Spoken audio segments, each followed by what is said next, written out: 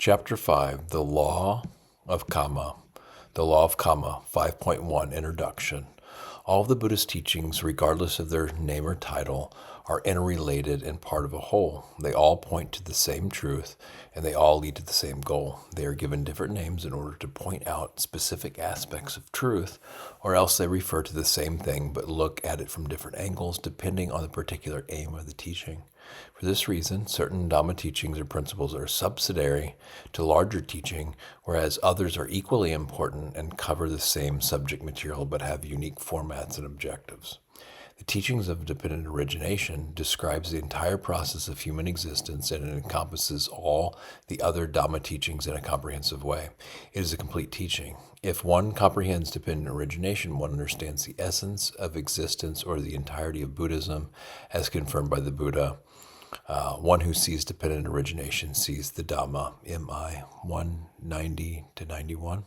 In any case, it is generally acknowledged that dependent origination is profound and extremely difficult to understand. Even explaining it is very difficult. For this reason, there are almost no texts dedicated solely to explaining dependent origination. It is much more common to find texts that explain other divisions or principles of the Dhamma, which are part of the teachings on dependent origination. Of these subsidiary teachings, perhaps the most frequently explained is that on Kamma. The reason for this is twofold. First, this is a subject that is of vital interest to people, and second, an understanding of Kamma acts as a bridge to understanding dependent origination. Indeed, a thorough explanation of Kamma is one method for making the task of explaining dependent origination somewhat easier. Kamma is only one part of the process outlined in dependent origination, which can be divided into three distinct cycles: defilement, Kamma, and the fruits of Kamma. Dependent origination describes the entire sequence of performing volitional acts, Kamma, and receiving the consequences of those actions, beginning with mental defilement, which is the source of Kamma, and culminating in the fruits of Kamma. Having described the law of dependent origination along with its component factors, it may seem unnecessary to present a separate explanation on Kamma. One may claim that by understanding dependent origination, one also gains a clear understanding of Kamma. The exposition of dependent origination focuses on phenomena in a pure absolute sense, and it provides a broad, comprehensive perspective of a natural process. It does not emphasize one specific aspect of this process. From a practical, everyday point of view, however, the part of dependent origination that is most pronounced directly pertains to human behavior and is connected to human responsibility is Kamma. From this perspective, one can say that Kamma is the chief factor or theme in dependent origination, and that the other factors simply support investigation. If one chooses this approach of analysis, dependent origination appears in the form known as the Law of Kamma. And because there are many other crucial factors related to this subject, in other texts, the Law of Kamma became the focus of study more than dependent origination. The discussion of Kamma deals with human behavior, which is relatively coarse, easily apparent, pertains to each immediate moment, and is suitable as the starting point of study. Moreover, the explanation of Kamma can be done at many different levels. One can explain it on a superficial level, describing cause and effect to an ordinary lay audience. One can describe unique human circumstances or activity in relation to karma, or one can delve deeper into various mental processes and explain Kamma in the context of dependent origination in its complete format. It is for these reasons that a separate chapter has been dedicated to the subject of Kamma. 5.2, Basic Understanding of Kamma. Kamma is a law of nature. Buddhism teaches the truth that all things, both animate and inanimate, both material and immaterial, both physical and mental, both internal and external, that is, all conditioned things, exist according to causes and conditions. They are subject to mutual conditionality. This is a law of nature.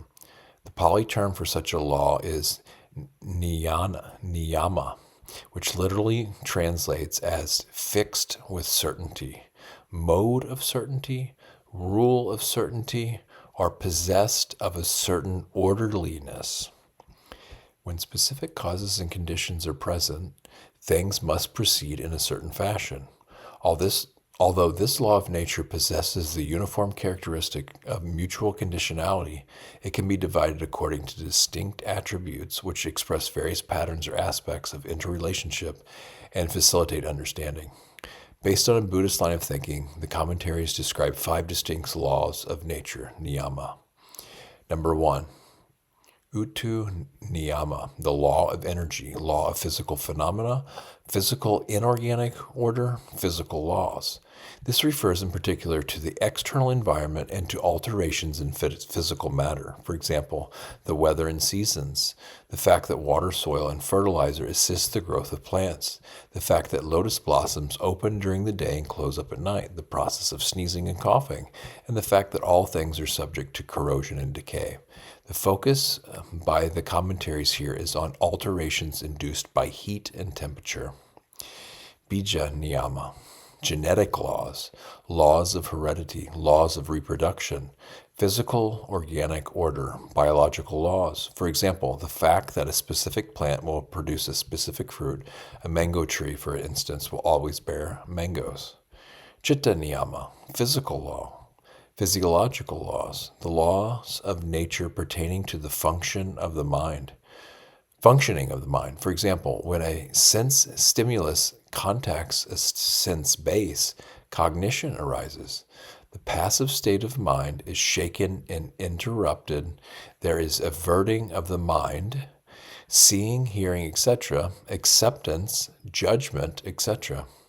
Specific mind states may be accompanied by certain mental concomitants, whereas they may not be accompanied by others.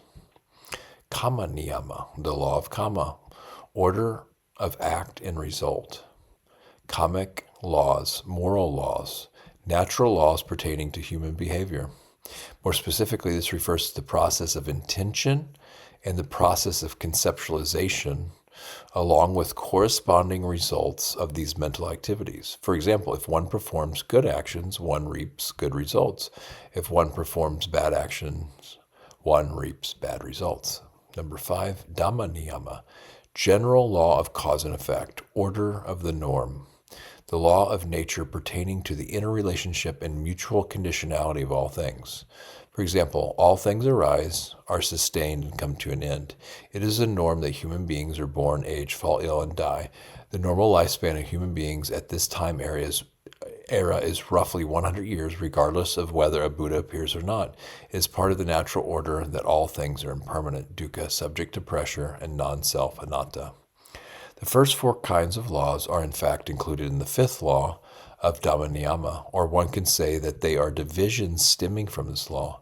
The definition of Dhamma niyama encompasses all 5 kinds of laws. It is accurate to say that Dhamma niyama is the chief overarching law. In this case, some people may argue that if one is going to list subsidiary laws in detail, then this list should be exhaustive. Why does Dhamma niyama remain along with these 4 subsidiary laws?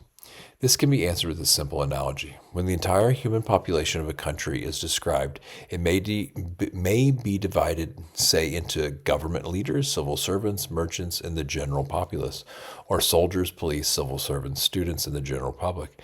Indeed, the terms general populace and general public can refer to all individuals in society. Civil servants, businessmen, soldiers, and students are all part of the general population.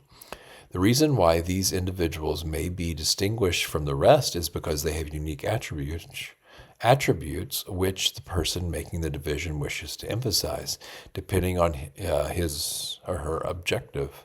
On each occasion, the term general populace or a similar term is used to incorporate all the remaining individuals. The description of the 5 natural laws can be viewed in the same way. It is not our task here to examine whether other subsidiary laws should be added to this list. The commentators selected these 5 in accord with their own personal objectives. Moreover, the 4 subsidiary laws are all incorporated in the factor of Dhamma niyama, as just explained.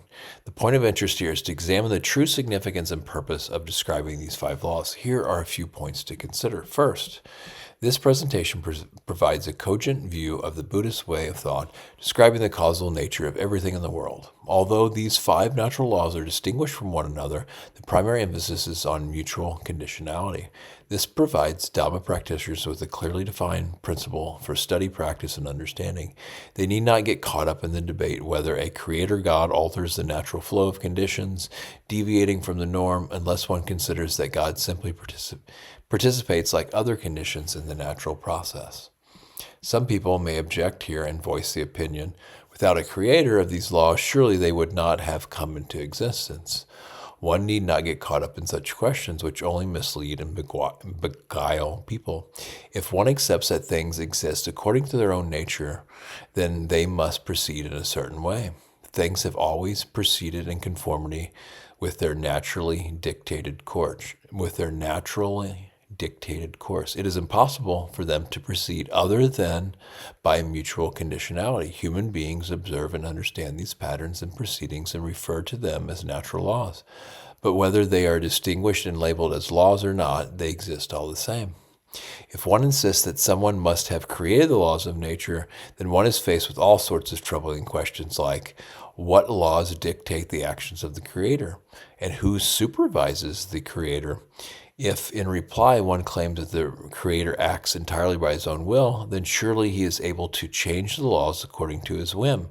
Someday he may alter the laws and create chaos for human beings. Indeed, if such a creator of natural laws were to exist and he is endowed with compassion, he would change some laws in order to assist people. For example, he would prevent the birth of handicapped, crippled, or mentally impaired people. Second, when one divides the law of causality into subsidiary laws, it is important not to attribute resultant phenomena as belonging exclusively and categorically to one particular law. In fact, a single result may arise from various causes or pertain to several laws in combination. The fact that a lotus blooms only during the day, for example, is not solely due to physical laws, but is also due to biological laws.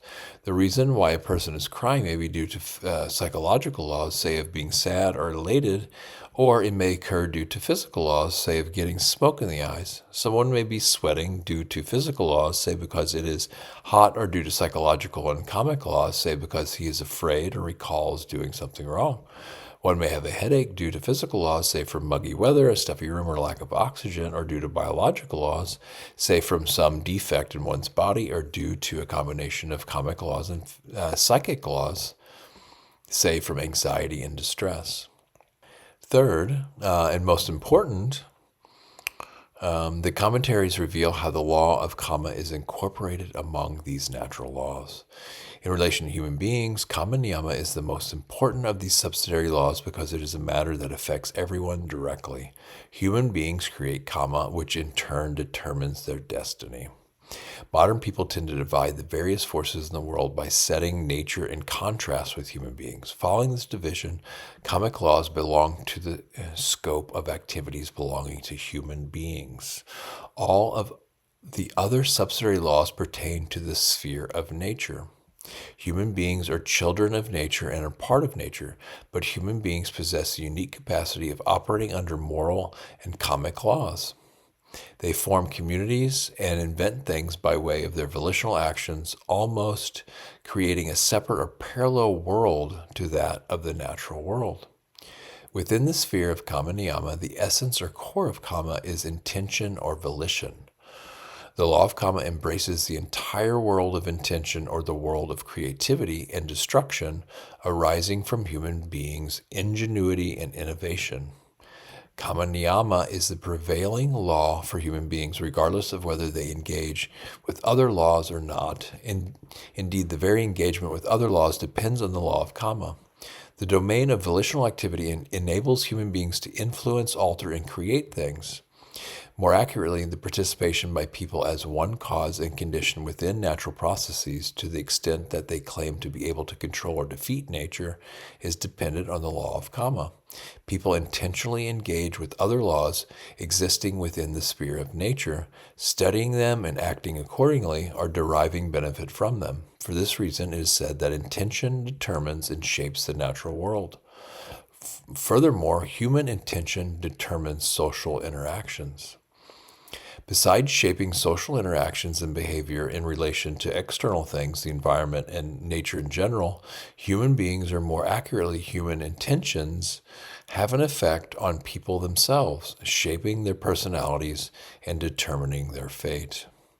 The law of Kamma encompasses the world of intention and all forms of human creativity. It is the key factor in molding each individual's life.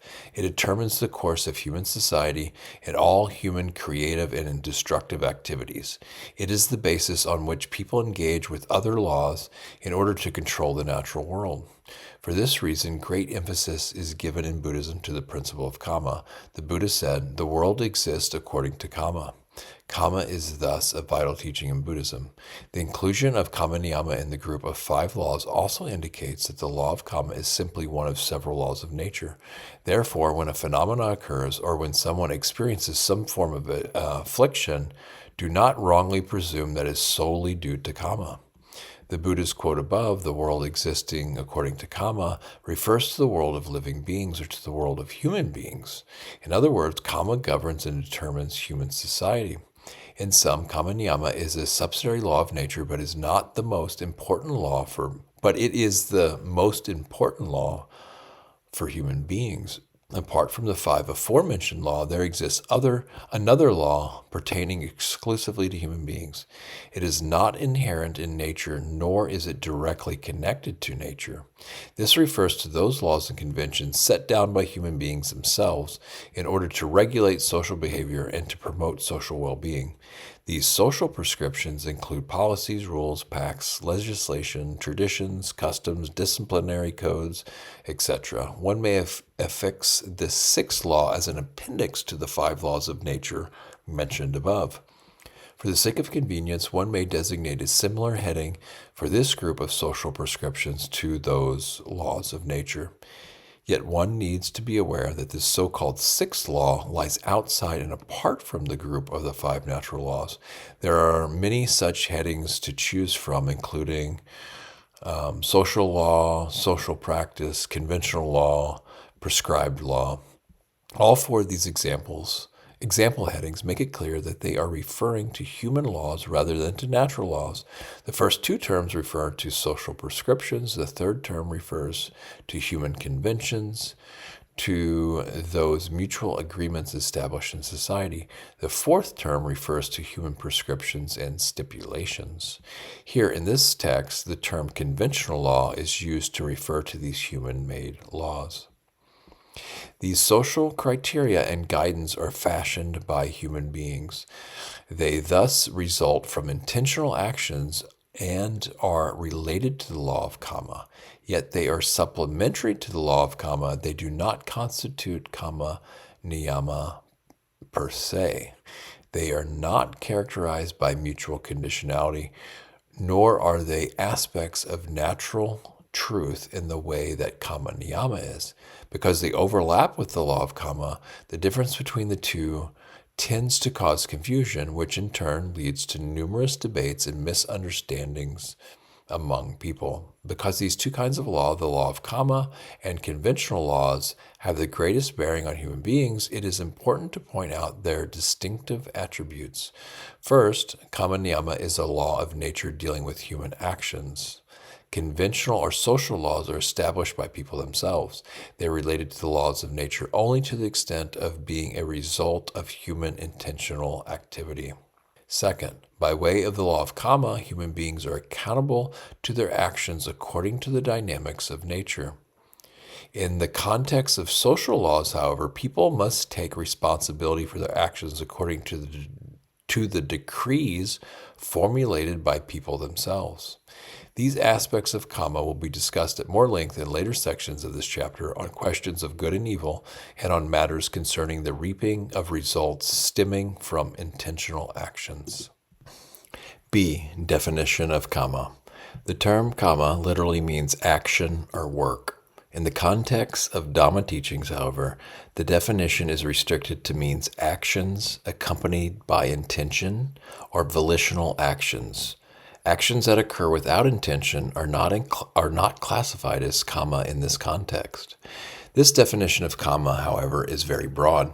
To truly understand the meaning of this term, its definition should be examined from different angles or presented as different layers of meaning. A direct or precise examination of kamma reveals that its essence or source is cetana, intention, volition, deliberation, a determination to act, the force or agent behind action. Intention is chief, defining a person's aims and purposes, and determining the direction of all human actions. It initiates action in all forms of conceptual and creative activity. It thus lies at the heart of kamma. This is confirmed by the Buddha's words, "It is intention, bhikkhus, that I call kamma." With intention, people then act by way of body, speech, and mind. B. A broader perspective, taking into account other factors within the dynamics of human activity, reveals that volitional action, kamma, acts as the leading agent in creating the structure and pathway of people's lives. Kamma in this sense is equivalent to, or is referred to as, volitional formations, sankhara, which can also be translated as fashioners of the mind. This interpretation is found, for instance, as one of the 12 links in dependent origination. The term sankhara refers to those mental factors or properties with intention, cetana, as leader that shape the mind as wholesome, unwholesome, or neutral. They determine people's thoughts, speech, and physical actions, resulting in various kinds of intentional action. In brief, sankhara may be described as mental conceptualization, yet even here intention is considered the principal factor. Indeed, the Buddha occasionally defines sankhara simply as intention, cetana. C. An even wider perspective examines human beings as a whole, conventionally referred to as individual persons who engage with the external world and have responsibility for their own actions. Kamma in this context refers to thought, speech, and physical actions, behavior for which people must reap results, regardless of whether these results occur in the immediate present or further removed in the past and future. This aspect of kamma is the most frequently mentioned in the text, appearing in teachings addressed to specific individuals. Such teachings encourage people to take responsibility for their personal actions and to perform wholesome deeds as confirmed by these words of the Buddha. Monks, there are these two things that cause distress. Which two? There is the case of the person who has not done what is good, has not done what is wholesome, and has not performed meritorious deeds which counteract fear. Instead, he has done what is evil, savage, and cruel, thinking, I have not done what is wholesome, I have done what is evil. He is distressed. IT 2526. It is noteworthy that in the modern time, this is the most common interpretation of kamma, especially in reference to past actions. D. The broadest perspective is to examine general human activities evident in human society. Here, kamma refers to earning a livelihood, conducting one's life, and engaging in various activities, which result from intention and conceptualization. This interpretation is described by the Buddha in the Vasetta Sutta. You should know, Vasetta, that whoever makes his living among men by cattle herding is called a farmer. He is not a Brahmin, ... Whoever makes his living by varied crafts is called a craftsman, ... Whoever makes his living by trade is called a merchant, and I'll skip the ... He who makes his living by serving others is called a servant. Whoever makes his living by stealing is called a robber. Whoever makes his living by arrows and swords is called a soldier. Whoever makes his living by priestly craft is called a chaplain. Whoever governs amongst men, the town and realm is called a king. He is not a Brahmin. One who has no mental impurities lingering in the mind, who clings no more, he is the one I call a Brahmin. One is not a Brahmin by birth, nor by birth a non-Brahmin. By action, kamma, is one a Brahmin. By action is one a non-Brahmin. By their acts, kamma, work, kamma, occupation, behavior, lifestyle, are men's farmers, craftsmen, merchants, servants, robbers, soldiers, chaplains, and even kings. This is how the wise see action as it really is. Seers of dependent origination, skilled in action and its results. Action makes the world go round. Action makes the generation of beings wander on. M2 196 and then SN 117 through 23. Similarly, in the Agana Sutta, then those beings who were elders met together and confided their troubles with one another. Sir, various evils have arisen among us, given rise to theft, accusations, lying, and the taking up of clubs and batons. Let this not be so. Suppose we were to appoint a certain being who would admonish where admonishment was due, censor those who deserved it, and banish those who deserve banishment, and in return we would grant him a share of the grain. So they went to the one among them who was the most dignified, the most attractive, the most charismatic and awe-inspiring, and asked him to do this for them in return for the share of the grain, and he agreed. Because he was chosen by the people, the first regular title of Mahasamata, great authority, came to be. D3 92 through 93. Similarly, in the Chakravarti Sutta, monks, when the king did not furnish property to the needy, poverty became rife. From the growth of poverty, stealing increased. From the increase of theft, the use of weapons increased. From the increased use of weapons, the taking of life increased. And from the increase of killing, lying increased. Divisive speech, adultery, offensive speech, and trivial talk, covetousness and ill will, wrong view increased. D3, 70 through 71. Although one may define kamma into these four distinct categories, one should remember that in each case, intention, chaitanya, lies at the heart of such actions. Intention leads people to engage with things and determines the manner of such engagement. It determines how people respond to things and how they alter or improve things. It determines whether one makes oneself a channel for expressing unwholesome qualities of greed, hatred, and delusion, or instead for expressing wholesome qualities in order to foster true well-being. All this is under the power of intention. Actions free from intention do not affect results within the domain of the law of kamma. They are not classified as kamma. Rather, they are matters pertaining to other laws of nature, in particular to physical laws, uta niyama. They are seen as equivalent to landslides or to a branch falling from a tree. C. Kinds of kamma. From the perspective of its quality or source, kamma is divided into two factors. 1. Unwholesome actions, akusala kamma, unskillful actions, bad actions. This refers to those actions stemming from unwholesome roots, that is, greed, lobha, hatred, dosa, and delusion, moha. 2. Wholesome actions, kusala kamma, skillful actions, good actions. This refers to those actions stemming from wholesome roots, i.e. non-greed, alobha, non-hatred, adosa, and non-delusion, amoha. If one divides kamma according to the doorway by which actions are performed, the pathways of expression, the classification is threefold. Number 1, physical actions. Kaya kamma, actions by way of body, verbal actions. Vicha kamma, actions by way of speech, and mental actions, mano kamma, actions by way of the mind. Combining the two aforementioned classifications results in 6 kinds of kamma: unwholesome physical, verbal, and mental actions, and wholesome physical, verbal, and mental actions.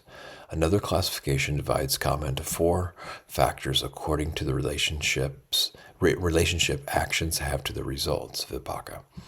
Number 1, dark actions with dark results. This refers to physical, verbal, and mental volitional formations that are harmful and oppressive. Basic examples include injuring other creatures, stealing, sexual misconducts, lying, and heedlessly indulging in alcoholic beverages. 2, bright actions with bright results. This refers to physical, verbal, and mental volitional formations that are neither harmful nor oppressive. An example is upholding the 10 wholesome courses of action.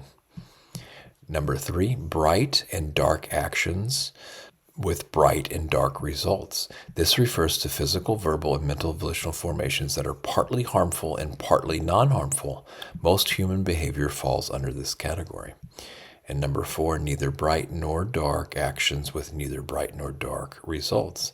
This refers to those actions performed in order to bring an end to kamma, intention aimed at abandoning the 3 aforementioned kinds of kamma.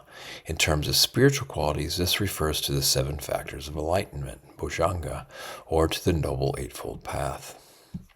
The commentaries contain another classification of kamma into 12 factors into 3 groups of 4 factors. This classification was favored by later generation of Buddhist scholars, as is seen by the description of the Visuddhimagga. To prevent confusion, however, it will not be presented here.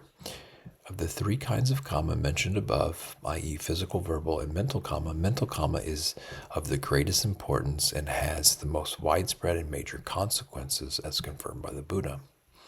Of these 3 kinds of action, tapasi, thus analyzed and distinguished, I describe mental action as the most harmful in the performance of evil action, in the perpetration of evil action, and not bodily action or verbal action.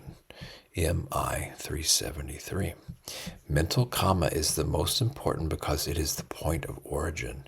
People think before they speak or act. They think before they express themselves by way of speech or physical actions. Verbal kamma and physical kamma are thus extensions of mental kamma. Moreover, mental kamma encompasses beliefs, opinions, doctrines, ways of thinking, and values which are collectively referred to as view, ditthi. View, ditthi, determines people's general conduct and lifestyle, as well as the direction of society. People's thoughts, speech, teachings, instructions, actions, etc., all spring from their beliefs, viewpoints, and values. If people harbor wrong view, their thoughts, speech, and actions will also be incorrect. If they harbor right view, their thoughts, speech, and actions will be correct. For example, if a society believes that material affluence is of utmost value and truly desirable, people will pursue material wealth, and they will use wealth as a yardstick for measuring progress, prestige, and dignity.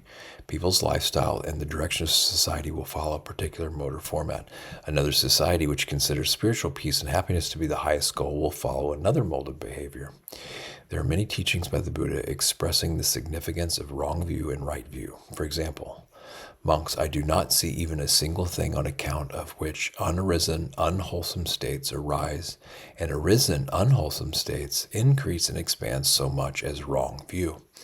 Monks, I do not see even a single thing on account of which unarisen, wholesome states arise, and arisen, wholesome states increase and expand so much as right view. AI 30.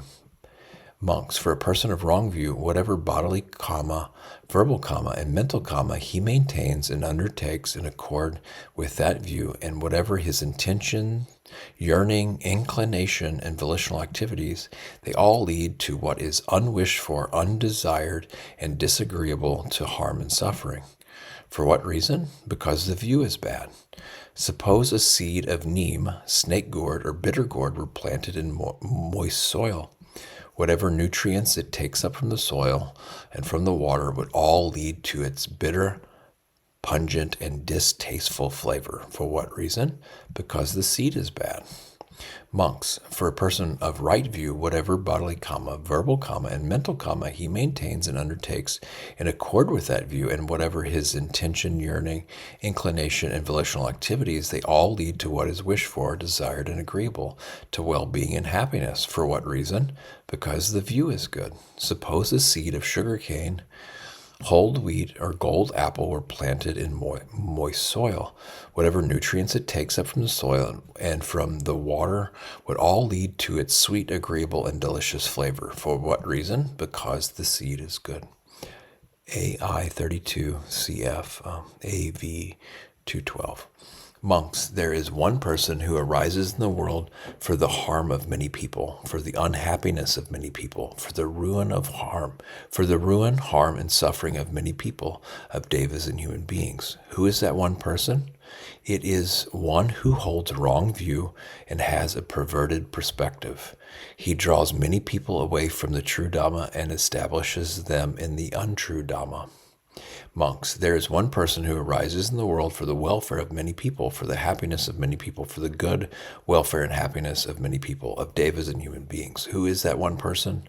It is one who holds a right view and has a correct perspective. He draws many people away from an untrue Dhamma and establishes them in the true Dhamma. Monks, I do not see even a single thing so harmful as wrong view. Wrong view is the worst of things that are harmful. AI 33. Mind is chief and master of all states. They are all accomplished by way of mind. If one speaks or acts with an impure mind, suffering will follow, even as the wheel of the cart follows the draught ox. If one speaks or acts with a pure mind, happiness will follow, even as one's radiance that never leaves. It's the Dhammapada, verses 1 and 2. Chapter 5.3, Criteria for Good and Evil. A. Good and Evil. The subject of Kamma is directly related to the subject of good and evil. To understand Kamma more clearly, it is thus important to touch upon the subject of good and evil. The concept of good and evil, or good and bad, poses a difficulty on account of the teachings of these words in English and the criteria for evaluation. What determines something to be good or evil? This dilemma, however, is primarily confined to English. The Pali terms dealing with these concepts are clearly defined, as will be discussed below. The English word good in particular has a very broad range of meaning. Someone who behaves virtuously is called a good person. When people eat delicious, agreeable food, they call the food or the restaurant where it is served good. An engine that runs effectively or smoothly is called good. A wooden mallet that serves its purpose is called good. A movie that is fun and enjoyable is called good. A painting beautiful from an artistic point of view is called good. Or if it fetches a high price, it is called good. Likewise, a successful, well-managed school with clever students is called good. The same table may be called good by three different people, but for various reasons. One person may say it's good because it considers it beautifully crafted. Second says it's good because it serves its purpose for writing. And third says it's good because he can sell it for high profit. Similarly, the same object called good by one person may be called bad by others. Some things seen from one perspective are good, while seen from another perspective are bad. Some behavior in one country or society may be considered good, while in another country or societies it's considered bad. There are no conclusive answers or completely clear guidelines. One may have to distinguish between morally good, aesthetically good, and economically good. The reason for this confusion is that these are matters having to do with a sense of value. The terms good and bad can be used across the entire spectrum when referring to a sense of value. Therefore, these terms' definitions are so broad and diverse. To avoid this confusion, we need not use these English terms good and bad in this context. This way, we need not discuss the relative merits or value of things as they appear to different people. There are a few points to bear in mind regarding the subject of good and evil in relation to Kamma. In this context of good and evil, the specific Pali term kusala, wholesome, and akusala, unwholesome, are used respectively. These two terms have clearly prescribed definitions and principles for evaluation. The analysis of good and evil here is directly related to the laws of Kamma, Kamma Niyama. In the study of Buddha's ethics, the concepts of wholesomeness and unwholesomeness are thus viewed as natural phenomena. They are not viewed in light of relative sense of value. The study of relative value pertains to the level of conventional truth or of societal prescriptions, whose parameters are clearly distinguished from the law of Kamma. The law of Kamma is connected to other laws. The connection of particular importance include internally, i.e., within an individual person, the law of Kamma is based on psychological laws. And externally, the law of nature is connected to conventional laws. In regards to this latter relationship, it is important to clearly separate the boundaries between the law of Kamma and conventional laws, although there is a link between them. B. The wholesome and the unwholesome. Although the Pali terms kusala and akusala are frequently translated as good and bad respectively, this is not a truly accurate definition. Some things may be wholesome, kusala, yet in English they may not be called good. Likewise, some things may be unwholesome, akusala, but in English they may not be referred to as bad. Wholesome and unwholesome arise in the mind, and they begin by producing effects on the mind and by influencing a person's personality. These effects are then expressed outwardly. The meaning of these two terms, kusala and akusala, thus focus on the essential basis for wholesome and unwholesome action. The principal emphasis is on the internal workings of the mind. The term kusala means skillful, skilled, proficient, dexterous, easeful, favorable, supportive, appropriate, virtuous, meritorious, the elimination of base, repellent qualities, or the dispelling of illness. The term akusala refers to those conditions that are foes of kusala or stand in opposition to kusala, for example, a lack of skill or a lack of ease. In the scriptures, there are 4 principal definitions for the term kusala. Aroga, freedom from illness, the state of mind free from illness, a state of mental health. This refers to those conditions and factors that are conducive to mental health and help to ward off mental illness. When these factors are present, the mind is not distressed, agitated, impaired, or weak. Rather, it is robust, nimble, pliable, and at ease. Number 2, Navaja, harmless, blameless. This refers to a mind that is non-defective, non-corrupted, unblemished, and undisturbed. The mind is complete, pure, clear, and bright. Kosala samhuta, springing from wisdom, stemming from intelligence. The mind is endowed with wisdom or with those attributes resulting from understanding. The mind is luminous, seeing into the truth. This is consistent with the principle stating that wholesome qualities have wise reflection, yoniso manasikara, as proximate cause. Number 4, sukha vipaka, possessing happiness as fruition, leading to happiness. When wholesome qualities are present in the mind, happiness and contentment arise immediately. One need not wait for a reward or compensation from outside. Similarly, when the body is strong and healthy, aroga, when one is free from all harmful, impure, and toxic elements, anavaja, and one has the knowledge that one is in a safe and suitable place, kusala samhuta, although one may not experience any exceptional states of mind, one is inherently happy and at ease. Some texts mention 3 more definitions for kusala: intelligent, cheka, clever, safe, kema, secure, and free from anxiety, nidarata.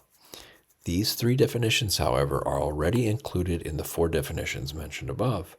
Note also that the 3rd definition above, kusala samhuta, is the primary definition for kusala. The meaning of a kusala can be interpreted as opposite to those definitions of kusala above. This term refers to an unsound state of mind, to a lack of mental health. Unwholesome qualities are detrimental, reproachable, and faulty. They stem from ignorance, avijja, and bear fruit as suffering. In sum, they weaken and impair the mind. This stands in contrast to wholesome qualities, which support and strengthen the mind. To clarify this matter, one can describe the various attributes of a mind that is wholesome, healthy, pure, etc. Wholesome qualities, Buddhadhamma, engender these attributes or these states of mind. Conversely, unwholesome qualities, Buddhadhamma, impair or corrupt the mind. The following wholesome attributes are drawn from various passages in the Pali Canon. They range from attributes present in the minds of ordinary human beings up to these attributes present in the minds of fully awakened beings, the Arhats. Group 1. Pasada, relaxed, tranquil, calm. Lahu, lightness of mind. Mudu, gentle, tender, mild. Kamana, wieldy, ready for work. Paguna, adroit. Uju, upright, not crooked, not distorted. Group 2, Muda, gentle, mild. Kamanaya, wieldy, suitable for work. Bhupasara, brilliant, clear. Apadhangu, robust, not frail. Samhita, steadfast. Anavarana, unimpeded, unconfined. Anavarana, unhindered, unobstructed, unconstrained. Anupaklathiha, untarnished, unmuddled. Anajarula, unconstricted, unoppressed. Avighata, untroubled, unafflicted. And I think I'm just going to skip the Pali for these other ones and just read the English. Group 3, steadfast, balanced, even, pure and impeccable, pristine, bright, unblemished, clear, unstained, gentle, tender, wieldy, steady, grounded, composed, stable, unshakable, non-wavering. The next two groups are primarily comprised of attributes belonging to arhats. Akinkana, nothing lingering in the mind, free from latent anxiety. Santa, peaceful, satisfied. Asoka, sorrowless. Viraja, free from dust. Kamma, safe, secure, free from danger.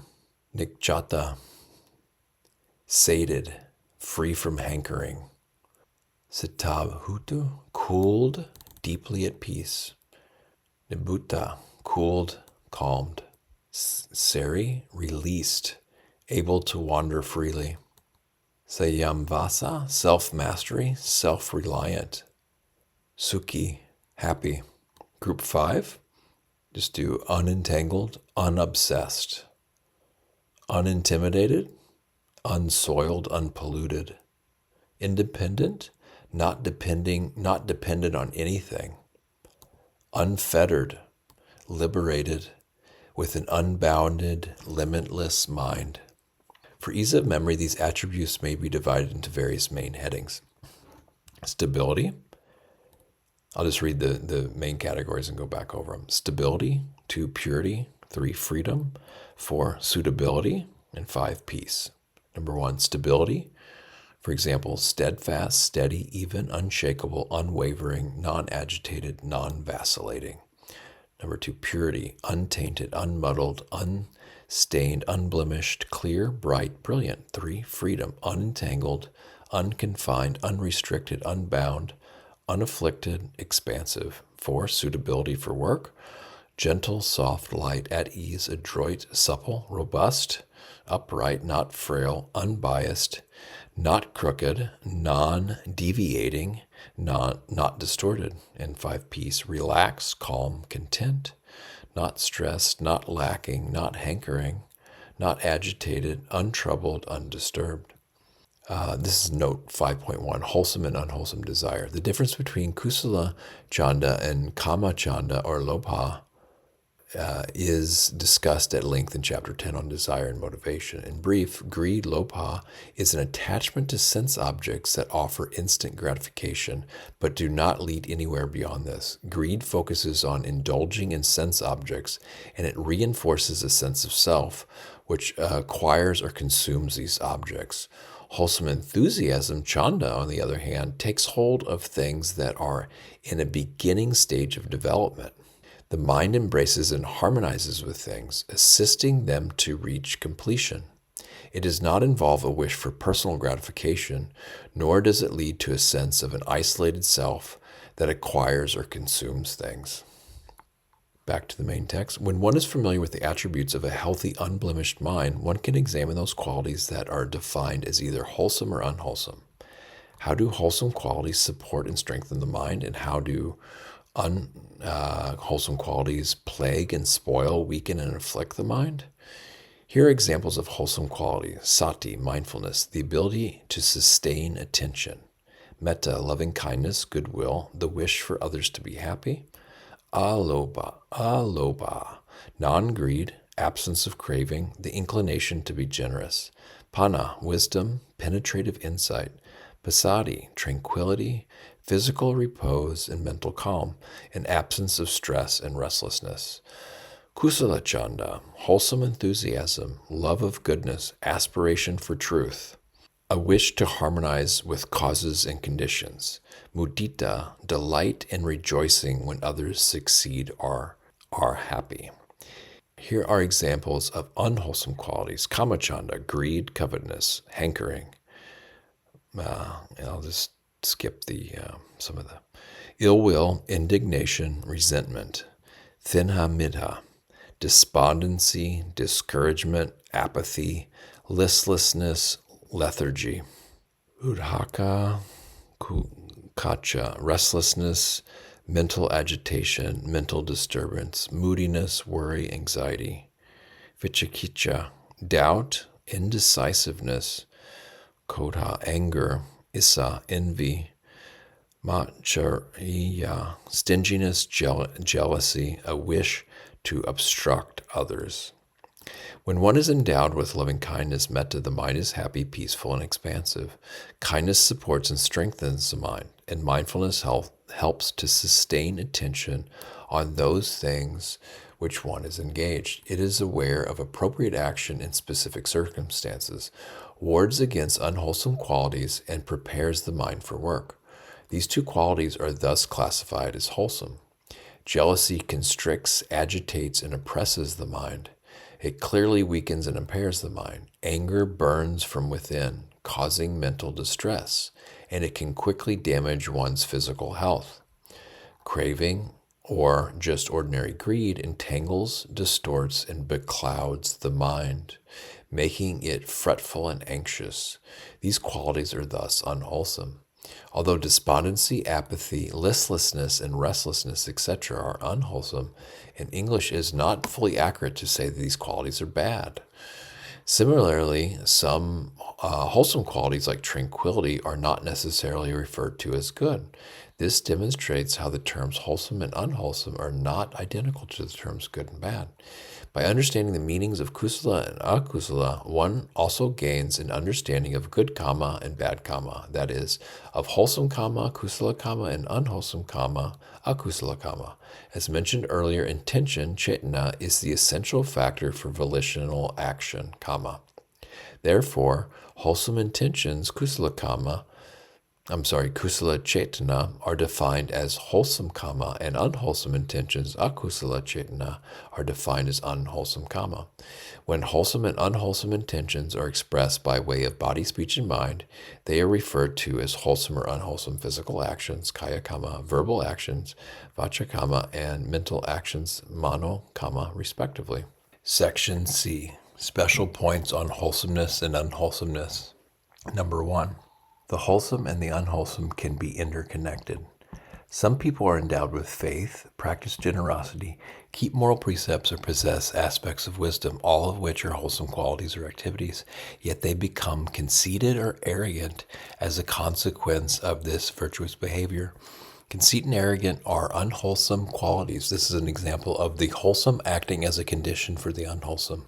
Some people develop concentration and attain jhanas, yet become captivated by these refined states. Some people develop loving kindness and goodwill, yet when they encounter an attractive sense object, their love facilitates the arising of lust, which may then be followed by other unwholesome qualities like prejudice.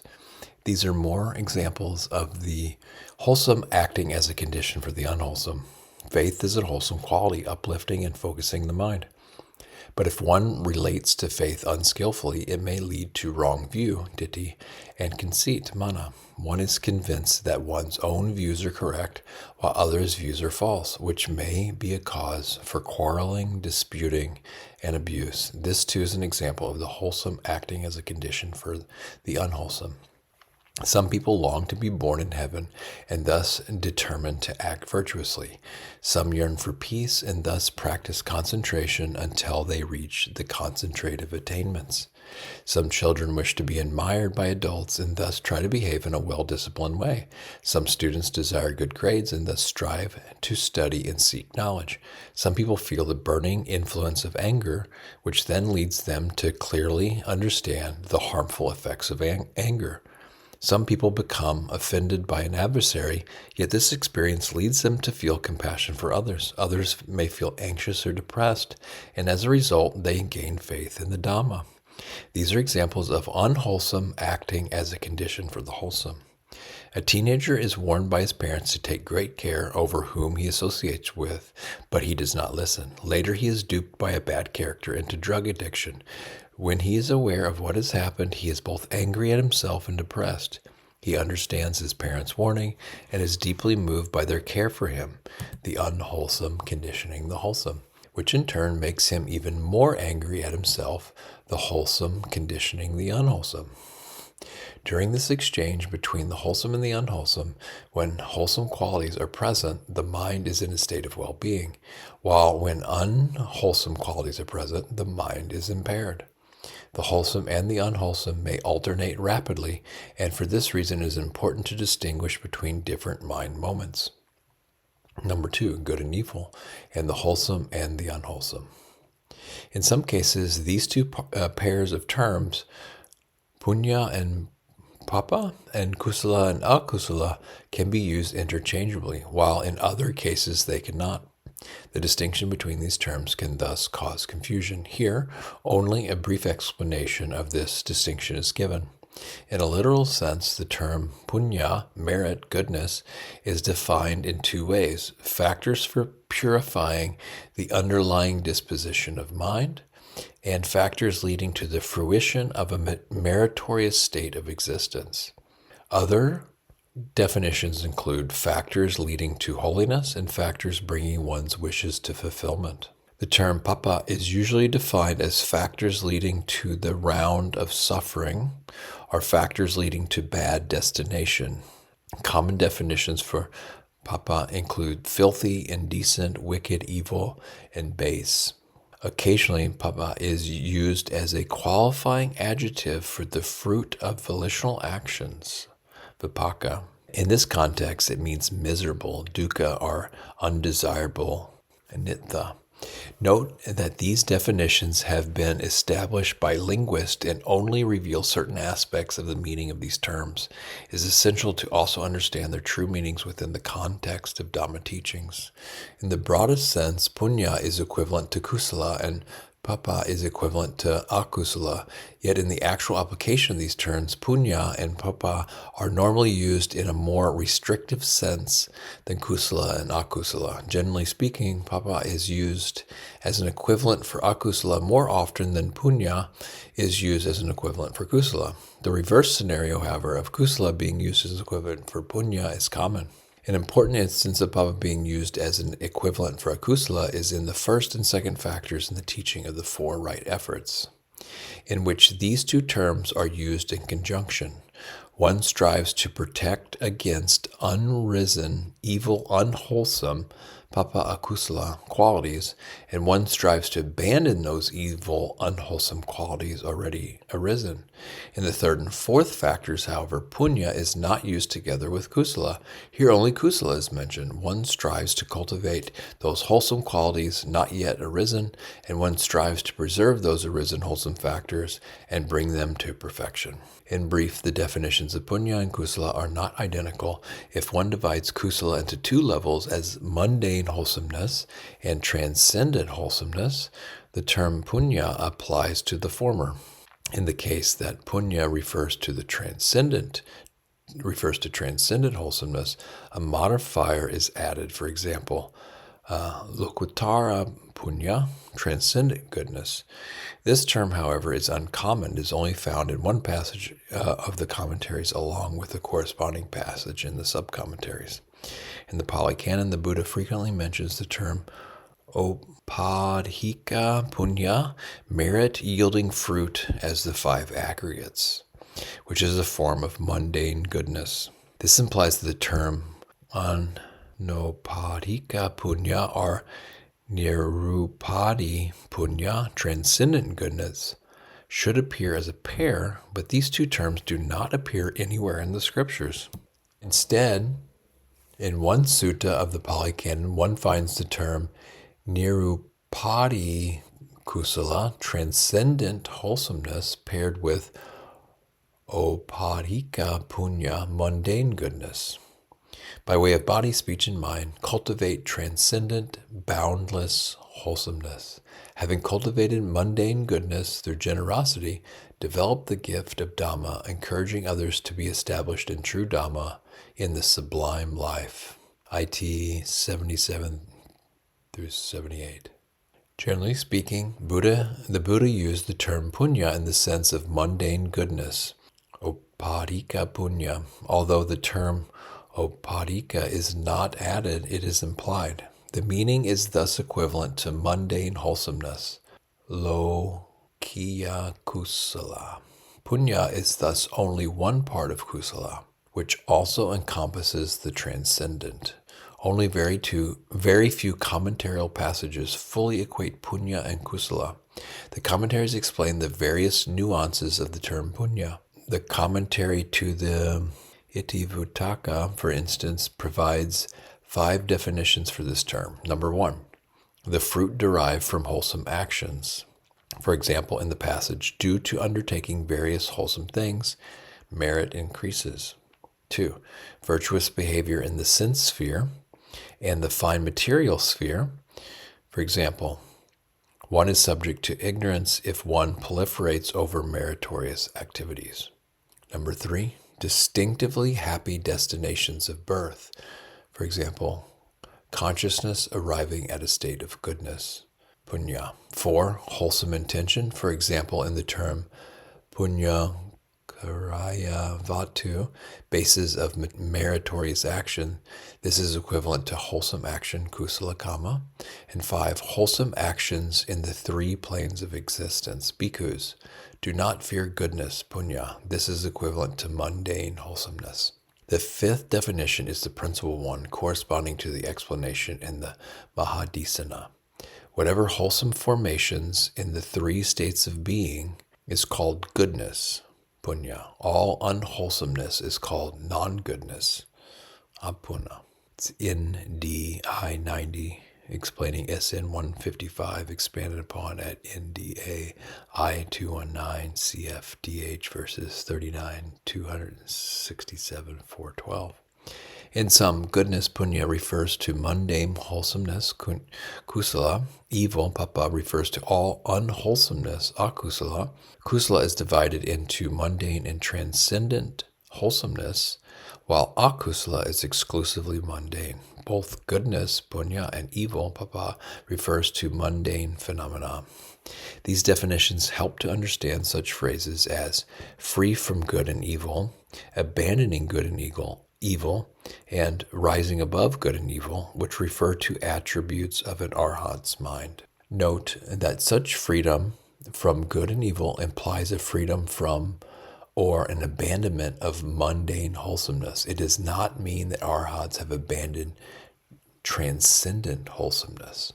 When the terms punya and kusala appear in tandem, kusala takes on the definition of punya. Its meaning is thus narrowed, referring to mundane wholesomeness. An important attribute of mundane goodness or mundane wholesomeness is that a person is still concerned with material or sensual results. The focus here is not deliverance of mind or on the complete removal of mental defilement. Here are 2 examples in the Pali Canon how these terms are applied. When a bhikkhu is thinking of giving up the training, he often says that he will disrobe in order to spend wealth and make merit. And a virtuous householder's life is marked by spending wealth and making merit. The term merit here refers to various virtuous actions like being charitable, offering gifts, upholding moral standards, etc., corresponding to the term wholesome action, kusala kamma. The same meaning applies in the passage, merit is favorable for devas, for human beings, and for renunciants.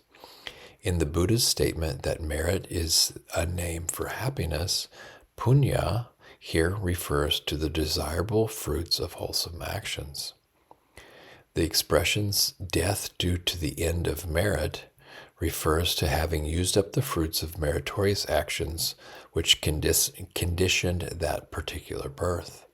In a similar vein, the definition of the term Dhamma, whereby it corresponds to the term punya, is related to going to heaven, just like the term Adhamma, corresponding to papa, is related to going to hell.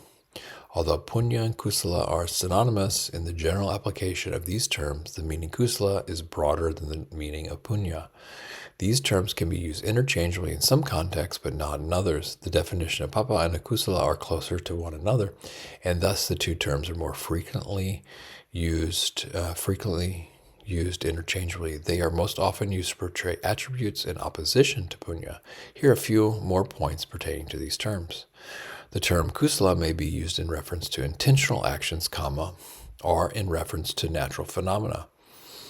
Punya, on the other hand, is usually used only in reference to intentional actions. The terms wholesome kamma, kusala kamma, and wholesome state, kusala dhamma, are common. The term meritorious action, punya kamma, is also found, but the term meritorious state, punya dhamma, sounds unusual and does not appear to be used in Dhamma teachings.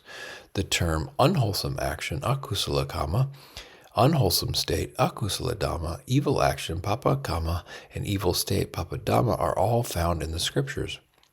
In special circumstances, punya refers to the fruit of wholesome actions. Even in those cases where it does not refer to the fruit of goodness directly, punya is used in relation to the efforts of action, or it seems to focus on external or sensual rewards, in particular to happiness and being born in good destinations. For these reasons, punya is usually only used in reference to mundane goodness and wholesomeness. It is very rare that this term is used to encompass the meaning of transcendent wholesomeness. Here are two more points that may be of interest to scholars. The term punya and papa were commonly used before the Buddha's time, and their meanings were tied up with the concepts of fate and the sacred. The Buddha used these terms to the extent that they fit with Buddhist principles. The term kusala and akusala were also used before the Buddha's time, but in the sense of skilled, clever, proficient, easeful, or healthy, and the opposite meanings. The Buddha used these terms but defined them to correspond with desired nuances of meaning. For this reason, the terms kusala and akusala have truly Buddhist connotations and are used in a technical sense. In contrast, the Buddha tended to use the terms punya and papa when teaching householders and when referring to everyday life. Section D, Criteria for Good and Bad Action. As mentioned earlier, the law of kamma, kamma niyama, is most closely linked to psychological laws, citta niyama, and to conventional laws, sammati niyama. This close relationship between the three can cause confusion for people. Therefore, in order to clearly understand the subject of kamma and of good and evil, it is important to distinguish the boundaries between these three laws. The law of kamma overlaps psychological laws, yet there is also a clear point of separation. Intention, cetana, which is the essence and primary agent within the law of kamma, makes this law independent from other laws or provides people with a role independent of other laws. Intention enables a personal sphere of deliberation and design. To the extent that people claim to be equal to or to compete with nature and distinguish their own world of creations from the domain of nature, intention relies on the mechanisms of psychological laws in order to function, and when a person performs intentional actions, the fruition of these actions rely on psychological laws in order to be maintained. This is similar to someone driving a motorboat. The driver is like the intention, which pertains to the law of kamma. The boat's engine is like the mechanisms and various factors of the mind, which pertain to psychological laws. The driver must rely on the engine, but the direction which the boat, i.e., a person's life along with his or her body, goes is determined by the driver. The driver relies on and derives benefit from the engine, yet he is ultimately responsible for where the boat goes. This is similar to how the law of kamma relies on and derives benefit from psychological laws. Intentional action, however, is responsible for the direction life goes, including the consequences one's decisions have for the mind and body. The relationship between the law of kamma and psychological laws generally causes no problems because people tend not to give it much attention. Regardless of the level of interest people have in it, or even whether people are aware of it or not, this relationship functions automatically, generally out of sight from people. On the contrary, The relationship between the law of karma and conventional laws causes much confusion for people. Many people have doubts about good and evil. They question what is good and evil. What is the true validity behind marking an action as good or evil? And what are the criteria for determining good and evil? Many people claim that good and evil are concepts exclusively determined and assigned by people and by society. The same action may be labeled good in one society or by one generation but labeled bad in another society or yet another point in history. The same action may be endorsed by one society and forbidden by another. For example, some tribal cultures may decree that killing members of another tribe is good, while more developed cultures will recognize that the killing of all human beings is wrong. Some religions teach that killing animals for food is blameless, while other religions teach that injuring any living creature is unskillful. Some cultures say that it is good for a woman to have several husbands, while others say that a woman should have only one. They may even prescribe that a woman should jump into her husband's funeral pyre. Some societies declare that children should honor and obey their elders without dispute, while others declare that mutual respect and honor is independent of age and that everyone should engage in reasoned debate. The claim that concepts of good and evil are conventional designations created by people and by society is largely true. Having said this, such conventional designations have no bearing on the law of karma, and one should be careful not to confuse the two. Conventional designations of good and evil pertain to conventional laws. They are distinct from matters of good and evil, matters of wholesomeness and unwholesomeness pertaining to the law of karma. Although these two laws are related, they have a clear point of separation. Confusion arises because people are often unable to distinguish between the two.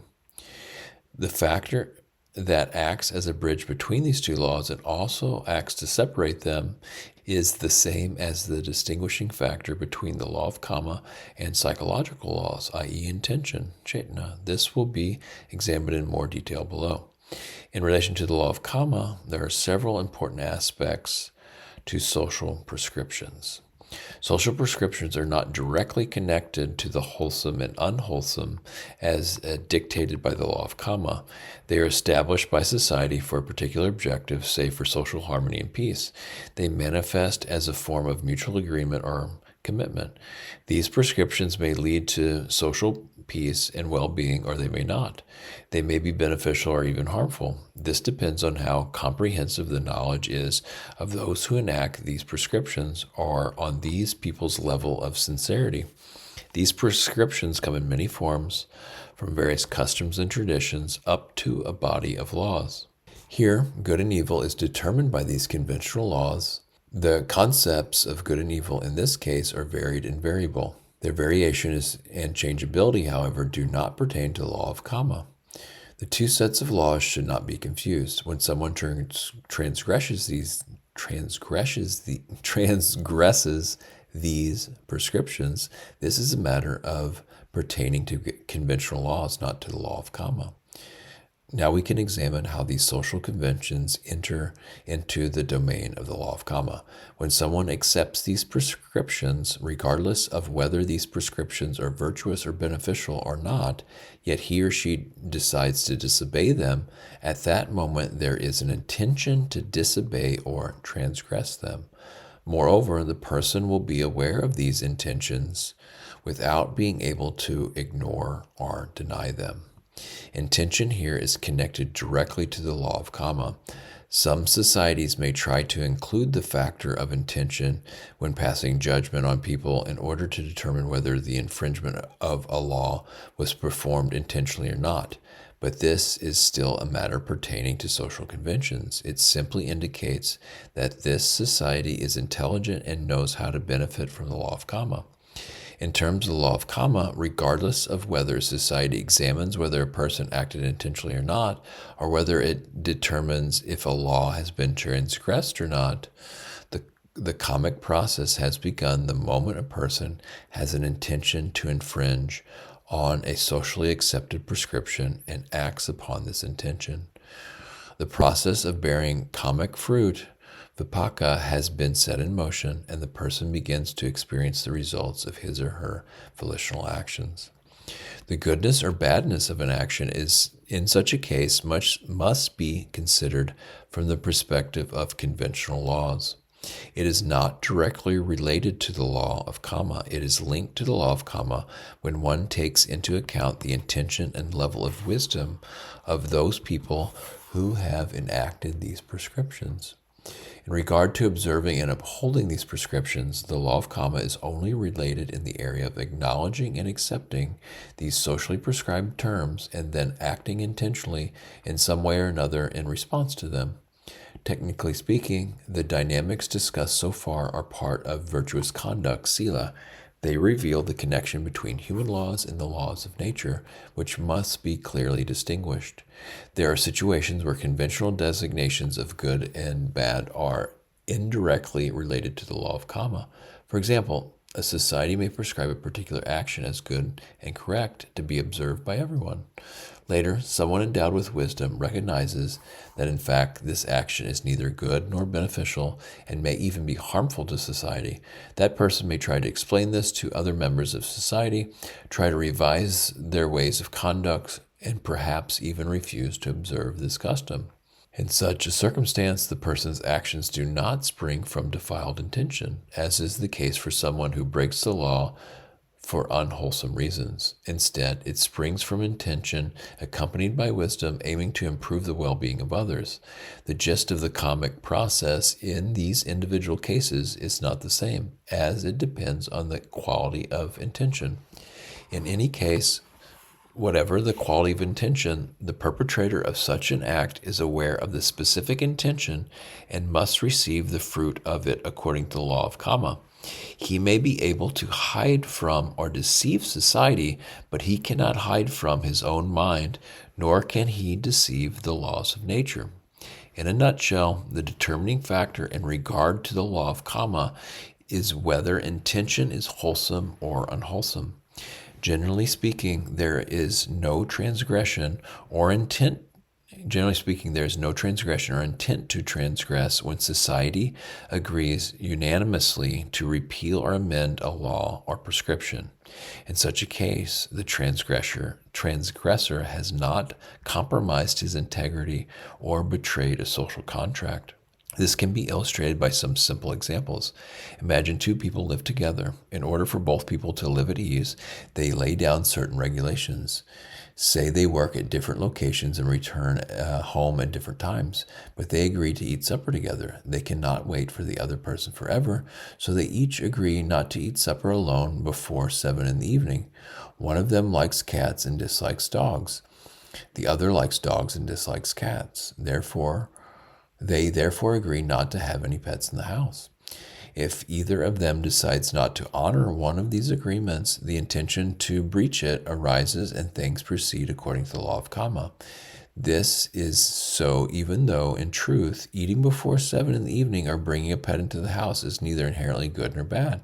Another two people may lay down an opposite set of regulations. If one of the two persons recognizes that the regulations, in fact, are unconducive to their communal well-being, they must discuss whether to revoke or change them. Neglecting to follow these regulations, then, does not entail an intention to transgress them. The Vinaya, the monastic set of training rules, is linked to intention as part of a person's conduct, culminating in his or her moral integrity, sila. Here one can see both the relationship and the distinction between uncertain, indefinite matters of good and evil, of right and wrong, prescribed by society, and certain definite matters of wholesomeness and unwholesomeness pertaining to the law of Kamma. There exists a relationship between social prescriptions and the law of Kamma. Having said this, regardless of whether society defines good and evil with an understanding of what is truly wholesome and unwholesome, of what is favorable and what is harmful to people, or whether it lacks this understanding, the dynamics of the law of Kamma proceed naturally, unaltered by the social prescriptions. A society may endorse the taking of intoxicants, believing that they make people happy. It may advocate violent emotions It may believe that one should incite and stimulate people, increasing their desires and competitiveness in order for them to be more productive. It may claim that killing other groups of people is good or that killing animals is blameless. In such cases, the so-called goodness of social prescriptions conflicts with wholesomeness within the law of Kamma. From a social perspective, these prescriptions or beliefs may have both positive and negative consequences. The endorsement of intoxicants, for example, may greatly increase the state's income by way of excise tax. But at the same time, many members of society may end up dull and idle or debilitated, and crime may be rampant. The belief that people should be frenetically productive may lead to rapid advances in the material well-being of society, but it may also lead to an increase in heart disease, mental illness, suicide, and an abnormal number of other problems. Similarly, in a society that condones the killing of other human beings, its members will be viewed by outsiders as cruel and untrustworthy. Many of these consequences manifesting in society may also spring from dynamics within the law of Kamma. At beginning stages, however, to avoid confusion, one should distinguish between results occurring from social prescriptions and results occurring from the law of Kamma. Later, one can examine how these two dynamics are linked. In regard to the law of Kamma, there are two levels of intention. First, there is intention accompanied by an adherence to a social prescription, which manifests, for example, as beliefs or values. Second, there is the intention to either observe or disobey a prescription at a particular moment in time. In any case, the reaping of kammic fruit begins immediately once one has established an intention. Take, for an example, a person who revels in drinking alcohol. While drinking, his intention will be accompanied by a dim-witted form of delight. If he drinks regularly, he will develop this state of mind as a habitual disposition. When someone who is frantically vying to obtain things is engaged in work, his intention will be accompanied by stress and desperation, which will become habitual features of his mind. Although someone who is determined to kill others may be praised and rewarded by a society, at the time of the killing, his intention is accompanied by malice and cruelty or by wild ambition. If he frequently indulges in such killing, these states of mind may develop to form his entire personality. The quality of his mind will become coarser and will lose its refinement, subtlety, and tenderness. Here, the term cetana, intention, should be inspected more closely. In the Pali Canon, the meaning of the term cetana is more subtle and refined than the meaning of intention in English. Generally speaking, the term intention in English is used when one wishes to link internal deliberations with external actions. For example, people may say, he had a slip of the tongue, he didn't intend to say that, or she acted intentionally. In Dhamma teachings, i.e., according to the principles of Kamma, however, deliberate speech, physical action, and thoughts, memories, and recollections, and emotional responses to things received by way of the five senses, no matter how minor or temporary, are all accompanied by intention. Cetana refers to volition, purpose, and deliberation, to selecting the objects for attention. Intention is the principal factor for steering and activating the mind, which then inclines towards or turns away from things or pursues a specific direction. It is the leader, director, and governor of the mind, determining how one relates to various things.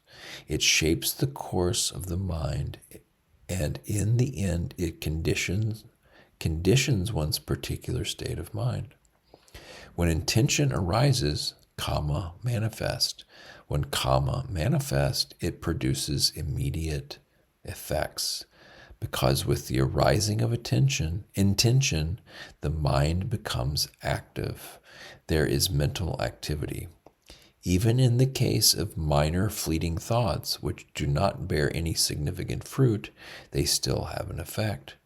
At the very least, they constitute a form of fine kammic dust that accumulates in the mind and affects its properties. When it increases, for instance, when the mind resorts to these thoughts frequently, or when they intensify and are expressed as outward actions, their effects become more pronounced, developing into a person's habits and personalities. Take the example of harmful deeds. One need not examine an action as dire as killing another person, even damaging something of very little value, if performed with malicious intent or a mind of anger. Say, tearing up a piece of useless paper out of irritation has an effect on the quality of the mind. It is not the same as someone tearing up unneeded paper with an ordinary state of mind. When one performs a volitional action repeatedly, the effects of this karmic accumulation become more obvious and may gradually magnify in scope. This is similar to dust settling in a room in a way unnoticed by the person living there. All volitional actions bear some kind of fruit. Apart from the amount and the potency of the karmic effects accumulated, the level of their importance is also related to the specific quality and function of the mind. There needs to be plenty of dust on a road before it is considered to be filthy. A lesser amount of dust on the floor of a living room is considered to be dirty. An amount less than that on the surface of a desk is considered unclean and may disturb the person working there. A small amount of dust on a mirror soils it and diminishes its usefulness, and a minuscule amount of dust on a pair of glasses is noticeable and blurs one's vision. A similar analogy is that of using a knife to scrape a road surface, a floor in a house, or a pair of glasses, respectively. Reverse similes also apply. Compare using a small velvet cloth or a wad of cotton wool to wipe a floor. In contrast, using it to clean a pair of glasses. No intentional action is fruitless, which is summed up by these Buddhist sayings.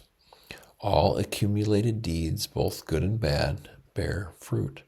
Actions marked as kamma, even trifling ones, are not void of results. JIV 394. Neither good nor bad deeds are performed in vain. JVI 239. People tend to overlook the importance of the subtle effects of volitional action at the level of the mind. Here are two more similes to help clarify this matter. There are many different degrees of clean and dirty water, e.g., marsh water, river water, tap water, and distilled water. Marsh water may be used as a habitat for various creatures, but it is not suitable for bathing, drinking, or other more refined purposes. River water is suitable for bathing and washing clothes, but perhaps not suitable for drinking. Tap water may be used for drinking, but not for intravenous injections. For ordinary purposes, tap water is adequate for people's overall needs, but if one is faced with special circumstances, it is insufficient. This is similar to differences in the quality of mind in terms of varying degrees of coarseness and subtlety, turbidity and brightness, due to actions performed and accumulated. During much of one's life, one may not feel there's a problem with mediocre or relatively coarse states of mind, but later on, one may be faced with a situation calling for more refined states of mind. One's accumulated actions in the past may cause problems, and one's habitual state of mind may be inadequate for the circumstances. Indeed, it may even be completely dysfunctional. Water may exist in various degrees of undulation or stillness. For example, surging ocean swells, small waves on a river due to the passing of a motorboat, a trickling stream, a tranquil pond, and utterly still water in a vessel. In some cases, one may be able to make use of undulating water, but in other cases, one may need the water to be so still that one is able to float a needle on the surface. This is similar to the quality of the mind, either coarse or refined, which is relevant to one specific mental application and to arriving at exceptional states attainable by human beings.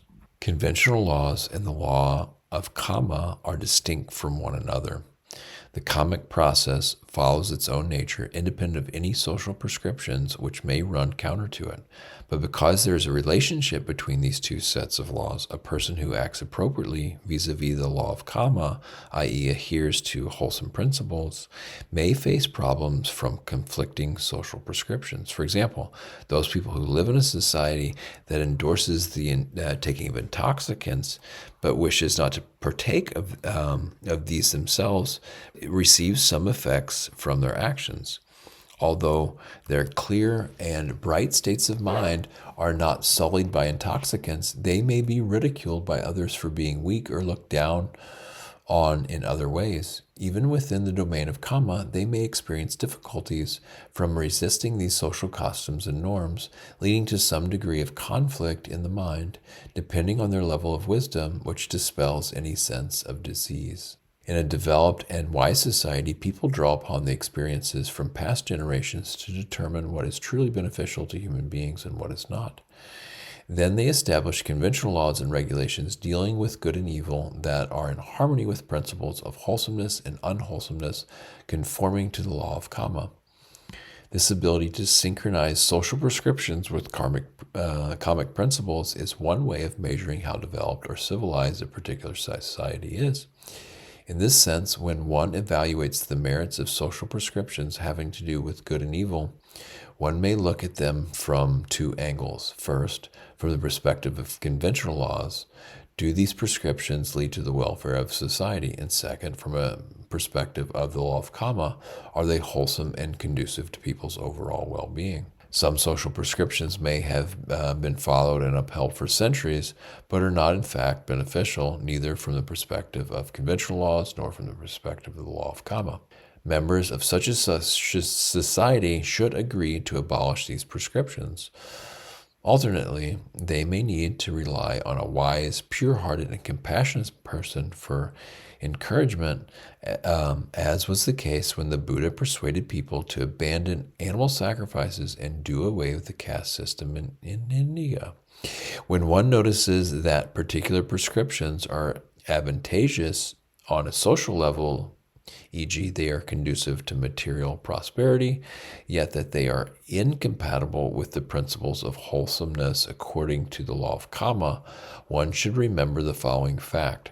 Sometimes people mistaken what is essentially unfavorable for society as something beneficial, that is, they are pleased by a false form of progress, which is satisfying in the short term but harmful in the long run. These things that are truly beneficial should be compatible with the wholesome principles outlined in the law of Kamma. Those things that are spiritually beneficial to an individual are generally beneficial to all people. Here, one can make a comparison to material progress.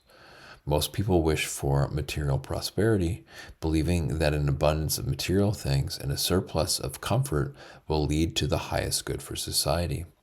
They therefore strive to maximize the degree of material development. Meanwhile, they often destroy those modes of existence that are seen as outdated and obstacles to progress. Eventually, however, they may realize that many of their actions have been faulty. Although their society may appear to be advanced, many hazards to physical health and to people's very existence have been created, to the extent that if people persist in these new ways of acting, they may be headed for calamity or annihilation.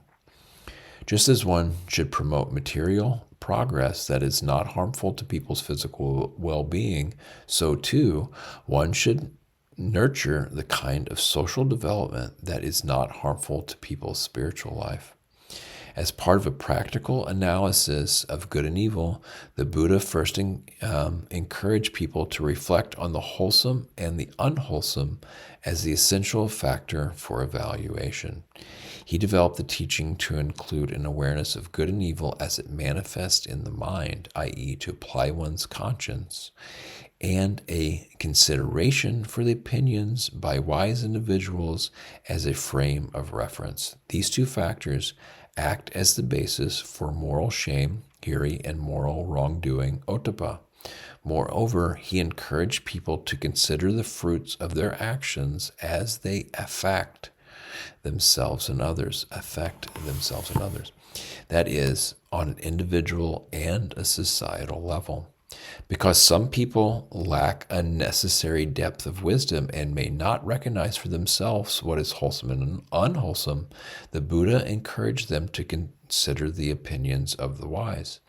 If they still have doubt, then they should examine the effects of their own actions, even as they relate to social conventions.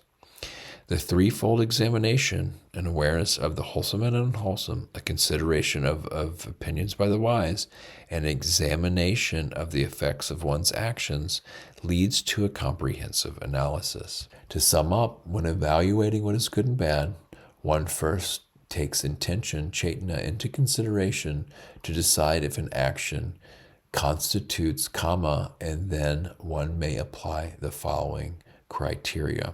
A. Principal criteria. Measuring the wholesome and the unwholesome.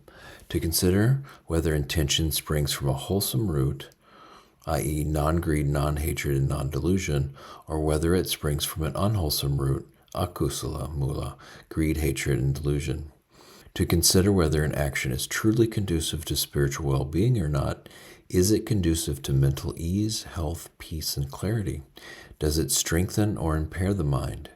Does it help to increase wholesome qualities and decrease unwholesome qualities, or vice versa?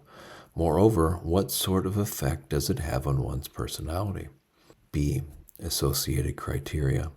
Applying one's conscience, one's inner sense of right and wrong. One asks whether by acting in such a way is one worthy of self-criticism, and does one lose one's self-respect. 3. Considering the declarations by wise and knowledgeable individuals. One asks whether a particular action would be approved by the wise. Would they praise it or condemn it? 4. Considering the attributes and fruits of actions, both in relation to oneself and others. A. Does an action harm or cause distress for oneself or others? B. Does an action lead to the welfare or to the suffering of oneself or others? Note that the two sub-factors of criteria 1 above are essentially the same.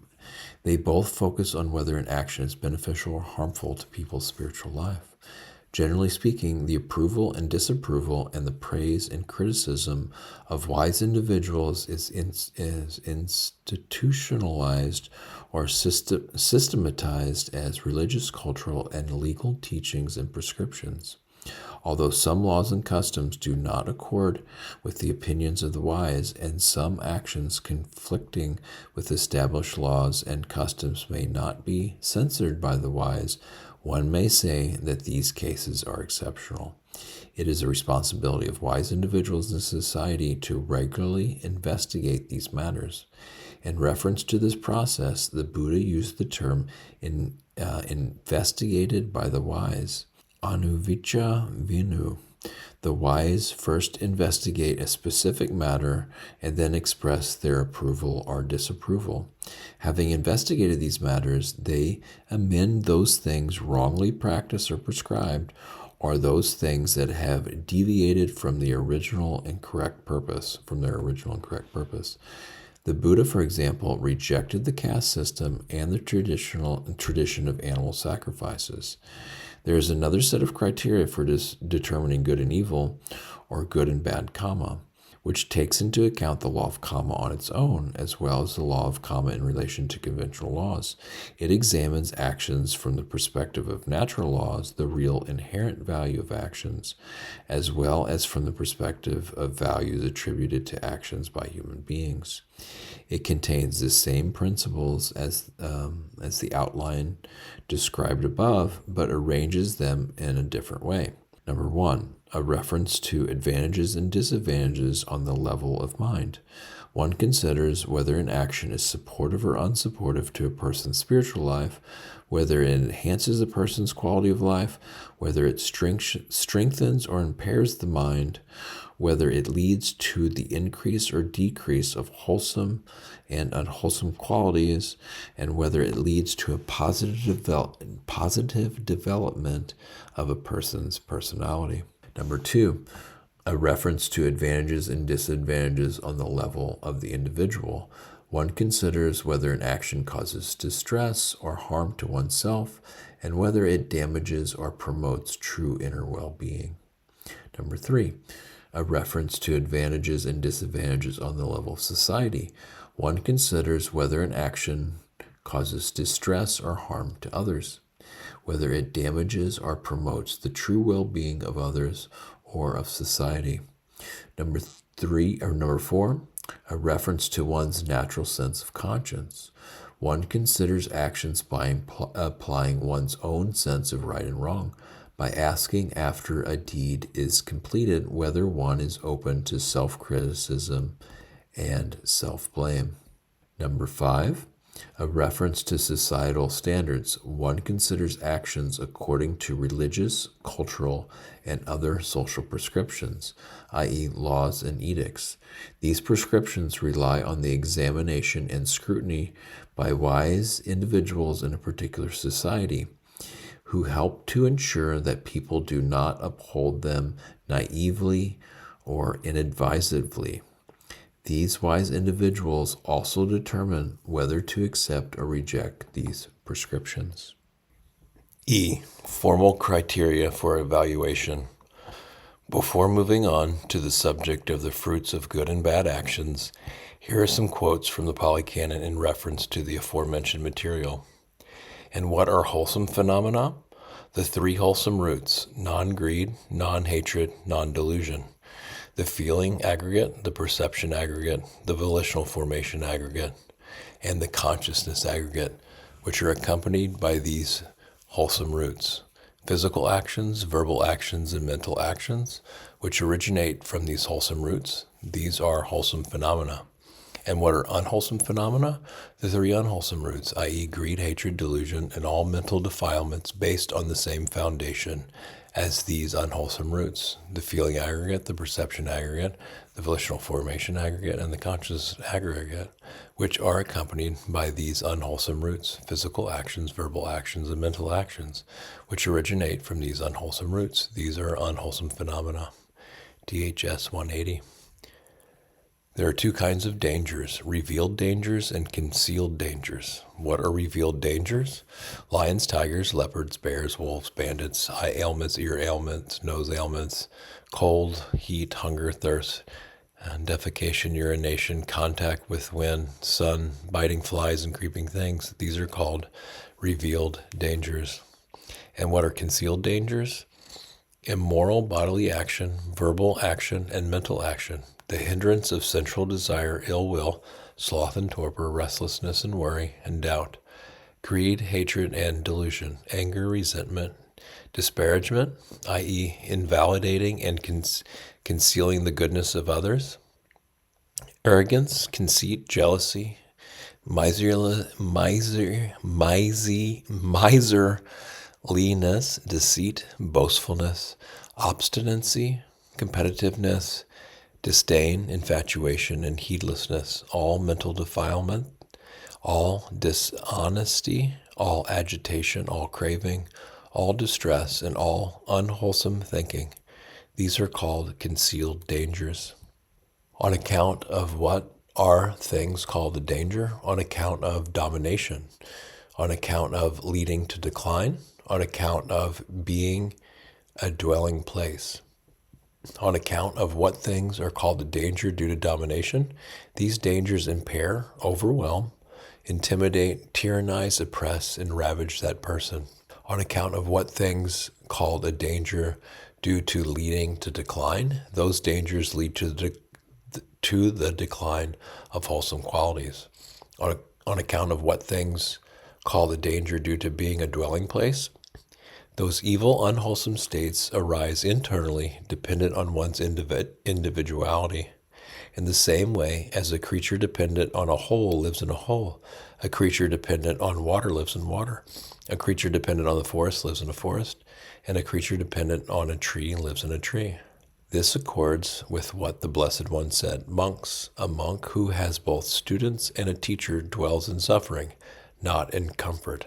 And how does a monk who has both students and a teacher dwell in suffering, not in comfort?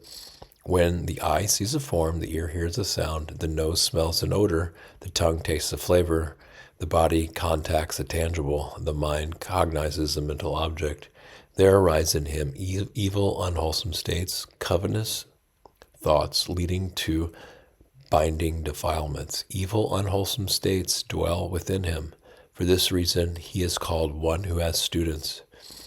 Those evil, unwholesome states provoke him. For this reason, he is called one who has a teacher.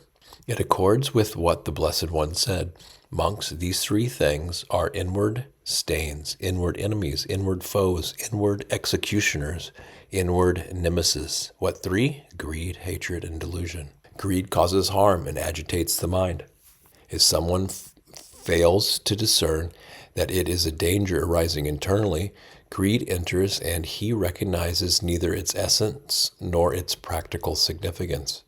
When greed dominates the mind, there is only darkness. Hatred causes harm. Delusion causes harm. There is only darkness. It accords with what the Blessed One said.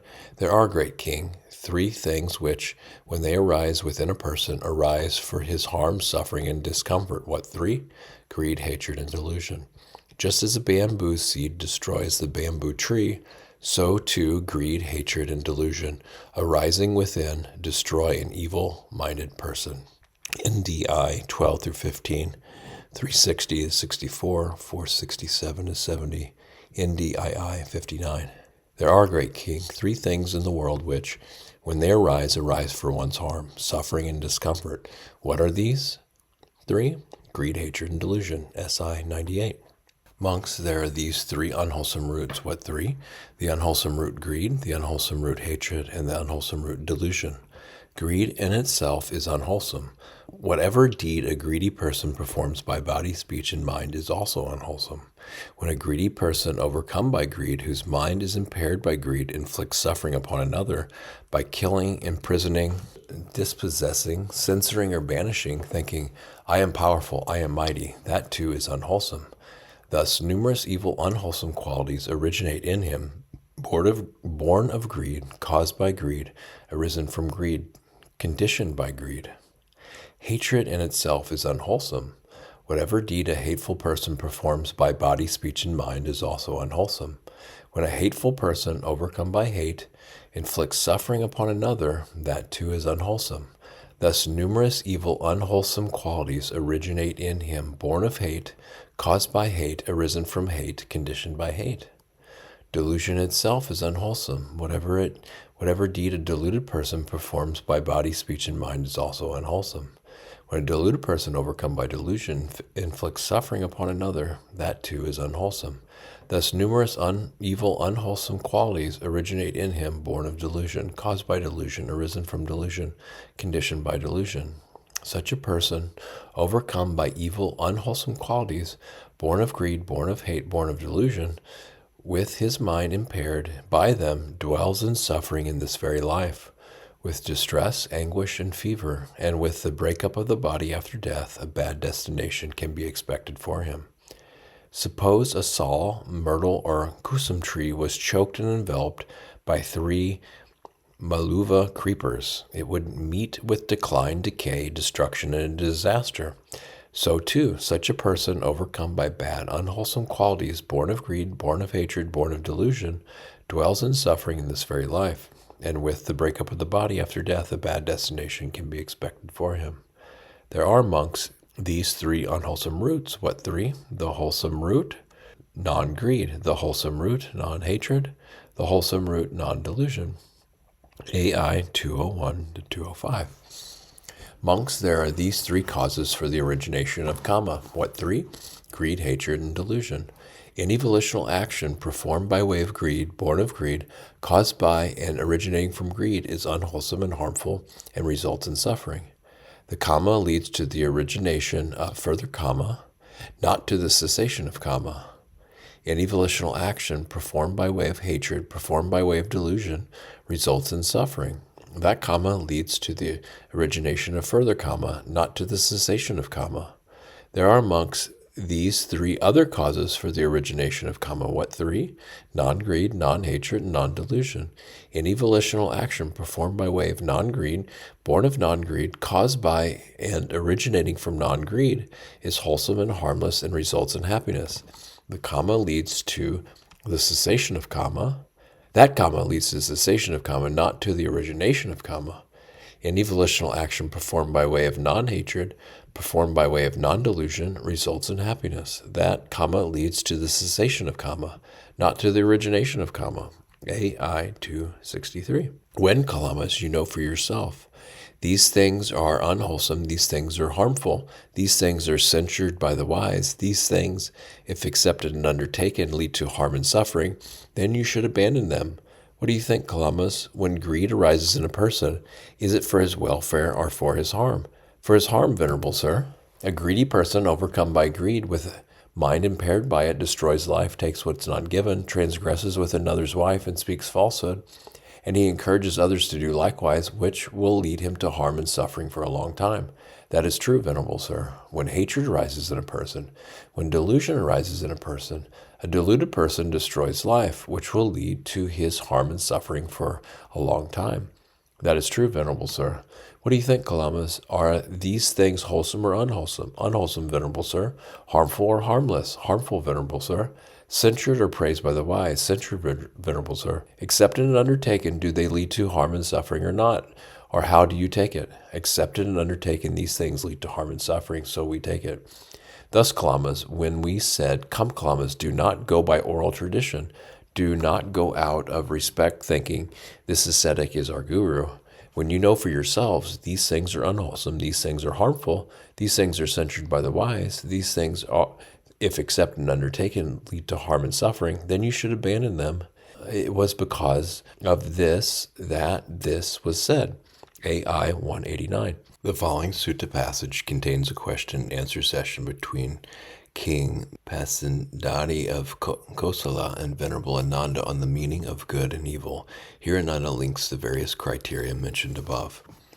Venerable Sir, we do not recognize anything of value in the praise and blame of others spoken by foolish, ignorant persons who speak without having investigated and evaluated, but we recognize as valuable the praise and blame of others spoken by wise, intelligent, and sagacious persons who speak after having investigated and evaluated. Now, Venerable Ananda, what kind of bodily behavior, verbal behavior, mental behavior is censored by wise recluses and Brahmins? Any bodily, verbal, mental behavior that is unwholesome, great king. Now, what kind of bodily, verbal, mental behavior is unwholesome? Any body, verbal, mental behavior that is harmful. Now, what kind of bodily, verbal, mental behavior is harmful? Any bodily, verbal, mental behavior that is oppressive. Now, what kind of bodily, verbal, mental behavior is oppressive? Any bodily, verbal, mental behavior that leads to suffering. Now, what kind of bodily, verbal, mental behavior leads to suffering? Any bodily, verbal, mental behavior that leads to one's own affliction, or to the affliction of others, or to the affliction of both, and on account of which unwholesome states increase and wholesome states diminish. Precisely such bodily, verbal, mental behavior is censured by wise recluses and Brahmins, great king. Venerable Ananda then replies to questions pertaining to the wholesome, ending with this passage. Any bodily, verbal, mental behavior that does not lead to one's own affliction or to the affliction of others or to the affliction of both, and on account of which unwholesome states diminish and wholesome states increase. Precisely such bodily, verbal, mental behaviors, great king, is uncensored by wise recluses and Brahmins. MII 1:14-16. One inflamed by lust, overcome by lust, with mind enthralled by it, intends for his own affliction, for the affliction of others, and for the affliction of both, and he experiences mental anguish and suffering. But when lust is abandoned, he does not intend for his own affliction, for the affliction of others, or for the affliction of both, and he does not experience mental anguish and suffering. One inflamed by lust, overcome by lust, with mind enthralled by it, engages in misconduct by body, speech, and mind. But when lust is abandoned, one does not engage in misconduct by body, speech, or mind. One inflamed by lust, overcome by lust, with mind enthralled by it, does not understand as it really is his own good, the good of others, or the good of both. But when lust is abandoned, one understands as it really is one's own good, the good of others, and the good of both. One full of hate, overcome by hate, one deluded, overcome by delusion, experiences mental anguish and suffering. But when delusion is abandoned, one understands as it really is one's own good, the good of others, and the good of both. AI 2:16 through 17. A deed is not well done when, after having done it, one is distressed, and when weeping with tearful face, one reaps its fruit. A deed is well done when, after having done it, one is not distressed, and when pleased and delighted, one reaps its fruit. DH verses 67 through 8. Whatever action is performed is visible within oneself. JII 202. Verily, an evil deed committed does not immediately bear fruit, just as fresh milk curdles not at once, smoldering, it follows the fool like fire covered with ashes. DH verse 71. Whoever acted wrongly before, but is restrained and turns to the good, such a one illuminates this world like the moon freed from clouds. DH verse 172. The meritorious deeds one has done, that is one's friend in the future. SI 37. Ananda, I have declared definitively that deeds of bodily misconduct, verbal misconduct, and mental misconduct are not to be done because in acting thus, these dangers are to be expected. One blames oneself. The wise, having investigated, censure one. A bad report circulates about one. One dies confused, and with the breakup of the body after death, one is reborn in the plane of misery, in a bad destination in the lower world in hell. Ananda, I have declared definitively that deeds of bodily good conduct, verbal good conduct, and mental good conduct are to be done because in acting thus, these blessings are to be expected. One does not blame oneself. The wise, having investigated, praise one. A good reputation circulates about one.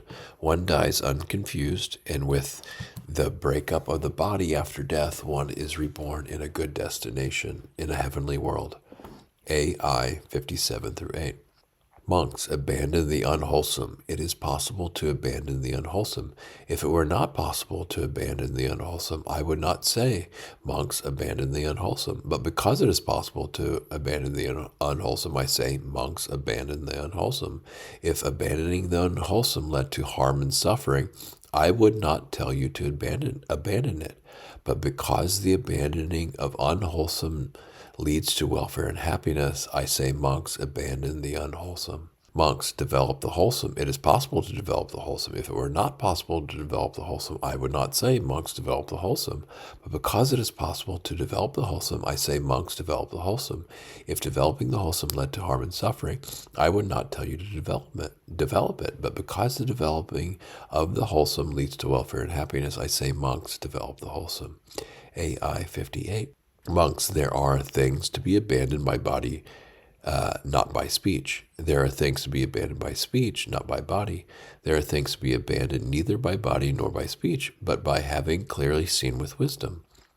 What are the things to be abandoned by body, not by speech? Here a monk has committed a particular unwholesome transgression with the body. His wise fellow monks investigate him and say thus, you have committed a particular unwholesome transgression with the body. It would really be good if you would abandon bodily misconduct and develop bodily good conduct. When his wise fellow monks investigate him and admonish him, he abandons bodily misconduct and develops bodily good conduct. These are called things to be abandoned by body, not by speech. And what are the things to be abandoned by speech, not by body? Here a monk has committed a particular unwholesome transgression by speech. His wise fellow monks investigate him and say thus, you have committed a particular unwholesome transgression by speech. It would really be good if you would abandon verbal misconduct and develop verbal good conduct. When his wise fellow monks investigate him and admonish him, he abandons verbal misconduct and develops verbal good conduct. These are called things to be abandoned by speech, not by body. And what are things to be abandoned neither by body nor by speech, but by having clearly seen with wisdom? Greed, hatred, delusion, anger, hostility, contempt, arrogance, miserliness is to be abandoned neither by body nor by speech, but by having clearly seen with wisdom. Section 5.4 Fruition of Kamma. A. Levels of fruition. The most frequently debated subject in regard to Kamma pertains to the fruits of Kamma. In particular, many people doubt the validity of the principle stating, do good, reap good, do evil, reap evil. They gather evidence demonstrating how in real life many people who perform bad actions acquire good things, and many people who perform good actions receive bad things. These doubts arise due to a confusion between the law of Kamma and conventional laws, whereby these two laws become mixed up. People often fail to distinguish between the boundaries or various stages of these two laws. Even the terms contained in this aforementioned principle are not clearly understood. Instead of understanding the phrase do good, reap good as equivalent to practicing goodness, one obtains goodness. Practicing goodness, one is endowed with goodness. Practicing goodness gives rise to goodness, or practicing goodness leads to wholesome fruits according to the law of Kamma. People interpret it as by practicing goodness, one acquires favorable objects, personal advantages, or gratifying material things. To help clarify this matter, consider the following 4 levels at which Kamma bears fruit. Number 1, the level of the mind.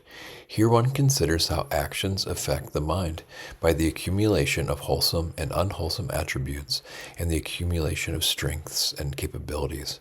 One considers how actions shape a person's thoughts and feelings, tendencies, preferences, joys, and sorrows. Number 2, the level of personality. Here one considers how actions establish a person's habitual disposition and how they determine behavior, attitudes, ability to adapt to various circumstances, reactions, and general interactions with other people and the surrounding environment. This level is connected to the level of the mind, but is distinguished to highlight specific aspects of fruition. Number 3, the level of a person's general state of life. Here one considers how actions influence a person's life, i.e., how they lead to satisfactory and unsatisfactory experiences, to various rewards and compensations from outside, to progress and decline, to success and failure, to various forms of gain like material possessions, prestige, praise, and pleasure, and to corresponding forms of loss. These results can be subdivided into 2 kinds. Results from non-human factors in one's environment, results stemming from other people and society. Number 4, the level of society. Here one considers how people's actions affect society, for example, how they lead to social progress or decline, and to collective well-being or distress. Moreover, one considers the effects people's actions have on the natural environment. The first 2 levels pertain primarily to the law of Kamma, Kamma Niyama. Level 3 involves a relationship between the law of Kamma and conventional laws, which often causes confusion for people. The 4th level, despite being important, lies outside of the domain of the present subject matter at hand. Generally speaking, when people look at the fruits of their own actions, or when they examine the validity of whether other people truly do good and receive good, do bad and receive bad, they limit their inspection to the third level. That is, they focus on external rewards. By doing this, they overlook the results connected to the first and second levels, although these are of vital importance. They are important in and of themselves. For example, the factors of happiness and unhappiness, mental strengths and weaknesses, mental capabilities, and the proficiency or deficiency of spiritual faculties, and they are also important as a key source for the results pertaining to the third level, influencing one's general state of life. Results at levels 1 and 2, the mind and personality, mutually reinforce one another, and they go on to influence how they go on to influence how one lives one's life, level 3. Aspects of the third level belonging to the sphere of the Law of Kamma are linked to the results of the first and second levels, to one's overall state of mind, including one's interests, preferences, and proclivities. The way one pursues happiness or vents frustration, for instance, which is connected to the level of the mind, influences how one perceives and responds to things, how one experiences things, and how one acts and lives one's life. In this context, one should examine in what manner people perform particular deeds. Do they follow through with and complete the action? How many obstructions are they willing to face? Are they meticulous or careless, disciplined or slack? Furthermore, how do their actions affect other people's thoughts and feelings, which may rebound and affect them in turn, say by receiving cooperation or by facing opposition? One's personality influences how other people play a part in one's obtaining either satisfactory or unsatisfactory results. This is not to deny other factors in the process, in particular those conditions in one's social environment that are linked to the law of Kamma and determine one's state of well-being. Here in this chapter, however, the focus is on Kamma as it pertains to a person's inner life. A wider perspective is outlined in the following chapters on external influences and virtuous friendship. The preceding teachings on the law of Kamma aim to help people improve themselves within the domain of personal actions. Moreover, besides improving oneself, one can guide other people to aspire towards goodness by providing a wholesome environment according to the principles of a favorable environment, virtuous friendship, and association with good people. For the most part, the fruits of Kamma manifesting on the third level, one's way of life, are connected to the mind and personality. Those people who love their work, are honest and diligent, and manage their work well, will generally receive positive fruits of their labor, at least more than those who are lazy or dishonest. Honest or virtuous civil servants who are capable and eager to fulfill the terms of their office will generally advance in their position better than those who are incapable or half-hearted. Yet sometimes this is not the case, because results at this third level are not exclusively generated by the law of Kamma. Factors from other laws and standards, in particular conventional laws, are involved. An inability to recognize the involvement by these other factors and to distinguish between the relative boundaries of these various laws leads to confusion. Related to discussion is the phrase, do good, receive bad, do bad, receive good. If the law of Kamma operates solely on its own, there is no problem. The results accord directly with the actions. If one earnestly reads a book, one will receive knowledge. But sometimes the body may be fatigued, one has a headache, or the temperature is too hot, and one cannot finish the reading assignment, or one does not assimilate what one reads, or perhaps there may arise some kind of mishap and one is interrupted. In any case, one should remember that for human beings, the law of Kamma is the essential guiding factor in determining positive and negative results in their lives.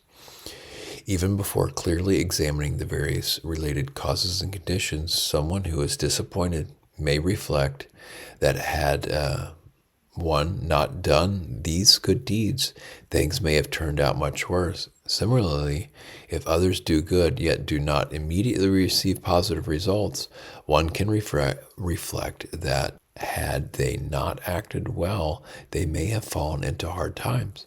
By reflecting in this way, one gains an understanding that no volitional actions are fruitless, and many of them produce profound effects on one's state of mind and personality. The common expression, do good, receive good, do bad, receive bad, is derived from the following Buddhist proverb. Whatever sort of seed is sown, that is the sort of fruit one reaps. The doer of good reaps good, the doer of evil reaps evil. SI 227, JII 202, JII 158. Here, the Buddha quotes verses by previous rishis and bodhisattvas and assimilates them into the Tipitaka. These verses may be considered a clear and concise description of the Buddhist principle of Kamma. Note how the first pair of verses applies biological laws for comparison. This observation helps one to distinguish between the law of Kamma and conventional laws. According to the law of botany, the fruit is directly related to its seed. If one plants tamarind, one gets tamarind. If one plants grapes, one gets grapes. If one plants cabbage, one gets cabbage. There is no reference here to conventional laws. There is no mentioning of planting tamarinds and getting money, or planting cabbages and making a healthy profit. These conditions apply to another stage of the process. There is the relationship between biological laws and conventional laws. If one has planted grapes and it happens that the market that year demands grapes, one can sell them at a good price and get rich. On another occasion, however, one may grow watermelons, but many other people do so as well until the fruit floods the market and the price drops. In that year, one loses money.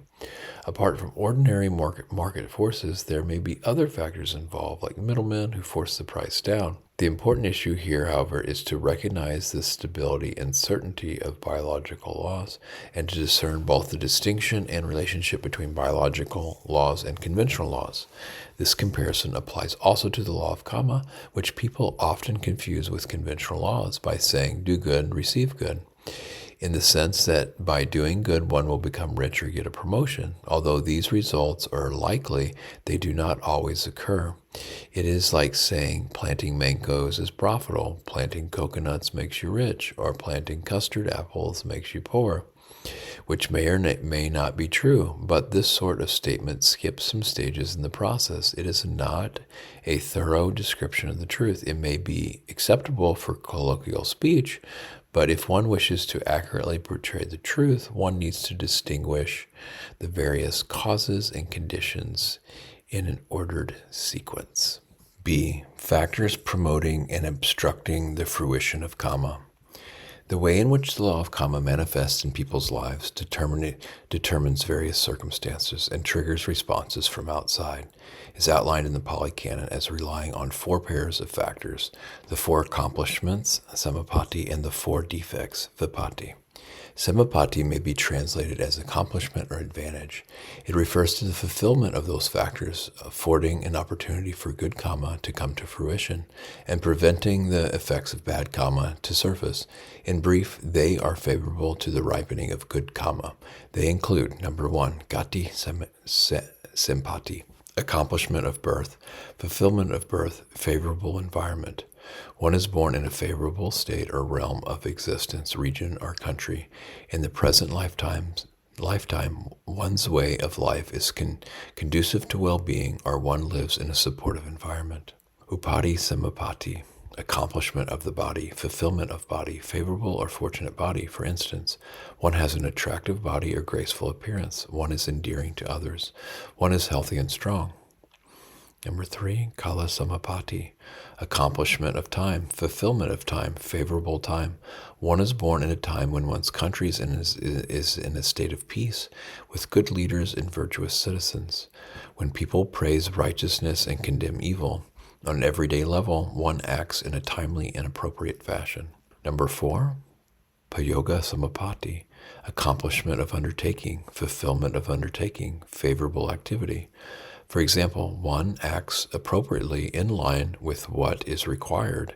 One's actions correspond with one's ability and strength. One acts thoroughly, decisively, and to one's fullest capability. one is skilled at carrying out work. Vipatti may be translated as defect, weakness, or disadvantage. It refers to the shortcomings and flaws of various factors, which are unconducive to the fruition of good karma and instead provide an opportunity for the effects of bad karma to manifest. In brief, they are unfavorable factors triggering the ripening of bad karma. They include, number 1, gati vipatti, defect or failure as regards the place of birth. One is born in an uncultivated, unfavorable state of existence, region, or country. One's way of life is not conducive to well-being. One lives in an unsupportive environment. Number 2, upati vipatti, defect or failure as regards to the body. For example, one's body is deformed, feeble, or unattractive. One's appearance is repulsive. One is unhealthy, afflicted by various illnesses. Number 3, kala vipatti, defect or failure as regards time. One is born in a time when one's country is in a state of peril, calamity, or turbulence. The country's leaders are immoral, the society is degenerate and full of oppression, praising the wicked and persecuting the virtuous.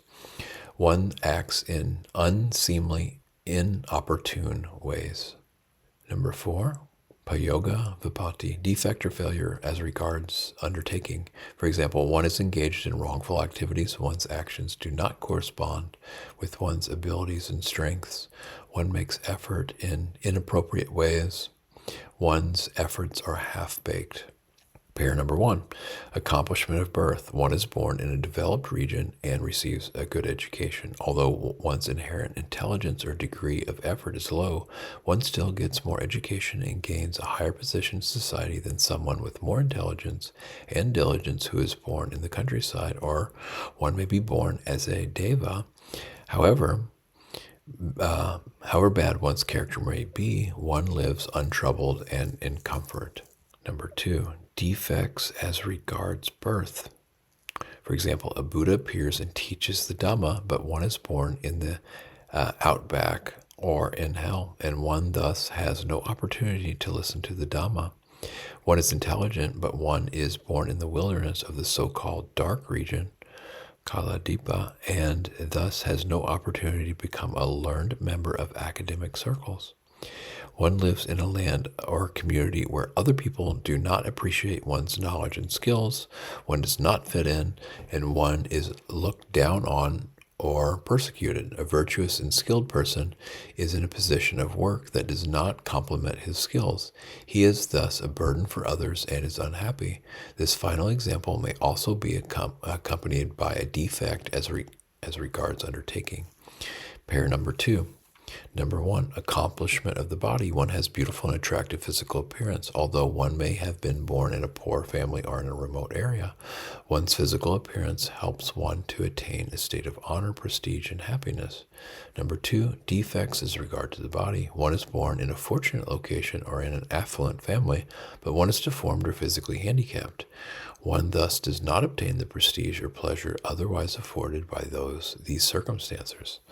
When two people are matched in their other attributes, in the case that physical appearance is a factor for consideration, an attractive or handsome person will often benefit over an unattractive or sickly person. Even in the case when physical appearance is not ostensibly a factor, it is normal for most people to incline towards someone with an attractive appearance. Those people with defects as regards the body must accept this truth of the world. They can reflect that only those who are endowed with exceptional qualities surpassing ordinary human beings are truly impartial and unbiased as regards to physical attributes. Knowing this, these people with defective bodies need not be distraught. They should strive to cultivate other qualities that are exceptional and outstanding.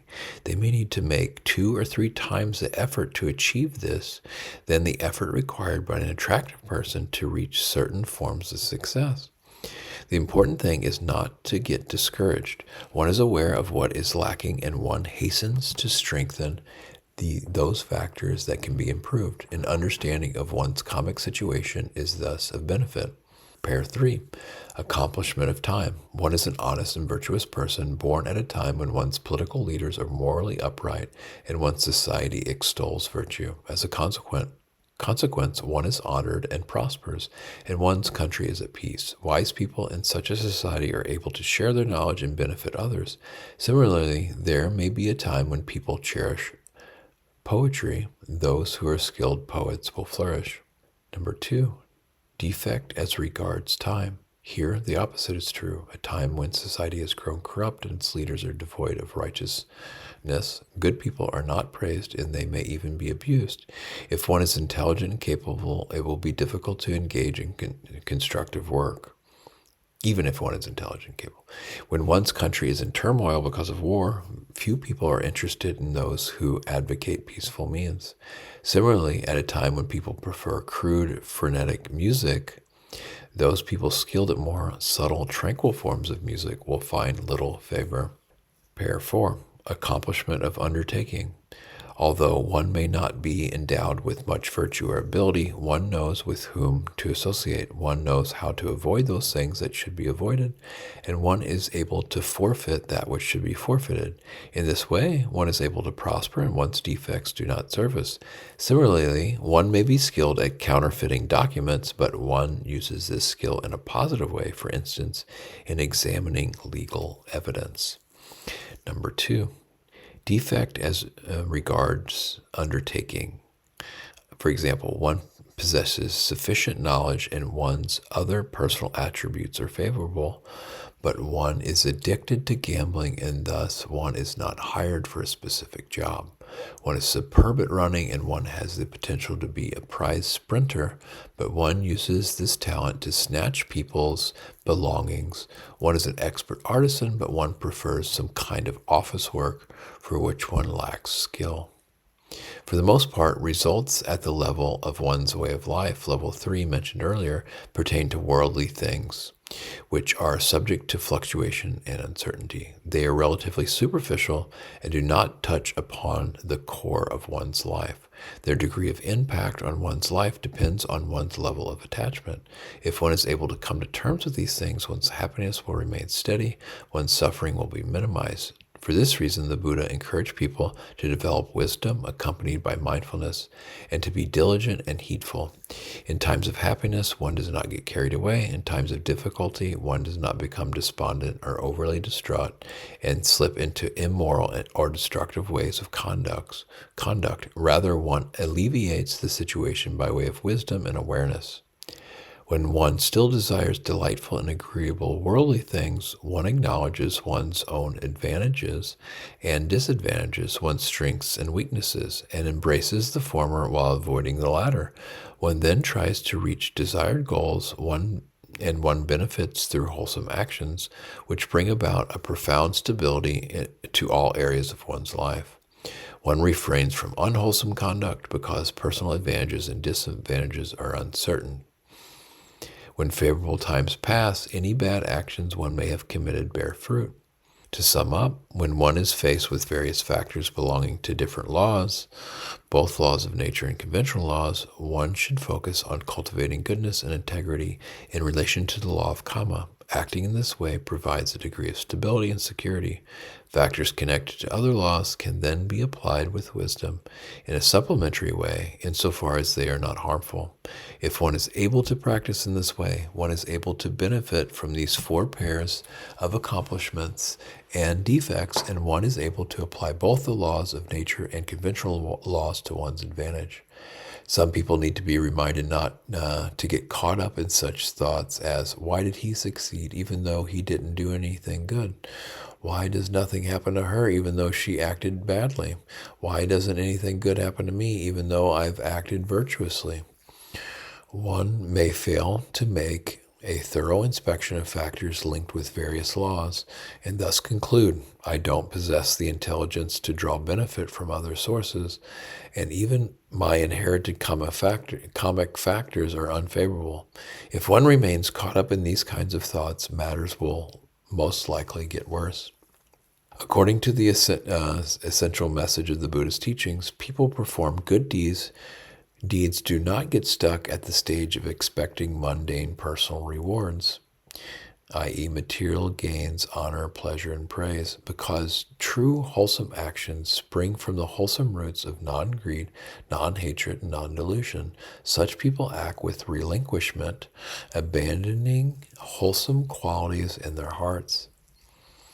By kindness and compassion, they help others to be freed from suffering, and they promote peaceful coexistence among people. They act with wisdom in order to deepen an understanding of the truth, to realize awakening, and to establish the Dhamma as the guiding force for themselves and for society. This can be classified as the highest form of Kamma. It is Kamma performed in order to bring about the end of Kamma, as referred to earlier. C. Long-term effects of Kamma. The following material on how Kamma bears fruit in the long term, for instance, over many lifetimes, is one part of the description of how the fruits of Kamma affect people's lives to a large extent. It was covered in the previous section. The reason for distinguishing this material here is because many people show a special interest in this specific matter. Although this matter won't be discussed here at length, it seems useful to offer some observations for the sake of study and contemplation. When either wholesome or unwholesome intention arises in the mind, mental activity begins. The mind operates and is active. We can adopt terms from the material world to refer to this activity as the force of intention. Most people do not understand and are not even interested in how this force of intention operates and what other conditions are involved. They are only interested in the end results of the process. The fruits of intention manifesting in the material world and in human society are clearly visible. There are many examples of how the force of intention manifests in the material world, especially in terms of various intentions and devices, from shoes to spaceships, axes to nuclear bombs, abaci to computers. Other examples include social systems and institutions, including government systems, economic systems, administrative systems, organizations of work, etc. These systems have a great deal of complexity. Indeed, the entire process of intention, along with the mechanics of the mind through which intention expresses itself or operates, is highly refined and complex. It is no less complex than the most subtle and refined intentions or systems created by it.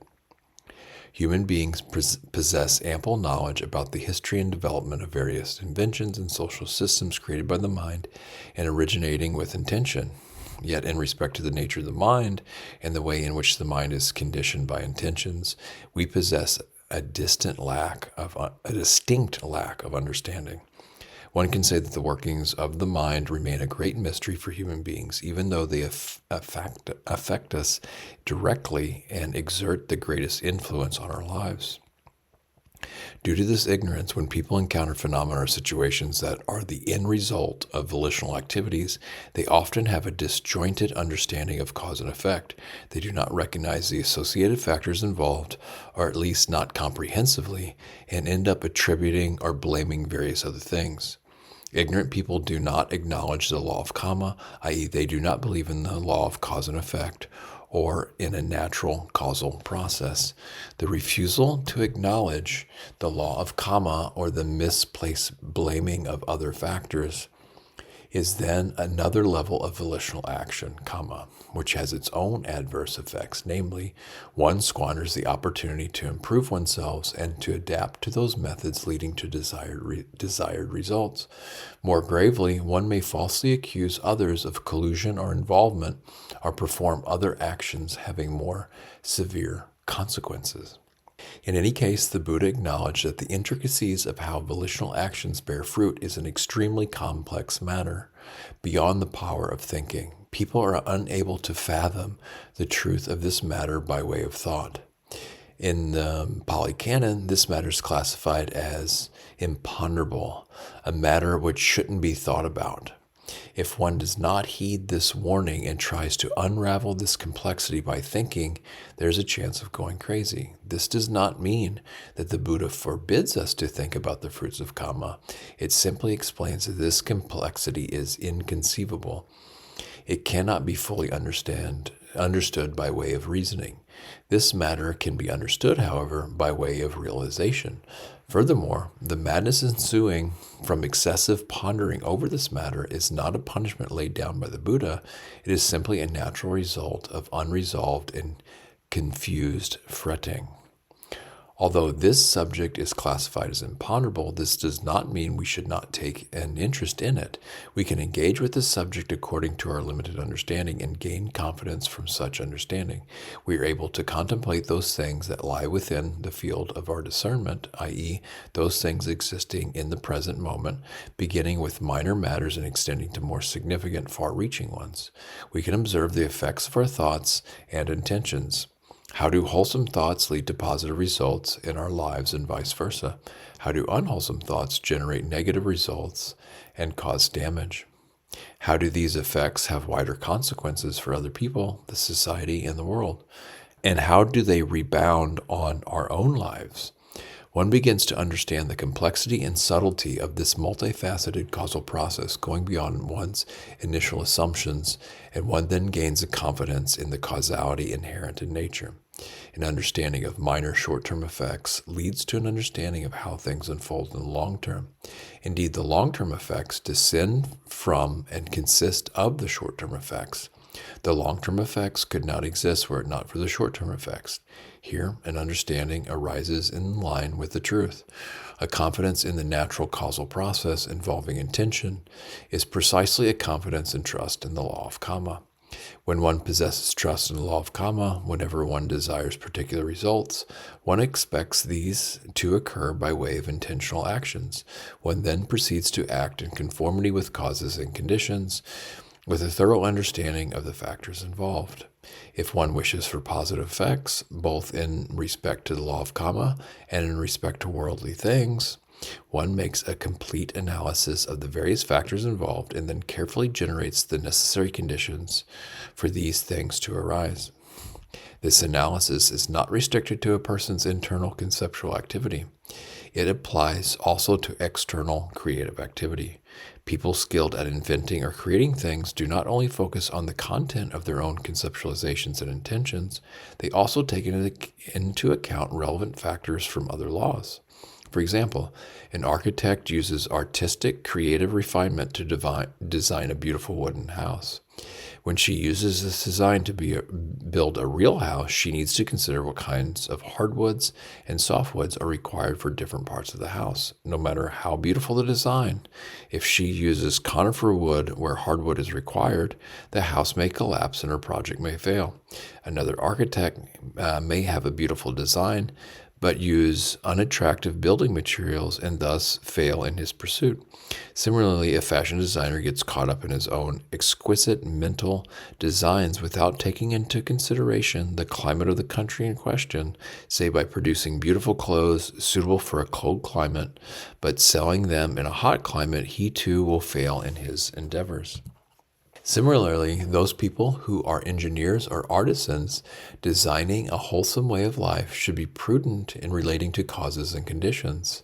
In the context of benefiting from the law of Kamma and ensuring that one progresses in a wholesome direction, it is necessary to establish a love of goodness, kusala chanda, or a love of truth, dhamma chanda. In spiritual training, people should be encouraged to cultivate such an aspiration and love for truth and goodness, say by wishing for one's life to be pure and virtuous, desiring a virtuous society, wishing for all those things one engages with to exist in a state of excellence and integrity, or for them to reach an optimal state, and wishing for the truth to pervade in all directions.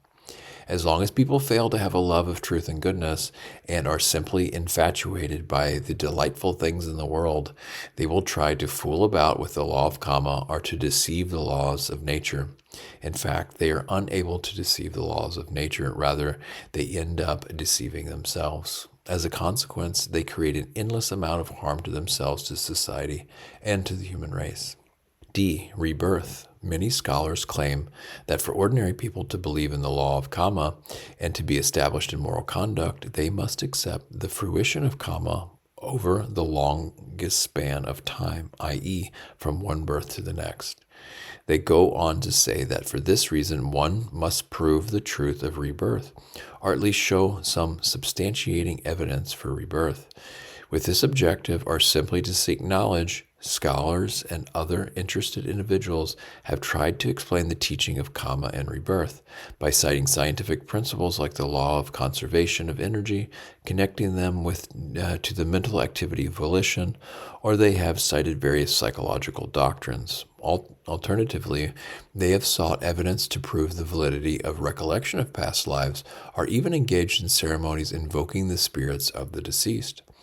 It is beyond the scope of this book to describe these explanations in detail.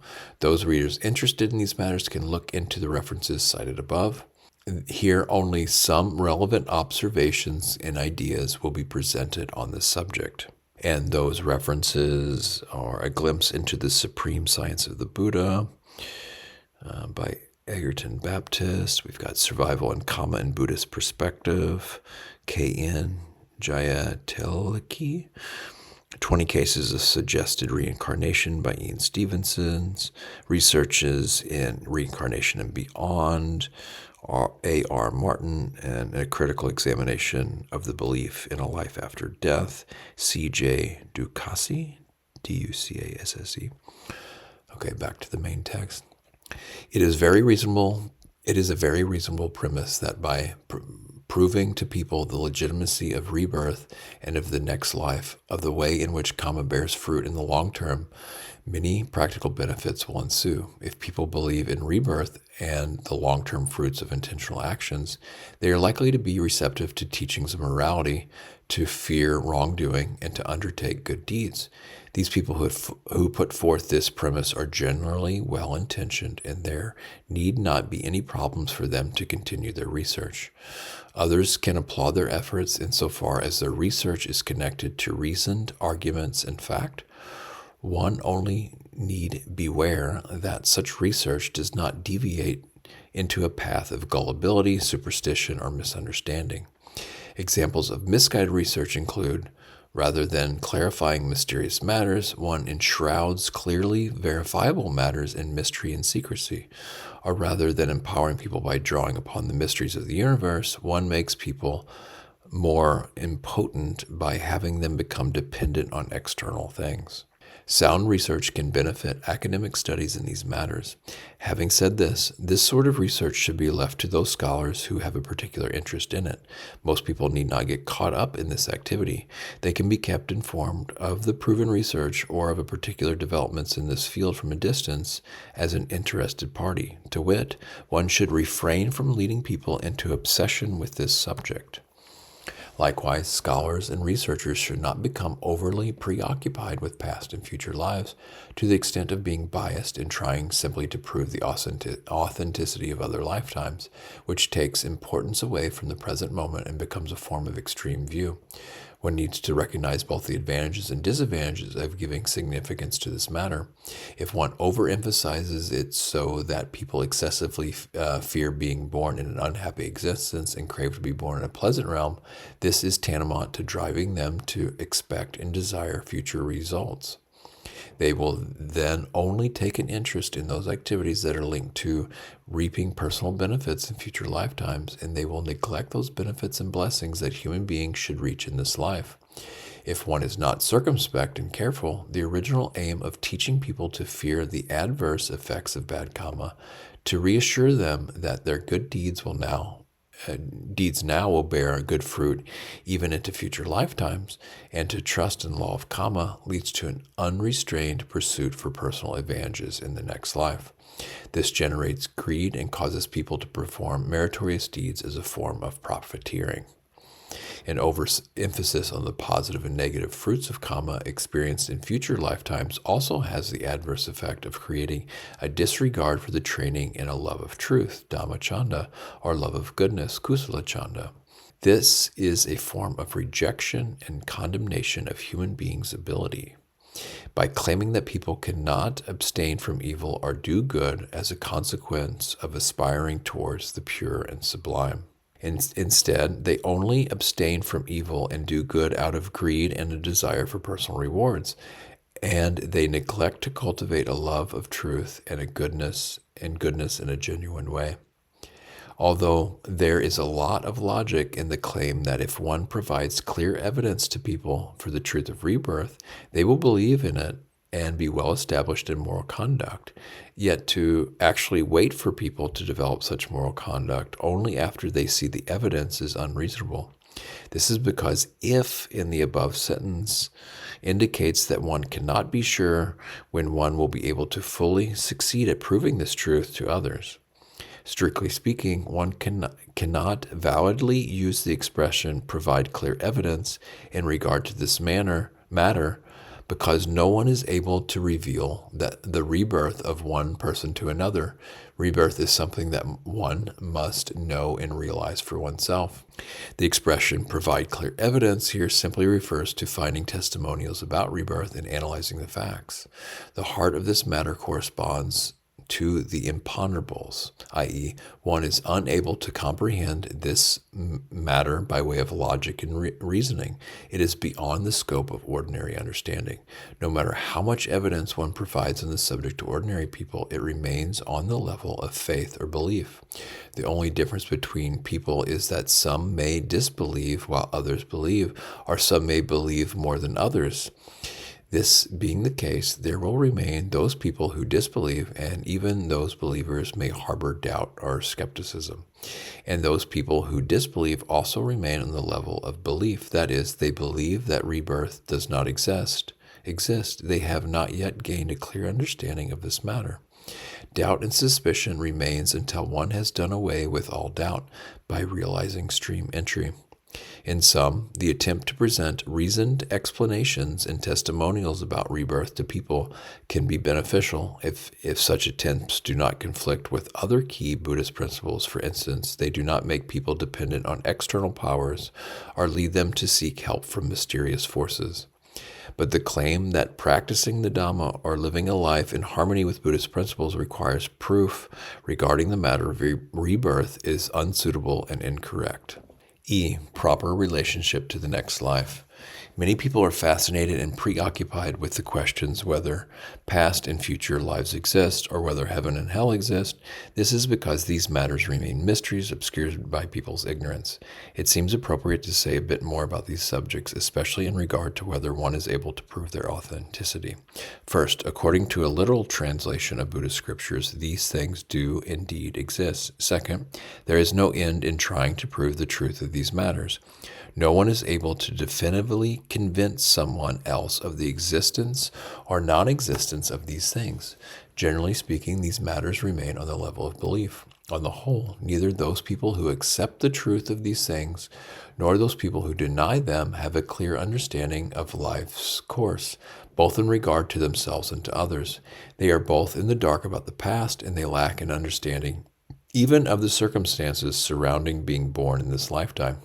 Similarly, they are unable to discern the future, even about what is going to occur tomorrow. Third, in terms of seeking proof of something, there exists the guideline that which is visible needs to be seen by the eye, that which is audible needs to be heard by the ear, that which is gustable needs to be tasted by the tongue, etc. A dozen ears and tongues cannot verify a visible form, nor can a score of eyes and noses verify an audible sound. Moreover, if one is incapable of receiving certain wavelengths or frequencies, visible or audio perception will not occur. Certain things seen by a cat are invisible even to 10 times the capability of a human eye. Likewise, certain things heard by a bat are inaudible to 10 times the capability of a human ear. From one perspective, rebirth manifests as a direct experience. It is a phenomena occurring in the mind. Therefore, it can only be verified by the mind itself. Attempts to prove the truth of rebirth may thus follow this sequence. Number 1, verification by way of mind. In this context, the scriptures recommend using a mind that is well concentrated. If one is disinclined to use this method, or if one fears that a mentally created image, nimitta, arising in concentration will be deceptive, one may use one of the following methods. Number 2, Verification by sacrificing one's life. By definition, no one who is alive has experienced death in this lifetime. If one really wishes to prove the truth of rebirth, one must choose to die, but naturally no one wishes to undergo such a test. Number 3, verification by way of histories and reasoned arguments. For example, one seeks out stories of those people who remember past lives and investigates these accounts. Or one compares this matter with the verification of other aspects of truth. For instance, in the example above of examining wavelengths of light or frequencies of sound. These rational presentations help to validate this matter, although, granted, the understanding remains on the level of belief, not direct knowledge.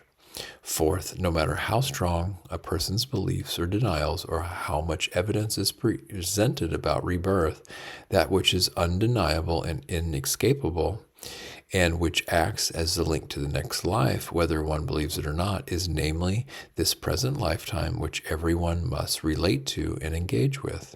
Therefore, it is the present life that requires the majority of our care and attention. Buddhism is a religion of practice and application. The main focus is on how we behave in relation to this lifetime, how we conduct ourselves in the present and make the most of this life. In order to live well, and in the case that a future life does exist, to be confident that one's goodness and virtue carries over into the future. In this context, there are several observations and recommendations for one's spiritual practice. In the original Pali Canon, in the suttas, i.e. in the suttas, there are very few descriptions of past and future lives, and of heaven and hell, and in most cases these subjects are mentioned or referred to in brief. If one compares these to the teachings pertaining to the present life, say to the development of morality, concentration, and wisdom, one sees that the percentage is very small. In the canonical descriptions of the adverse effects of bad karma and the blessings of good karma, there is a mention of being born in heaven or hell. These statements are generally added after mentioning several, sometimes up to 10 results that one is likely to experience in this lifetime. These present lifetime results may be followed by the phrase, with the breakup of the body after death, one is reborn in the plane of misery in a bad destination in the lower world, in hell, or by the phrase, one is reborn in a good destination in a heavenly world. Note how the results in this life are given prime significance and are clearly distinguished. The results after death are merely tagged on to the end to complete the account. Moreover, the presentation of positive and negative effects is outlined in a description of facts according with the causal process. One need not beseech or wish for these effects to take place. They occur automatically, and awareness of this leads to confidence and assurance. For those people who deny rebirth, as long as they have not truly penetrated the truth of this matter and remain on the level of belief, i.e. they believe rebirth to be untrue, they are unable to fully dispel deep-seated doubts in their own mind. When the strength and excitement of youth wanes and old age begins to take hold, these people often begin to fear the possibility of a next life. If they have not prepared themselves in regard to virtue, they experience affliction. For the sake of assurance and ease, regardless of whether the next life is true or not, such people should spend their lives performing good deeds. Those people who believe in rebirth should contemplate in the following manner. They should base their belief solidly on the principle of causality. That is, they should view the results in a future life as a continuation of one's state of mind established in this lifetime. Moreover, they should emphasize doing good in the present moment in order to cultivate a wholesome life and state of mind, so that any possible future lives are also endowed with goodness and virtue. With such an emphasis, one's involvement with and expectation around future lives will be based securely in the present, and one will place greater importance on this lifetime. No matter how fascinated one may be with future lives, one still gives more significance to this life, and one does not perform good actions as a form of investment or pursuit of personal profit. A sound belief in future lives helps to abandon or reduce a reliance on divine intervention or on external powers. This is because a genuine belief in future lives implies a belief in one's own good actions. It leads to a confidence in one's own wholesome actions acting as the cause for advancing and prospering in the round of rebirth. A dependent on external powers, on the other hand, makes one more feeble, and it causes one to regress or fall behind in the round of rebirth. If someone has lapsed into such a dependence, he or she should hasten to step back and generate a sense of individual strength and authority.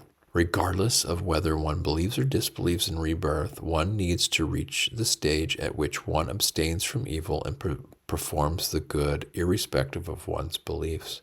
If one is a believer, one acts without any expectations in regard to future lives. And if one disbelieves, one simply abstains from doing bad. This stage can be reached by practicing in the following ways. Number one develops a genuine love of truth, Dhammacanda, or a love of goodness, Kusalacanda. One cultivates an aspiration for truth, a love of virtue, a wish for refinement and purity, and a desire for things to reach their optimal state. Number two, one develops an interest in profound internal bliss. An experience of such bliss in itself protects against evil, unskillful actions, and supports wholesome actions. This is because one's prerequisite for experiencing such bliss is an absence of immoral behavior and an engagement with virtuous behavior. Moreover, the realization of such bliss curves a level of infatuation with sense pleasure by which one is prone to performing wicked or unskillful acts. Having said this, in regard to profound mundane bliss, one still needs to exercise caution so that one does not indulge in it to the extent of undermining one's efforts or of impeding one's spiritual progress. Number three, one develops wisdom and lives one's life in accord with wisdom. One develops a comprehensive understanding of the world and of conditioned phenomena to the extent of reaching an adequate level of freedom and independence. One is not captivated by material things or by sense objects to the extent that one would act immorally for their sake. One recognizes the happiness and unhappiness of other people and other creatures, giving rise to compassion and assistance. One is not inclined to oppress or harm others. This level of wisdom is reached by those individuals who have realized the transcendent and who have cultivated transcendent right view. At least it is reached by those people who practice and conduct their lives in order to realize the transcendent. If one is unable to reach this level of wisdom, then one should develop faith, which is the preliminary stage for wisdom to arise. This faith is accompanied by understanding and is conducive to wisdom. Here, one believes in the path of wisdom and trusts in a life of freedom based on wisdom. Through one's own efforts, one gradually incorporates these principles of wisdom and compassion. These three factors are interconnected and mutually supportive. In particular, the first factor of developing love of truth and goodness is required for all wholesome activities, which act as the basis for factors 2 and 3. If one develops these three factors, the belief in actions bearing fruit in future lives reinforces one's determination to do good and abstain from the bad. This belief, however, is not the decisive factor determining one's wholesome actions. If people's spiritual practice is still unsteady and they are unable to develop these three factors, it is still better to maintain a belief in the fruits of Kamma in future lives as an incentive for doing good and refraining from bad, than to indulge in sensual pleasures and seek out material things for personal gratification. Such an indulgence simply leads to mutual oppression, widespread wrongdoing, and personal and social misfortune. In any case, the belief in the fruits of Kamma extending to future lives is designated as an aspect of mundane right view, which acts as a link facilitating progress on the path of virtue. F. Fruits of Kamma according to the Kula Kamma Vivanga Sutta. At this point, let us examine an important teaching by the Buddha contained in the Chula Kamma Vivanga Sutta on the fruits of Kamma resulting from the present and manifesting in future lives. The gist of this teaching is as follows. Students, beings are owner of their actions, heir of their actions. They originate from their actions. They are related to their actions, have their actions as their refuge. It is action that distinguishes beings as inferior and superior. 1a. Some man or woman kills living beings and is brutal, murderous, merciless to living beings. Because of performing and undertaking such action after death, he reappears in a state of deprivation, in an unhappy destination, in perdition, even in hell. But if instead he comes back to the human state, then wherever he is born, he is short-lived. B. Some man or woman abstains from killing living beings, gentle and kindly. He abides compassionate to all living beings. Because of performing and undertaking such action, after death he appears in a happy destination, even in the heavenly world. But if instead he comes back to the human state, then wherever he is born, he is long-lived. 2a. Some man or woman is given to injuring beings with a fist, a rod, with a weapon. Because of performing and undertaking such action, after death he reappears in a state of deprivation, in an unhappy destination, in perdition, and even in hell. But if instead he comes back to the human state, then wherever he is reborn, he is sickly. B. Some man or woman is not given to injuring beings. Because of performing and undertaking such action, after death he reappears in a happy destination, even in the heavenly world. But if instead he comes back to the human state, then wherever he is born, he is healthy. Some man or woman, 3a, some man or woman is easily angered and annoyed. Due to the slightest criticism, he is offended, becomes angry and hostile, and displays wrath and fury. Because of performing and undertaking such action, after death he reappears in a state of deprivation, in an unhappy destination, in perdition, even in hell. But if instead he comes back to the human state, then wherever he is born, he is ugly. B. Some man or woman is not easily angered. Because of performing and undertaking such actions after death, he reappears in a happy destination, even in the heavenly world. But if instead he comes back to the human state, then wherever he is reborn, he is attractive. 4a. Some man or woman is envious. He resents and begrudges even others when others receive honor or veneration. Because of performing and undertaking such action after death, he reappears in a state of deprivation, in an unhappy destination, in perdition, even in hell. But if instead he comes back to the human state, then wherever he is reborn, he is uninfluential. B. Some man or woman is not envious. Because of performing and undertaking such actions after death, he reappears in a happy destination, even in the heavenly world. But if instead he comes back to the human state, then wherever he is born, he is influential. 5a. Some man or woman does not practice generosity. He does not give food, drink, clothing, etc. to others. Because of performing and undertaking such actions after death, he reappears in a state of deprivation, in an unhappy destination, in perdition, even in hell. But if instead he comes back to the human state, then wherever he is reborn, he is poor. B. Some man or woman practices generosity, giving away food, drink, clothing, etc. But because of performing and undertaking such actions after death, he reappears in a happy destination, even in a heavenly world. But if instead he comes back to the human state, then wherever he is reborn, he is wealthy. 6a. Some man or woman is obstinate and arrogant, looking down on others. He does not pay homage, honor, or show deference to those who are worthy of such treatment. Because of performing and undertaking such action, after death he reappears in a state of deprivation, in an unhappy destination, in perdition, even in hell. But if instead he comes back to the human state, then wherever he is reborn, he is low-born. B. Some man or woman is not obstinate and arrogant. He pays homage, honors, and shows deference to those who are worthy of such treatment. Because of performing and undertaking such actions after death, he reappears in a happy destination, even in a heavenly world. But if instead he comes back to the human state, then wherever he is reborn, he is high-born. 7a. Some man or woman does not approach recluses or Brahmins and ask about what is wholesome and unwholesome, harmful and beneficial, worthy and unworthy of cultivation, or about which actions lead to long-lasting suffering and which actions lead to long-lasting happiness. Because of performing and undertaking such actions after death, he reappears in a state of deprivation, an unhappy destination, in perdition, even in hell. But if instead he comes back to the human state, then wherever he is reborn, he is stupid.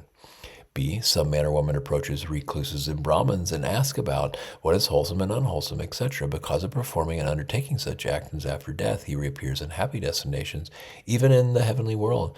But if instead he comes back to the human state, that wherever he is reborn, he is intelligent. Subha Sutta M33202-206. This is an abbreviated translation. Although this sutta describes the results one may experience in future lives, it emphasizes actions performed in this present life. In particular, it emphasizes those actions performed regularly or consistently in one's daily life, which help to shape one's state of mind, character traits, and personality, and which functions as direct causes for specific results. It does not focus on extravagant or exaggerated results in the sense of performing a single action, say of making a donation, and then receiving some boundless reward or being able to wish for whatever one desires. Such a selfish focus leads people to perform good deeds similar to investing money in a bank and idly awaiting the interest, or playing the lottery once and expecting an enormous prize. People then neglect the general or everyday wholesome actions outlined in the sutta. In sum, the teachings in the sutta maintain the key principles that a consideration of fruits of kamma ripening in a future life should be based on a confidence and understanding that these results rely on a quality of mind and a quality of behavior established in this present life. These long-term future results are directly connected to the present, in line with cause and effect. One way of analyzing this matter is to say that any valid belief connected to future lives must help to reinforce and stabilize one's love of truth, dhammacanda. If, on the other hand, one's belief merely promote greed and craving, one can confidently state that they are false beliefs and in need of revision. And note 5.2, the creator and rituals in the Subha Sutta. This sutta contains a conversation between the Buddha and the young Brahmin student Subha. The Buddha's teaching in this sutta can be viewed in light of Brahmanism. First, they are a way of disputing the Brahmanistic teaching that God Brahma is the creator of human beings and all things in the world. The Buddha offers an alternative teaching stating that human volitional actions themselves are the determining factor shaping human life. Second, according to the Brahmanistic rituals, e.g. animal sacrifices, those people who perform these rituals and make offerings to the Brahmin priests are told they can expect copious rewards without there being any obvious causal relationship between the action and the results. The Buddha's explanations in this sutta on the fruits of kamma provides a new perspective on this subject. Section 5.5. Additional matters pertaining to kamma. There are several more important points pertaining to kamma. Some of these points help to prevent serious misunderstandings from arising, while others help to complete one's understanding of the subject. A. What is the cause for happiness and suffering? Several teachings by the Buddha emphasize how volitional actions, kamma, and the results proceed in line with cause and effect. For example, conditioned by ignorance, a person produces volitional acts of the body, volitional acts of speech, volitional acts of mind, either self-generated or owing to other agents, either knowingly or unknowingly. Similarly, the Buddha refuted the doctrine of karmic autogenesis, which states that happiness and suffering are entirely self-determined, and the doctrine of kamma heterogenism, which states that happiness and suffering are entirely caused by external factors. One must investigate each distinctive process in order to determine the degree of involvement by oneself and/or by external factors. One should not make a definitive judgment based on a simple glance or analysis. These teachings help to prevent the extreme misunderstandings of kamma that all things arise exclusively due to one's own actions, without taking into account external or environmental factors that play a participatory role. Here it is important to distinguish between the principle of kamma as a natural law and kamma from the perspective of ethical conduct. So far, the discussion has focused on kamma as a natural law, which pertains to natural dynamics of volitional action and which incorporate all of the myriad causes and conditions involved. The teachings on Kamma related to ethics, however, are practical and to be applied. They are mainly focused on individual people who should take full and entire responsibility for their intentional actions. For these teachings to fulfill their true objective, they begin by emphasizing personal responsibility. One example is the Buddha's teaching, "One is one's own refuge." Besides emphasizing the need to help oneself and initiate actions, these teachings also point to a relationship to other people's actions. That is, for other people to successfully offer assistance to oneself, one must first establish self-reliance. One's self-reliance will influence the degree of assistance others are willing to give, and it also influences one's own response to such external assistance. Through proper investigation, one sees how the principle of Kamma as a natural law and the principle of Kamma in relation to ethics are not contradictory. Rather, they are mutually supportive. B. Misinterpretations of Kamma. There are 3 wrong views pertaining to happiness and suffering that need to be distinguished from the Buddhist teaching on Kamma. Number 1, past action determinism, the belief that all happiness and suffering is a result of past Kamma. Number 2, theistic determinism, the belief that all happiness and suffering is created by a supreme God.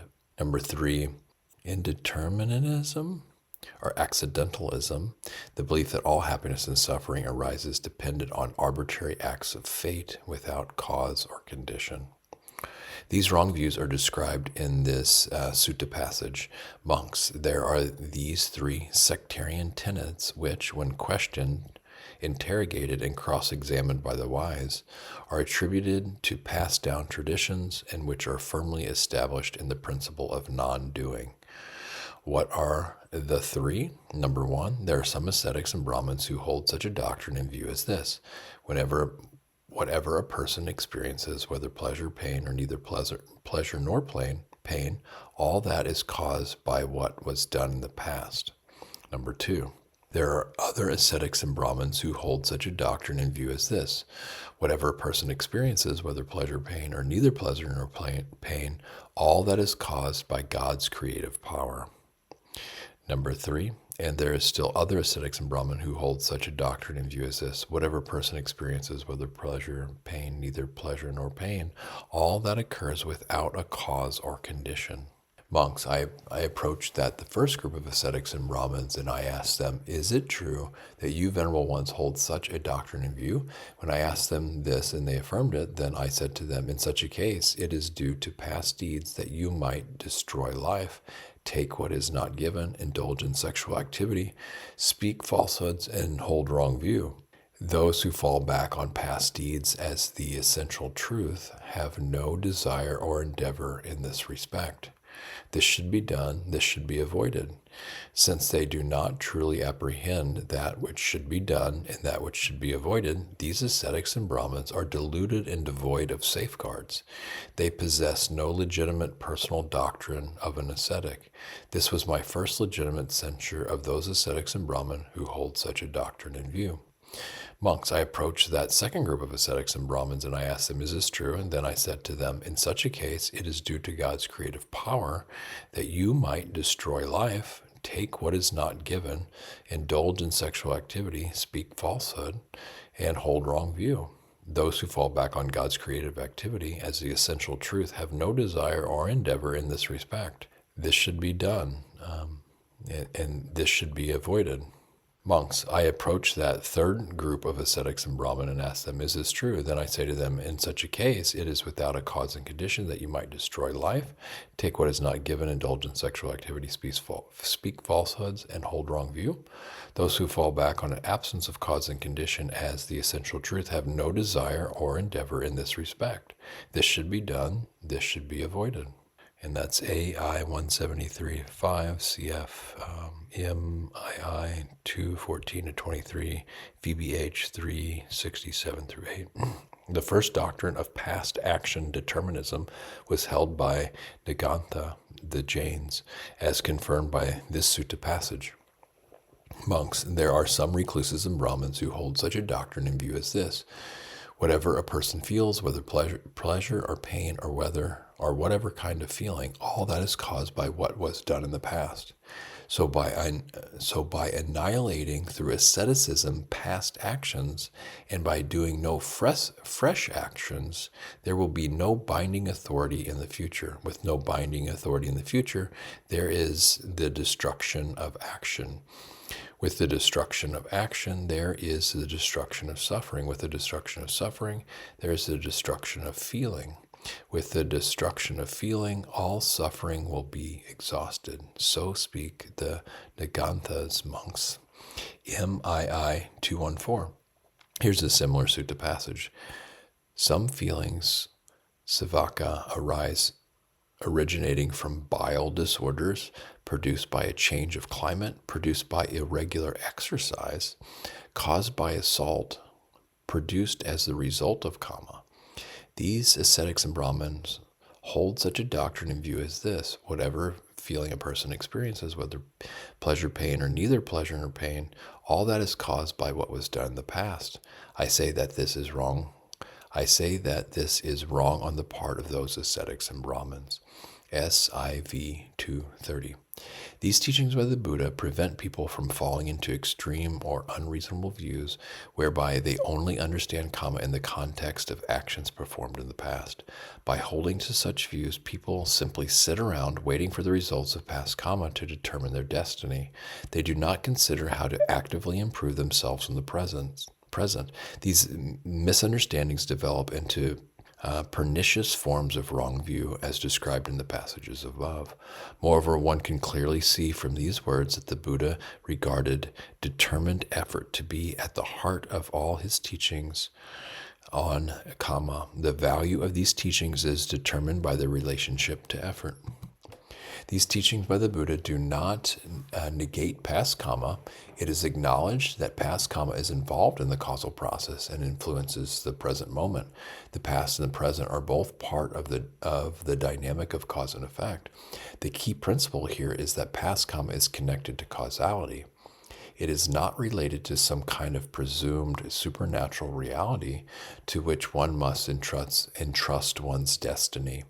A clear understanding of dependent origination in particular will help to dispel any doubts about this matter. This may be compared to someone who climbs up a 3-story building. It is irrefutable that the arrival at the 3rd floor is dependent on that person's action, the act of walking up the stairs. It is irrefutable that the arrival at the 3rd floor is dependent on that person's action, the act of walking up the stairs. And once up on the 3rd floor, it is impossible for this person to reach out his hand and touch the ground or to get in a car and drive around as if he was on the road. These similarly irrefutable facts are also dependent on his climbing up to the 3rd floor. In the same way, were he to feel exhausted from climbing and unable to go up or down until he had a rest, that exhaustion too would be dependent on his actions. It is beyond question that the arrival at the 3rd floor, the range of activities available at this location, and the need to engage with whatever objects are found here are all consequences of a previous action, of having walked up the stairs. But whatever that person then does, whether it entails interacting with those things found in this place, having a rest, or descending the stairs, are all based on new decisions. There's a range of possibilities, and each choice leads to specific results. Although the previous actions may still be exerting an effect, for example, the man may be tired from walking, it is up to him whether to give in to this tiredness and have a rest, or whether to respond to it in some other way. All of these factors, including past kamma, are part of a causal process. Based on an understanding of dependent origination, one can benefit from past kamma by drawing lessons from it, strengthening reasoned discernment, and increasing an understanding of various phenomena, including an understanding of one's current mental disposition, so that one can make plans for the present and act to bring about good results in the future. C. Purifying kamma. The Buddha taught, monks, if one were to say thus, this person experiences kamma in precisely the same way that he created it. In such a case, there could be no living of the holy life, brahmacharya, and no opportunity would be seen for completely making an end of suffering.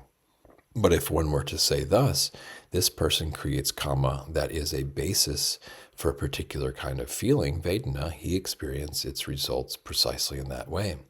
In such a case, the living of the holy life is possible and an opportunity is seen for completely making an end of suffering.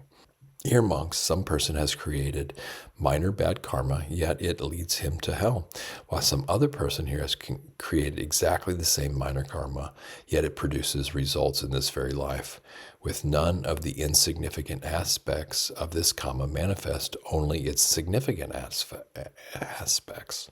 What kind of person creates minor bad karma that leads him to hell? Here, some person is undeveloped in body, morality, mind, and wisdom. His mind is limited, he is of inferior character, and he is afflicted by petty concerns. When such a person creates minor bad karma, it leads him to hell. What kind of person creates exactly the same minor bad karma, and yet it produces results in this very life, with none of the insignificant aspects manifest, only its significant aspects? Here, some person is developed in body, morality, mind, and wisdom. He is high-minded and of lofty character. He dwells without measure. When such a bad person creates exactly the same minor bad karma, it produces results in this very life, with none of the insignificant aspects manifest, only its significant aspects.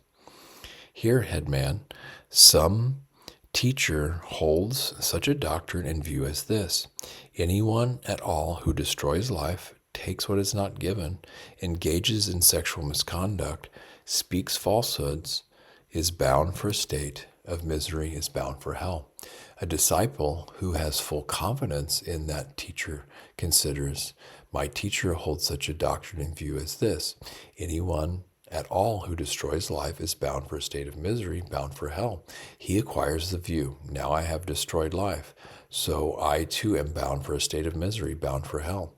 If he does not abandon that assertion and that idea, and if he does not relinquish that view, then he will be, as it were, dropped into hell.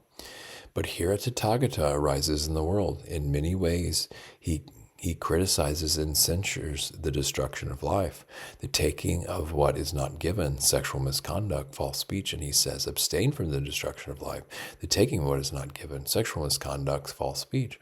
A disciple who has full confidence in that teacher reflects thus. In many ways, the Blessed One criticizes and censures the destruction of life, and he says, abstain from the destruction of life. Now I have destroyed life to such and such extent. That wasn't proper. That wasn't good. Certainly, I am distressed and as a consequence of these actions, and I am not free from the label of one who has done evil. Having reflected thus, he abandons the destruction of life, and he abstains from the destruction of life in the future. Thus, there comes about the abandoning of that evil deed. He abandons the destruction of life and abstains from the destruction of life. He abandons taking what is not given, sexual misconduct, false speech, divisive speech, harsh speech, idle chatter, covetousness, ill will, wrong view. He is one of right view. That noble disciple who is thus devoid of covetousness, devoid of ill will, undiluted, clearly comprehending, ever mindful, dwells pervading one quarter with a mind imbued with loving kindness, likewise the second quarter, the third quarter, and the fourth quarter. Thus above, below, across, and everywhere, and to all as to himself, he dwells pervading the entire world with a mind imbued with loving kindness, vast, exalted, measureless, without hostility, without ill will. When the liberation of mind by loving kindness is developed and cultivated in this way, any moderate kamma that was done does not remain there, does not persist there. SIV 31923. These teachings by the Buddha are presented to help clarify some of the subtle details of the fruition of kamma. They act as a precaution against establishing an opinion on kamma too quickly or interpreting its meaning too simply. Having said this, these are only a few examples of the teachings on kamma. And that sutta passage was SIV 3:19-23. D. Redeeming kamma. Paticamma is an important term in the teachings on kamma. Based on its original meaning, or as a play on its original meaning, it may be translated as to redeem Kamma. In this sense, it refers to restoration, rectification, rehabilitation, amendment, or the abandoning of bad Kamma and doing good Kamma instead. Paticamma was originally a common everyday term used in the sense of repairing something damaged, correcting something defective, righting something wrong, or even in relation to curing an illness. In the context of Dhamma teachings, the term Paticamma refers essentially to an acknowledgement of one's own past mistakes, a relinquishment of unwholesome and harmful actions, a turning away from bad actions, and a resulting performance of good actions, self-improvement through good deeds, and rectifying one's faults in order to arrive at integrity and completeness. In relation to the monastic community, the Buddha applied the principle of Paticamma for laying down two kinds of disciplinary prescriptions: expiation of offenses, a paticamma, and a formal invitation for admonishment, pavarana kamma. Moreover, in a wider context encompassing both renunciates and lay people, the Buddha emphasized performing redress accompanied by an awareness and confession of one's wrongdoing, referred to as confession of one's transgressions, ajaya desana, which is considered a practice corresponding to the code of the noble ones, Arya Vinaya. In the Dhamma Vinaya, there are thus three basic procedures for rectifying one's fault within a social context. Number one, expiation of offenses, atonement, repentance. This is a disciplinary prescription for the monastic community. If a bhikkhu or bhikkhuni has committed an offense, he or she is aware of this transgression and discloses it to others. He or she openly renounces such misdeeds and determines not to repeat them. One informs others of this determination in order to be restrained in the future. This standard is applied even when someone has doubts. For example, on Upathaka Day, Observance Day, the full and new moon days, if a bhikkhu suspects that he may have incurred an offense, he informs another bhikkhu in this way: Venerable Sir, I have doubts in regards to an offense of such and such a name. When these doubts vanish, the offense will have been atoned for. Number two, formal invitation for admonishment. This, too, is a disciplinary prescription for the monastic community. Abbreviated to the term Bhavarana, it constitutes an annual ceremony, a formal act of the Sangha performed at the end of the rainy season retreat, Vasa. After having lived together for the Vasa, the resident bhikkhus or bhikkhunis convene, and each individual makes a formal invitation to the gathering. Beginning with the most senior members of the community, each individual states, Venerable friends, I make a formal invitation to the Sangha. If you have seen, heard, or suspected that I have made any mistakes or acted in any harmful ways, may you admonish me out of compassion. Having recognized these mistakes, I will rectify them. Number three, confession of one's transgressions. This is a principle of conduct integral to the noble discipline, applicable to both members of the monastic community and to lay people. The gist of this principle is that when one commits an offense, makes a mistake, or behaves badly in relation to someone else, one makes amends by asking for forgiveness, expressing one's remorse to others for transgressions and offenses, and requesting others to acknowledge the recognition of one's mistakes in order for one to make amends and to show restraint in the future, is growth in the noble discipline. There are many stories in the Tipitaka of lay people and even of monks who act offensively towards the Buddha. When they recognize their mistakes, they confess and ask forgiveness from him. The Buddha would answer by saying that he accepts their apology if they recognize the harm in their transgressions committed by way of delusion or stupidity, and if they make amends. He would reiterate how acknowledging one's mistakes, making amends, and being careful in the future is growth in the noble discipline. Take, for example, the archer who was hired to assassinate the Buddha. He went to express his remorse to the Buddha, who stated, because you see the harm in that which is harmful and make genuine amends, I accept and acknowledge your mistake. For anyone to discern the harm in the harmful and to make righteous amends by afterwards showing caution is growth in the noble discipline. The principle of rectification, Patikamma, is a way of applying the law of karma for spiritual development. One develops one's intentional conduct, at least to the extent of making amends for past misdeeds, so that one's future actions are improved and bad actions are replaced by good actions. One does not sit by idly due to a fear of generating karma, as is espoused by the doctrine of the Nigantha. And very importantly, after making mistakes, one does not fret, bemoan, get depressed, or get caught up in the past, which only compounds unwholesome tendencies, leads to missed opportunities, and increases suffering. Having made mistakes, one recognizes them for what they are. One does not get caught up in or immobilized by the emotions of distress or remorse. Rather, one seeks knowledge and relies on wisdom. Having recognized one's faults, one determines to rectify them or to make amends. This accords with the principles praised by the Buddha. It also accords with the principles of heedfulness, appamada. Rectification, Patikamma, supports heedfulness, which is a key spiritual factor leading to spiritual growth and perfection. The following verses by the Buddha in the Dhammapada complement this subject of redemption and rectification. The same verses were uttered by Venerable Angulimala while enjoying the bliss of liberation after he was, quote-unquote, reborn in the noble discipline by realizing the fruit of arhatship. Whoever was heedless before and after is not. Such a one illuminates this world like the moon freed from clouds.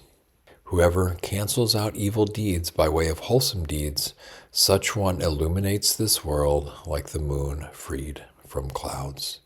That's Dhammapada verses 172 to 3. E. Kamma leading to the end of kamma. One of the earlier classifications of kamma, see above, divides kamma into 4 kinds, according to the relationship between actions and their results. Number 1, dark actions with dark results. Number 2, bright actions with bright results. Number 3, actions both dark and bright with results both dark and bright. Number 4, actions neither dark nor bright with results neither dark nor bright and conducive to the end of kamma. So far, the descriptions of the fruit of kamma have been restricted to the first 3 kinds of kamma listed above, which can be simply defined as good and bad kamma. There remains thus the 4th kind of kamma. Because the fruition of kamma in terms of this 4th factor is entirely different from the first 3 kinds, it needs to be distinguished. Many people, including Buddhists themselves, express an interest only in the first 3 kinds of kamma and neglect the 4th kind, even though this final factor is an essential Buddhist principle that leads to the true goal of the Buddhadhamma. Bright and dark kamma, or good and bad kamma, manifest in myriad forms, which can be classified within the framework of the 10 wholesome and unwholesome paths of action, kusala and akusala kamma pata. For example, destroying life, stealing, sexual misconduct, harmful or malicious speech, etc., along with the opposite wholesome forms of action. Such action causes people to reap the various positive and negative fruits described earlier. They determine people's way of life, prompting them to perform further wholesome and unwholesome deeds and to revolve in the wheel of rebirth. Fruition associated with the 4th kind of kamma is diametrically opposed to that of the first 3 kinds. That is, it is a volitional action that does not lead to an accumulation of kamma in the future. This kind of kamma leads to the end of kamma, to a freedom from kamma, to the cessation of kamma. It does not produce more kamma.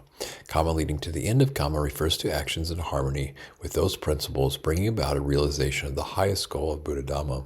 From the perspective of the 4 Noble Truths, this refers to the 4th Noble Truth, i.e., the Eightfold Path, but one may equally describe it by other formats, say the 7 Factors of Enlightenment, the Bhujanga, or the threefold training of moral conduct, sila, concentration, samadhi, and wisdom, panya. Occasionally, this 4th kind of kamma is described in relation to the other 3 kinds as the intention to abandon these 3. This refers to those actions accompanied by an intention to bring about the non-arising of these 3 former kinds of kamma. In regards to root cause, this refers to those actions springing from non-greed, non-hatred, and non-delusion. A discussion of kamma is often connected to the subject of pleasure, sukha, happiness, and pain, dukkha, suffering, because intentional action bear fruit as pleasure or pain. As long as there is kamma, one must spin around in the vortex of pleasure and pain.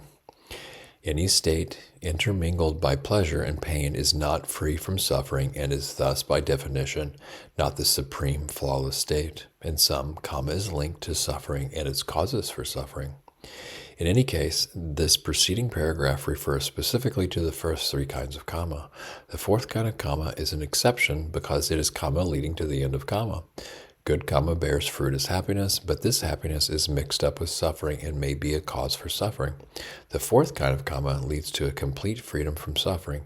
Moreover, while one performs this fourth kind of karma, one does not experience suffering. On the contrary, one experiences a full and genuine form of happiness.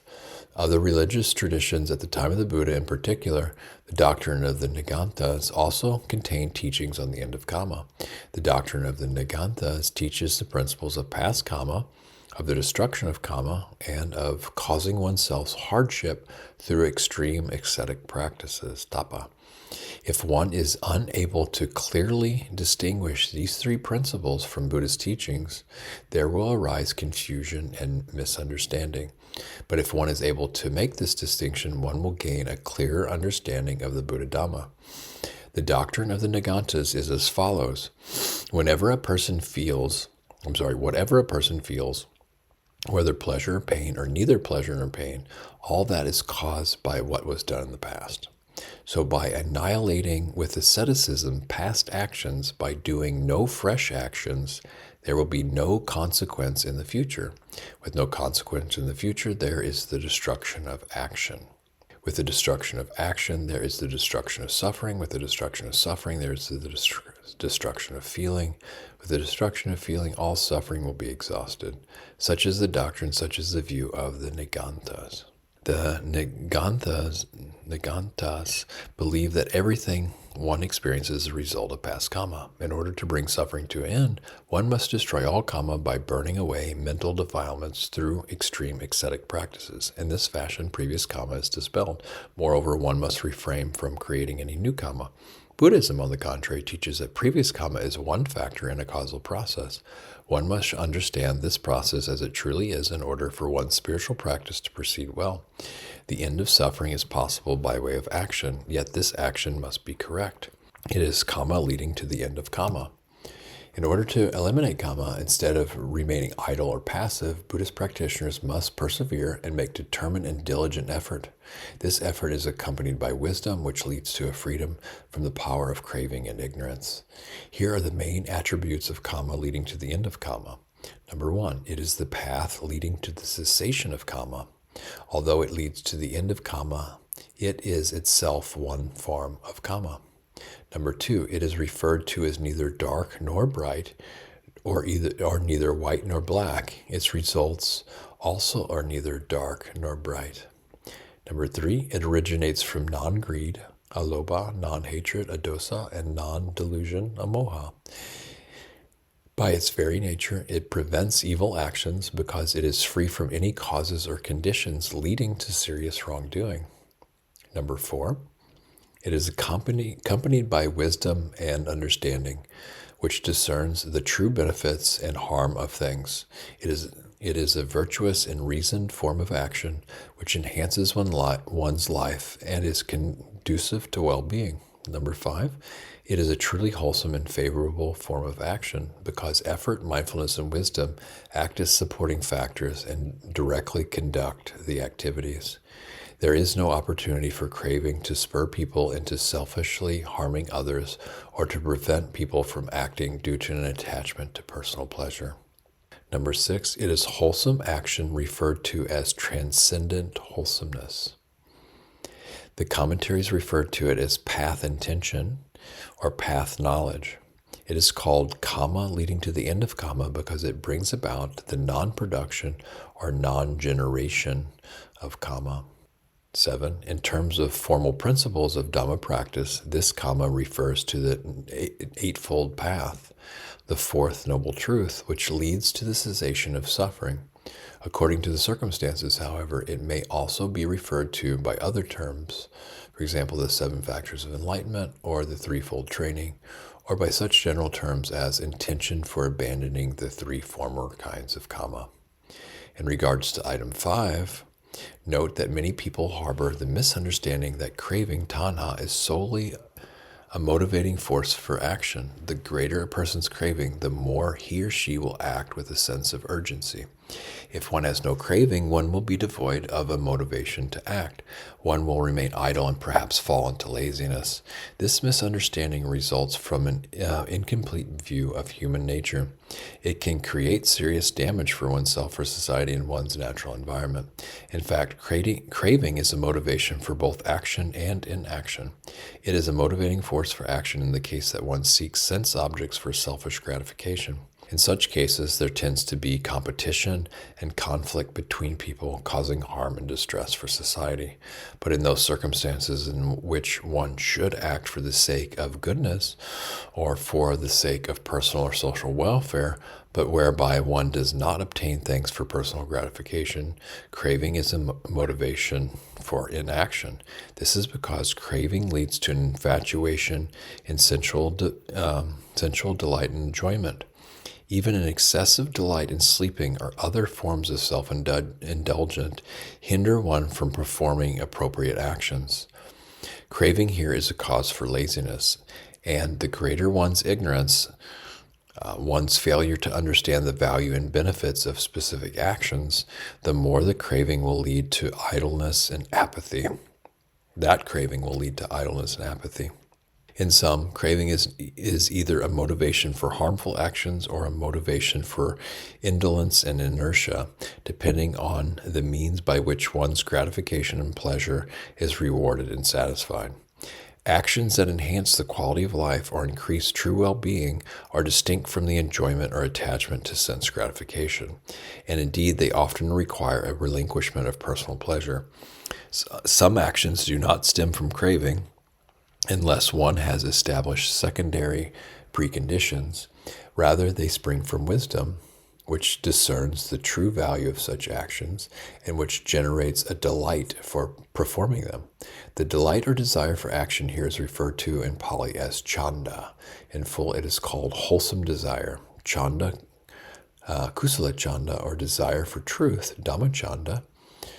Chanda is the true motivation for those actions enhancing the quality of life or increasing well-being. Actions impelled by wholesome desire, however, may be impeded or offset by craving, tanha, which indulges in inertia or becomes infatuated by objects of sensual gratification. Under such circumstances, craving leads to suffering because many of one's actions are performed with a sense of resistance and coercion. If, however, one has a clear discernment of an action's true value and the strength of wholesome desire is sufficient to escape from the obstructing force of craving, besides functioning as the motivation for action, wholesome desire will lead to happiness. This happiness is spacious and expansive, unlike the restrictive pleasure derived from craving. It enables one to act with joy. Moreover, fully supported and guided by effort, virya, mindfulness, sati, and wisdom, panya, one will develop concentration samadhi in one's activities. It is precisely this form of action that is referred to as kamma leading to the end of kamma. The dynamic of this form of action may be outlined simply in this way.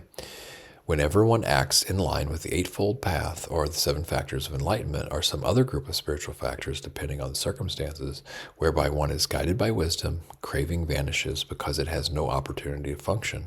Similarly, greed, hatred, and delusion do not appear. With the absence of craving and divested of greed, hatred, and delusion, there are no volitional actions that produce negative repercussions for one's life. Without such negative repercussions, one is free from suffering. Whereas formerly one was enslaved by the dictates of craving, now one's life is guided by wisdom and one develops self-mastery and true independence. For further clarity, here are some passages by the Buddha on the topic of kamma leading to the end of kamma. Monks, kamma should be understood. The source and origin of kamma should be understood. The diversity of kamma should be understood. The result of kamma should be understood. The cessation of kamma should be understood. The way leading to the cessation of kamma should be understood. It is volition, monks, that I call kamma, for having willed, one acts by body, speech, and mind. And what is the source and origin of kamma? Contact. Phassa is its source and origin. And what is the diversity of kamma? There is kamma, the results of which are to be experienced in hell. There's karma, the results of which are to be experienced in the animal realm. There's karma, the results of which are to be experienced in the realm of afflicted spirits. There's karma, the results of which are to be experienced in the human world. There's karma, the results of which are to be experienced in the Deva world. This is called the diversity of karma. And what is the result of karma? The result of karma, I say, is threefold: to be experienced in this very life, or in the next rebirth, or on a subsequent occasion. This is called the result of karma. And what is the cessation of karma? With the cessation of contact, there's a cessation of karma. This noble eightfold path is the way leading to cessation of karma, namely right view, ... right concentration. When monks, a noble disciple, thus clearly understands karma, the source and origin of karma, the diversity of karma, the result of karma, the cessation of karma, and the way leading to the cessation of karma, he understands this holy life endowed with penetrative wisdom to be the cessation of karma. That's III 4:15. Monks, I teach you new and old karma, the cessation of karma, and the way leading to the cessation of karma. And what is old karma? The eye, ear, nose, tongue, body, mind is old karma, fashioned by conditioning factors, generated by volition, a locus of sensation. This is called old karma. And what, monks, is new karma? Whatever action one does now by body, speech, or mind, this is called new karma. And what, monks, is the cessation of karma? When one reaches liberation through the cessation of bodily actions, verbal actions, and mental actions, this is called the cessation of karma. And what, monks, is the way leading to the cessation of karma? It is this noble eightfold path, that is right view, ... right concentration. This is called the way leading to the cessation of karma. SIV 132-3. Monks, this body is not yours, nor does it belong to others. It is to be seen as old karma, created by conditioning factors, generated by volition, a locus of sensation. SII 65. Monks, there are these three causes for the origination of karma. What three? Greed, hatred, delusion is a cause for the origination of karma. Any karma performed through greed, born of greed, caused by greed, originated by greed, ripens whenever the individual is reborn. Wherever that karma ripens, it is there that one experiences the result, either in this life or in the next, rebirth, or on some subsequent occasion. Any karma performed through hatred, through delusion, ripens wherever the individual is reborn. Where that karma ripens, it is there that one experiences its results. Monks, there are these three other causes for the origination of karma. What three? Non-greed, non-hatred, non-delusion is a cause for the origination of karma. Any karma performed through non-greed, born of non-greed, caused by non-greed, originated by non-greed, is abandoned when greed has vanished. It is cut off at the root, made like a palm stump, obliterated so that it is no more subject to future arising.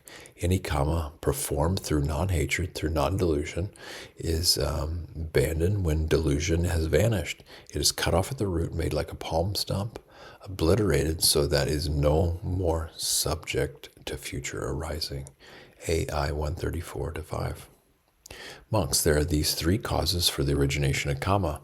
What three? Greed, hatred, delusion. Any karma performed through greed, born of greed, caused by greed, originated by greed, is unwholesome and harmful and results in suffering.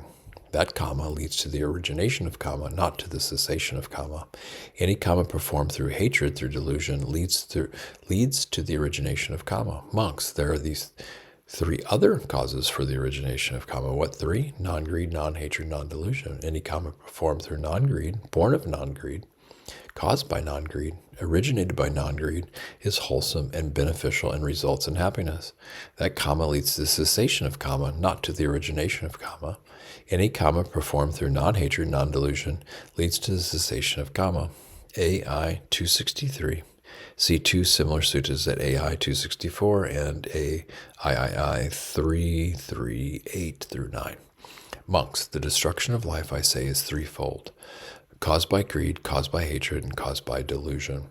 Taking what is not given, sexual misconduct, false speech, divisive speech, harsh speech, idle chatter, covetousness, ill will, wrong view, I say, are also threefold, caused by greed, caused by hatred, and caused by delusion. Thus, greed is the source and origin of Kamma, hatred is the source and origin of Kamma, delusion is the source and origin of Kamma.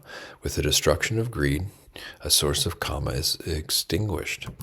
With the destruction of hatred, a source of Kamma is extinguished. With the destruction of delusion, a source of Kamma is extinguished.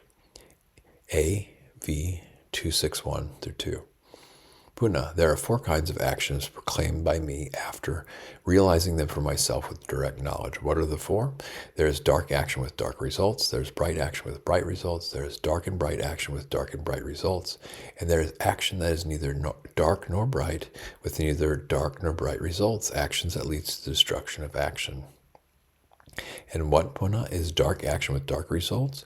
Here someone generates an afflictive bodily formation, an afflictive verbal formation, an afflictive mental formation. Having generated an afflictive bodily formation, he reappears in an afflictive world.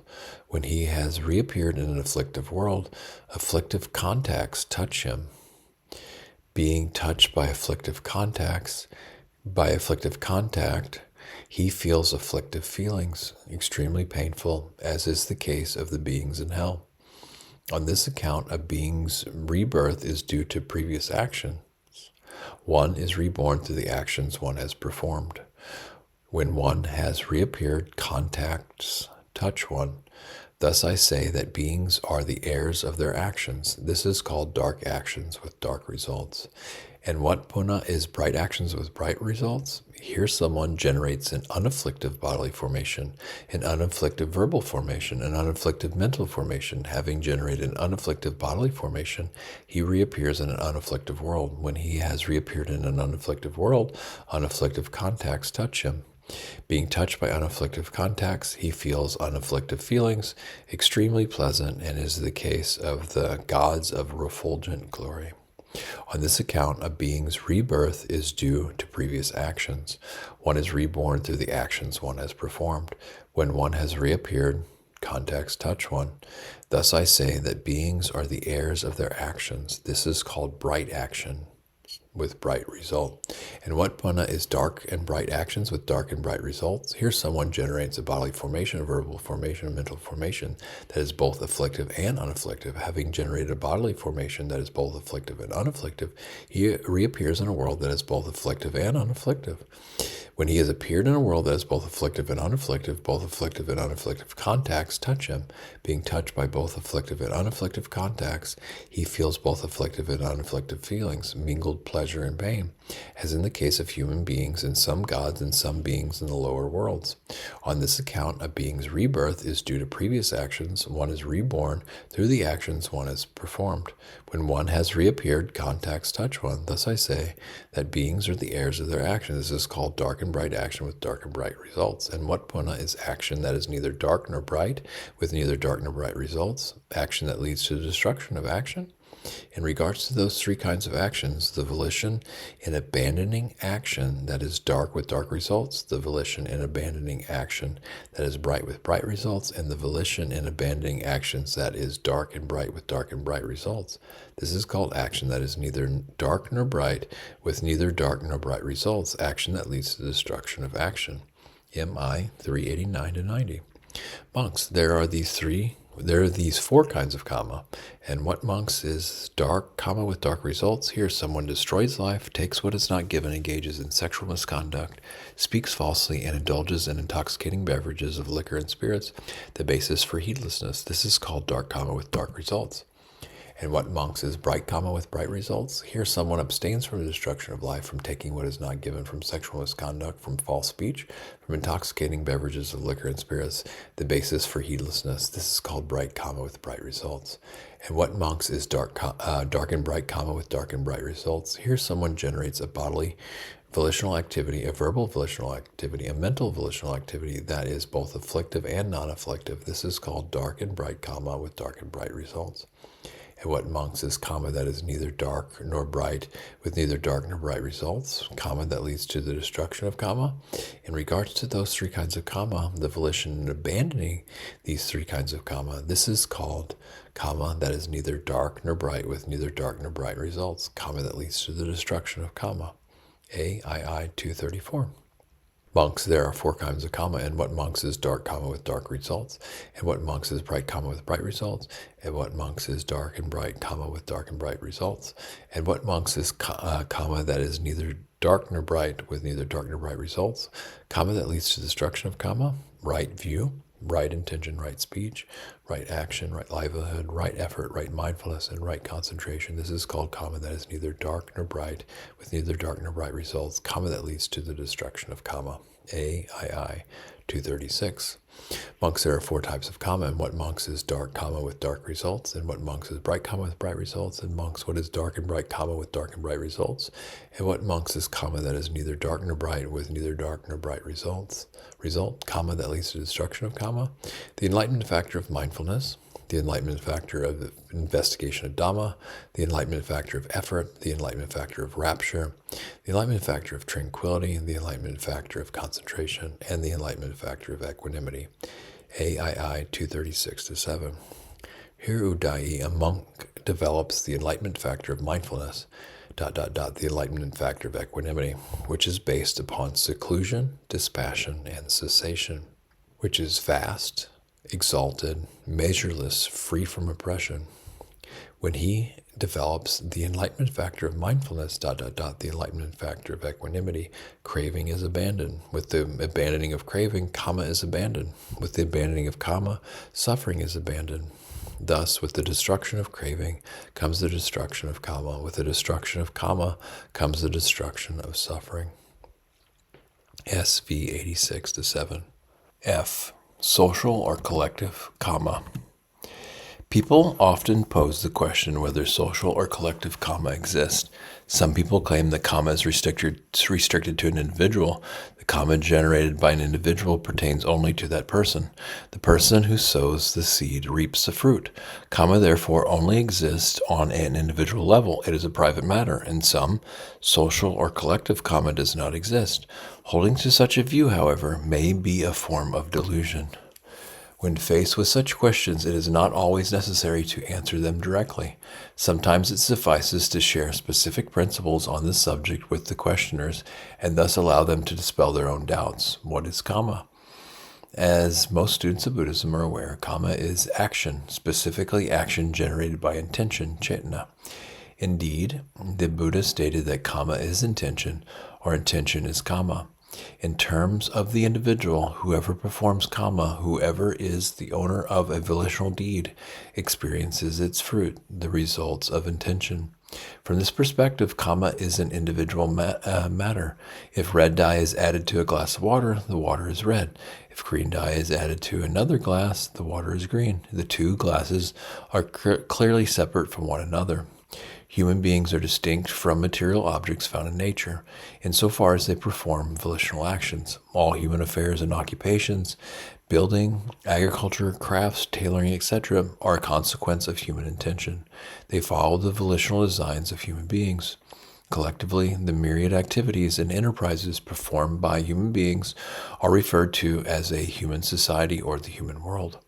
Human society comprises the world of human volitional activity, directed and determined by intention. The human world is thus a world of karma. In brief, karma is a matter pertaining to human beings. Human matters are equivalent to karma. Individual karma does exist, yet when one examines karma from a broader perspective, karma pertains to all human activities and is the catalyst for the formation of human society. Generally speaking, one need not differentiate the karma of individual people and the karma of society, or to distinguish between karma on the personal level and karma on the social level. Instead of making that distinction, one should distinguish karma, all of which pertains to human beings, from matters dealing with material objects, the natural environment, trees, plants, etc. Although each person leads an individual life, the very engagement and interactions with others is the basis for society. Similarly, although everyone performs individual karma, when people live together and perform volitional actions together, or in a collaboration with others, a specific kind of social karma is created. When viewing karma in this broad sense, one sees that it encompasses both individual human beings all the way up to the entire human society. For this reason, except for the purpose of unique considerations, it is unnecessary to distinguish between individual and social karma. Take the example of a village in which the residents are farmers and sustain a decent living by working in the fields. One day, a gambler skilled at cockfighting visits the village and displays his craft. He drums up interest in others, encouraging them to engage in cockfighting. This is his own intentional action, and he will receive the fruits of acting in this way. Here, the perspective is on the individual level. A further analysis reveals that before long, almost every head of the household in this village adopts this new activity, delighting in the joys of cockfighting, and they neglect their work. Each individual who acts in this way likewise receives the fruit of his or her intentional actions. A broader perspective of the entire village, however, reveals the collective fruit of a change in lifestyle among a large portion of the villagers, including an increase in alcohol consumption and theft. The entire fortune of the village, including the physical environment, undergoes an alteration as a consequence of these actions. By examining this series of events, one is able to distinguish between those matters pertaining to an individual and those pertaining to the community as a whole. In terms of the formal teachings, a broader perspective reveals how the set of conditions are naturally interconnected. Many Buddhists may have heard the Pali language Kamuna Vatata Loko, which may be translated as the world turns by way of Kamma.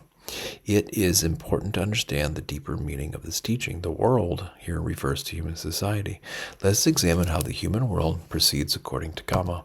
This passage is found in the Vaseti Sutta, in which the Buddha teaches the principle of Kamma in order to repudiate the caste system of the Brahmins. The Brahmins held the doctrine that the god Brahma created the world and set up a definitive social system for human beings, determining the division into the four castes of kings and rulers, Brahmins, merchants, traders, and manual workers. Having been born into one of these social classes, one had to remain in that class for the rest of one's life. There was no way to alter one's status. The Buddha refuted this doctrine, stating that the world of human beings proceeds according to Kamma. He emphasized those intentional actions that are performed on a regular basis, becoming the ingrained way of life of an individual or of the tradition of a community. This refers in particular to people's work or profession. In Pali, the term Kamma often refers to an occupation or profession. People's work and occupations are precisely what is meant by the term Kamma in the phrase, the world turns by way of Kamma.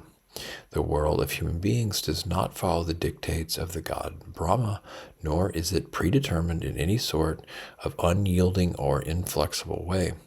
The world turns as a consequence of the work and activities intentionally chosen and undertaken by human beings themselves. Although the Vaseti Sutta has been cited in other chapters of Buddhadhamma, the subject material under discussion was different. Here are the passages relevant to this context. Look here, Vaseta, you should know that he who makes his living among men by tending cattle is called a farmer. He is not a Brahmin. Whoever makes his living by varied crafts is called a craftsman. Whoever makes his living by trade is called a merchant. Whoever makes his living by serving others is called a servant. Whoever makes his living by stealing is called a robber. Whoever makes his living by archery and swordsmanship is called a soldier. Whoever makes his living by priestly craft is called a chaplain. He is not a Brahmin. And I'm missing the ... or I left out the ... here.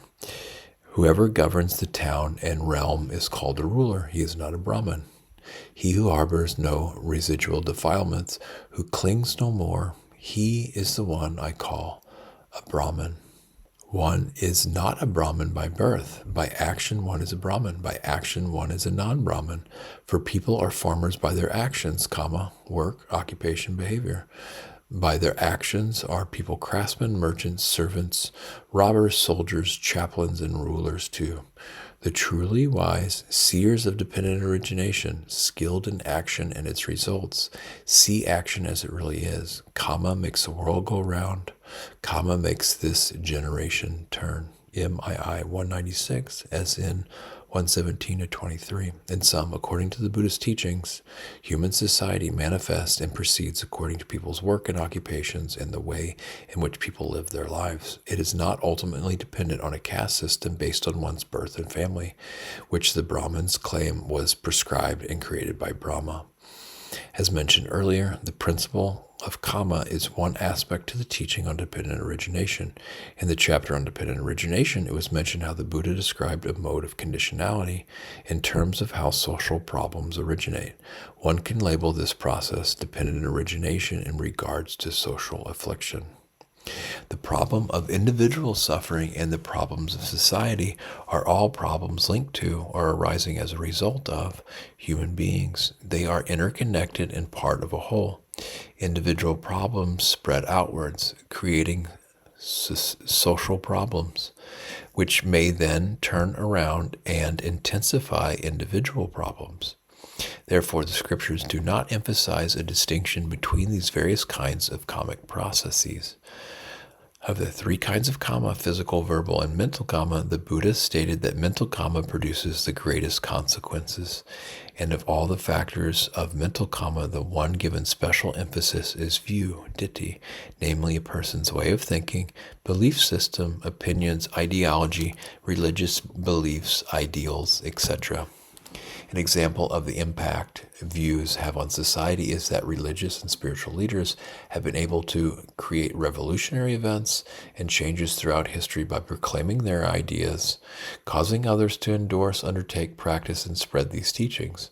The driving force behind every society and civilization is a collection of views and beliefs. And the fortunes, both positive and negative, of human societies are a consequence of such mental kamma performed by people living in these societies. The following passage by the Buddha confirms the juxtaposition of how views are volitional actions arising in the mind, while at the same time having a tremendous bearing on society and the world. Monks, there is one person who arises in the world for the harm of many people, for the unhappiness of many people, for the ruin, harm, and suffering of many people, of devas and human beings. Who is that one person? It is one who holds wrong view and has an incorrect perspective. He draws many people away from the true Dhamma and establishes them in a false Dhamma. This is that one person who arises in the world for the harm of many people, the unhappiness of many people, for the ruin, harm, and suffering of many people, of devas and human beings. Monks, there is one person who arises in the world for the welfare of many people, for the happiness of many people, for the good, welfare, and happiness of many people, of devas and human beings. Who is that one person? It is one who holds right view and has a correct perspective. He draws many people away from a false Dhamma and establishes them in the true Dhamma. This is that one person who arises in the world for the welfare of many people, the happiness of many people, for the good, welfare, and happiness of many people, of devas and human beings. AI 33.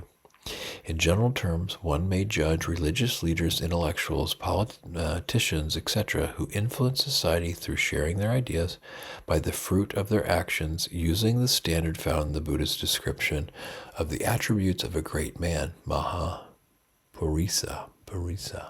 He is practicing for the welfare and happiness of many people. He is one who has established many people in the noble way of being endowed with wholesome and virtuous qualities. This corresponds with the frequently cited Buddhist maxim, act for the welfare and happiness of the many folk, for the compassionate assistance of the world. To reiterate, karma is a matter of pertaining to human beings. All other matters related to human beings, including those dynamics present in the human mind, involve other laws of nature and similarly proceed according to causes and conditions, but it is precisely kamma, volitional thought, speech, and actions, that is unique and inherent quality of the human state of existence. One can say that human life is characterized by volitional actions.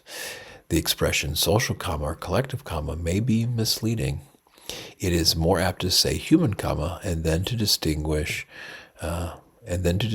between kamma dealing with an individual and kamma dealing with society, or kamma bearing fruit for an individual and kamma extending outwards and creating specific social conditions.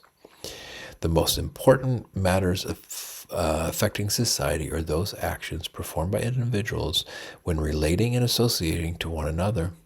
The circumstances of individuals or of society as a whole are a consequence of people's volitional actions. People's thoughts, speech, and actions condition human society.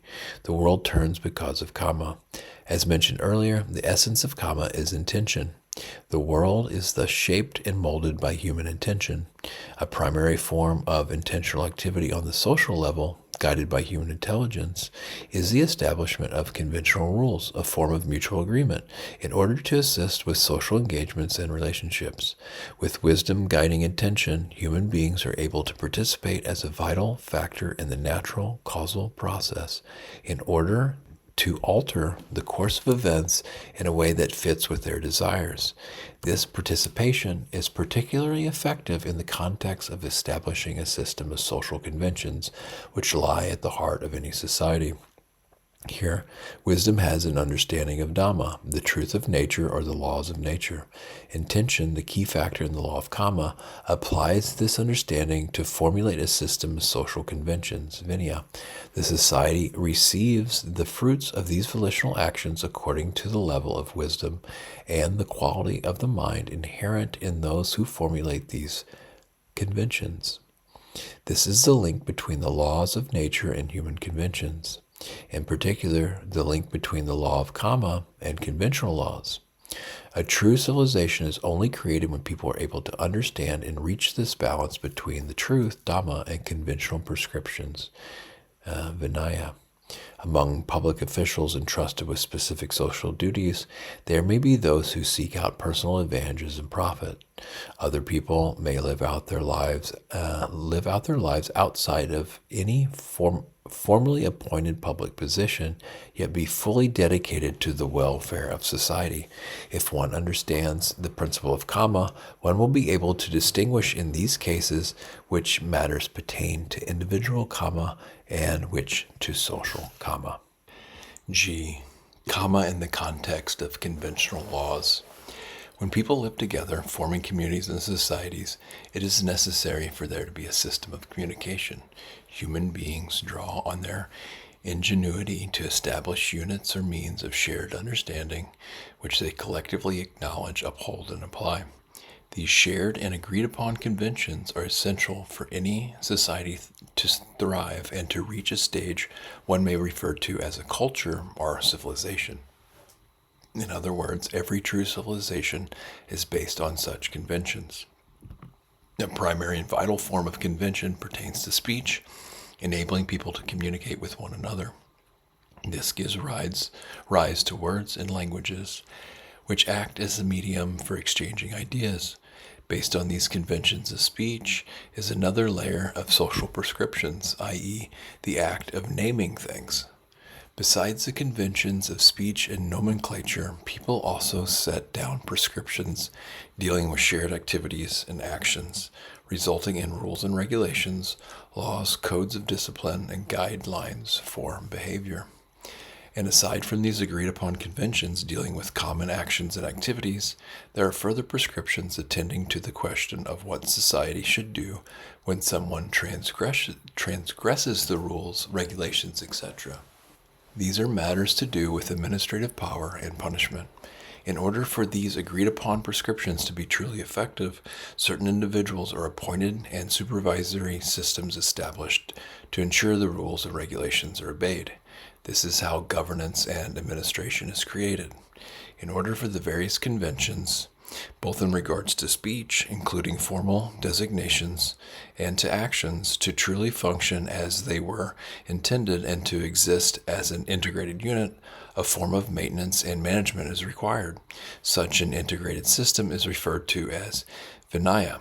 The meaning of the term Vinaya encompasses the establishments of conventions, the management of affairs in accord with conventions, say by maintaining a code of discipline, and the setting down of rules in accord with these conventions. The term Vinaya thus has three layers of meaning. First, the establishment of a code of living or a system of regulating human activities. Second, the specific data or subject material stipulating or defining suitable and unsuitable behavior contained in such codes or systems. And third, the supervision and management of behavior so that it accords with such codes or systems. As mentioned earlier, conventional forms and structures lie at the heart of human societies and act to define them. A code of discipline, Vinaya, helps to accomplish the objects of society and to fulfill the advantages of a chosen set of conventions. Therefore, on a basic level, a code of discipline supports conventions and safeguards society. On a deeper level, however, it is important to realize that such codes of discipline do not merely exist to control people, to maintain peace and order, or to ensure that people act in conformity with established forms and structures. These codes should be used to provide people with an opportunity to improve their lives. They should promote the mutual support and assistance among people, and to enable society to be a conducive venue for spiritual development for everyone. Note that social conventions and the regulatory codes truly giving form to such conventions are created by human beings and may thus be imprecise and even flawed. The reason that they may not be flawed, that they are grounded in truth, is because they are linked to essential realities at a deeper level, acting as a foundation. What are these essential realities acting as a foundation? They are these natural phenomena, things that exist in nature, which in Pali are referred to as Dhamma. This term Dhamma has a broad, all-inclusive meaning. In this context, it may refer to all natural phenomena as referred to as Sabhava or Sabhava Dhamma, or it may refer to systems and structures inherent in nature, to laws of nature. It is precisely these real and actual phenomena that are the essence of human conventions. They act as the reference points and give meaning to such conventions. Without these reference points, human conventions are faulty and effectively futile.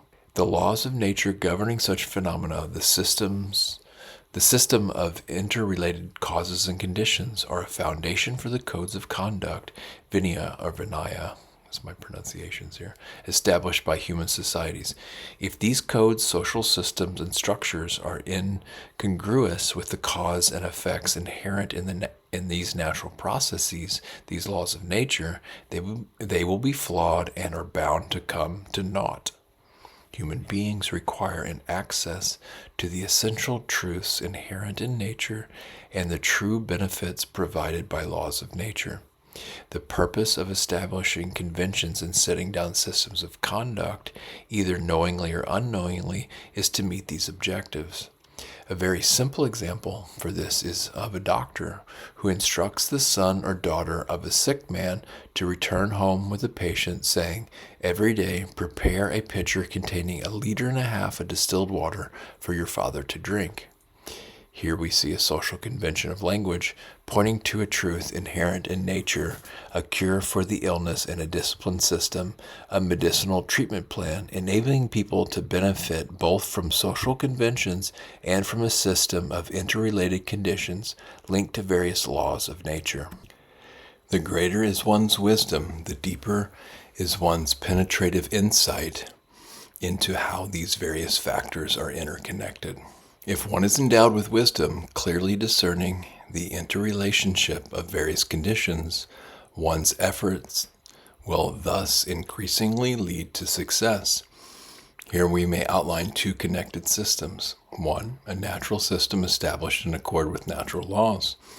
Whether human beings exist or not, or are aware of this system or not, it exists just so. In brief, one may call this system Dhamma. Number 2, a conventional human system created in order for society to be in harmony with and to benefit from nature and the laws of nature. In brief, one may call this system Vinaya, or Vinaya. The human conventional system, Vinaya, must be firmly based on the system of nature, Dhamma, in order for it to be genuine and effective.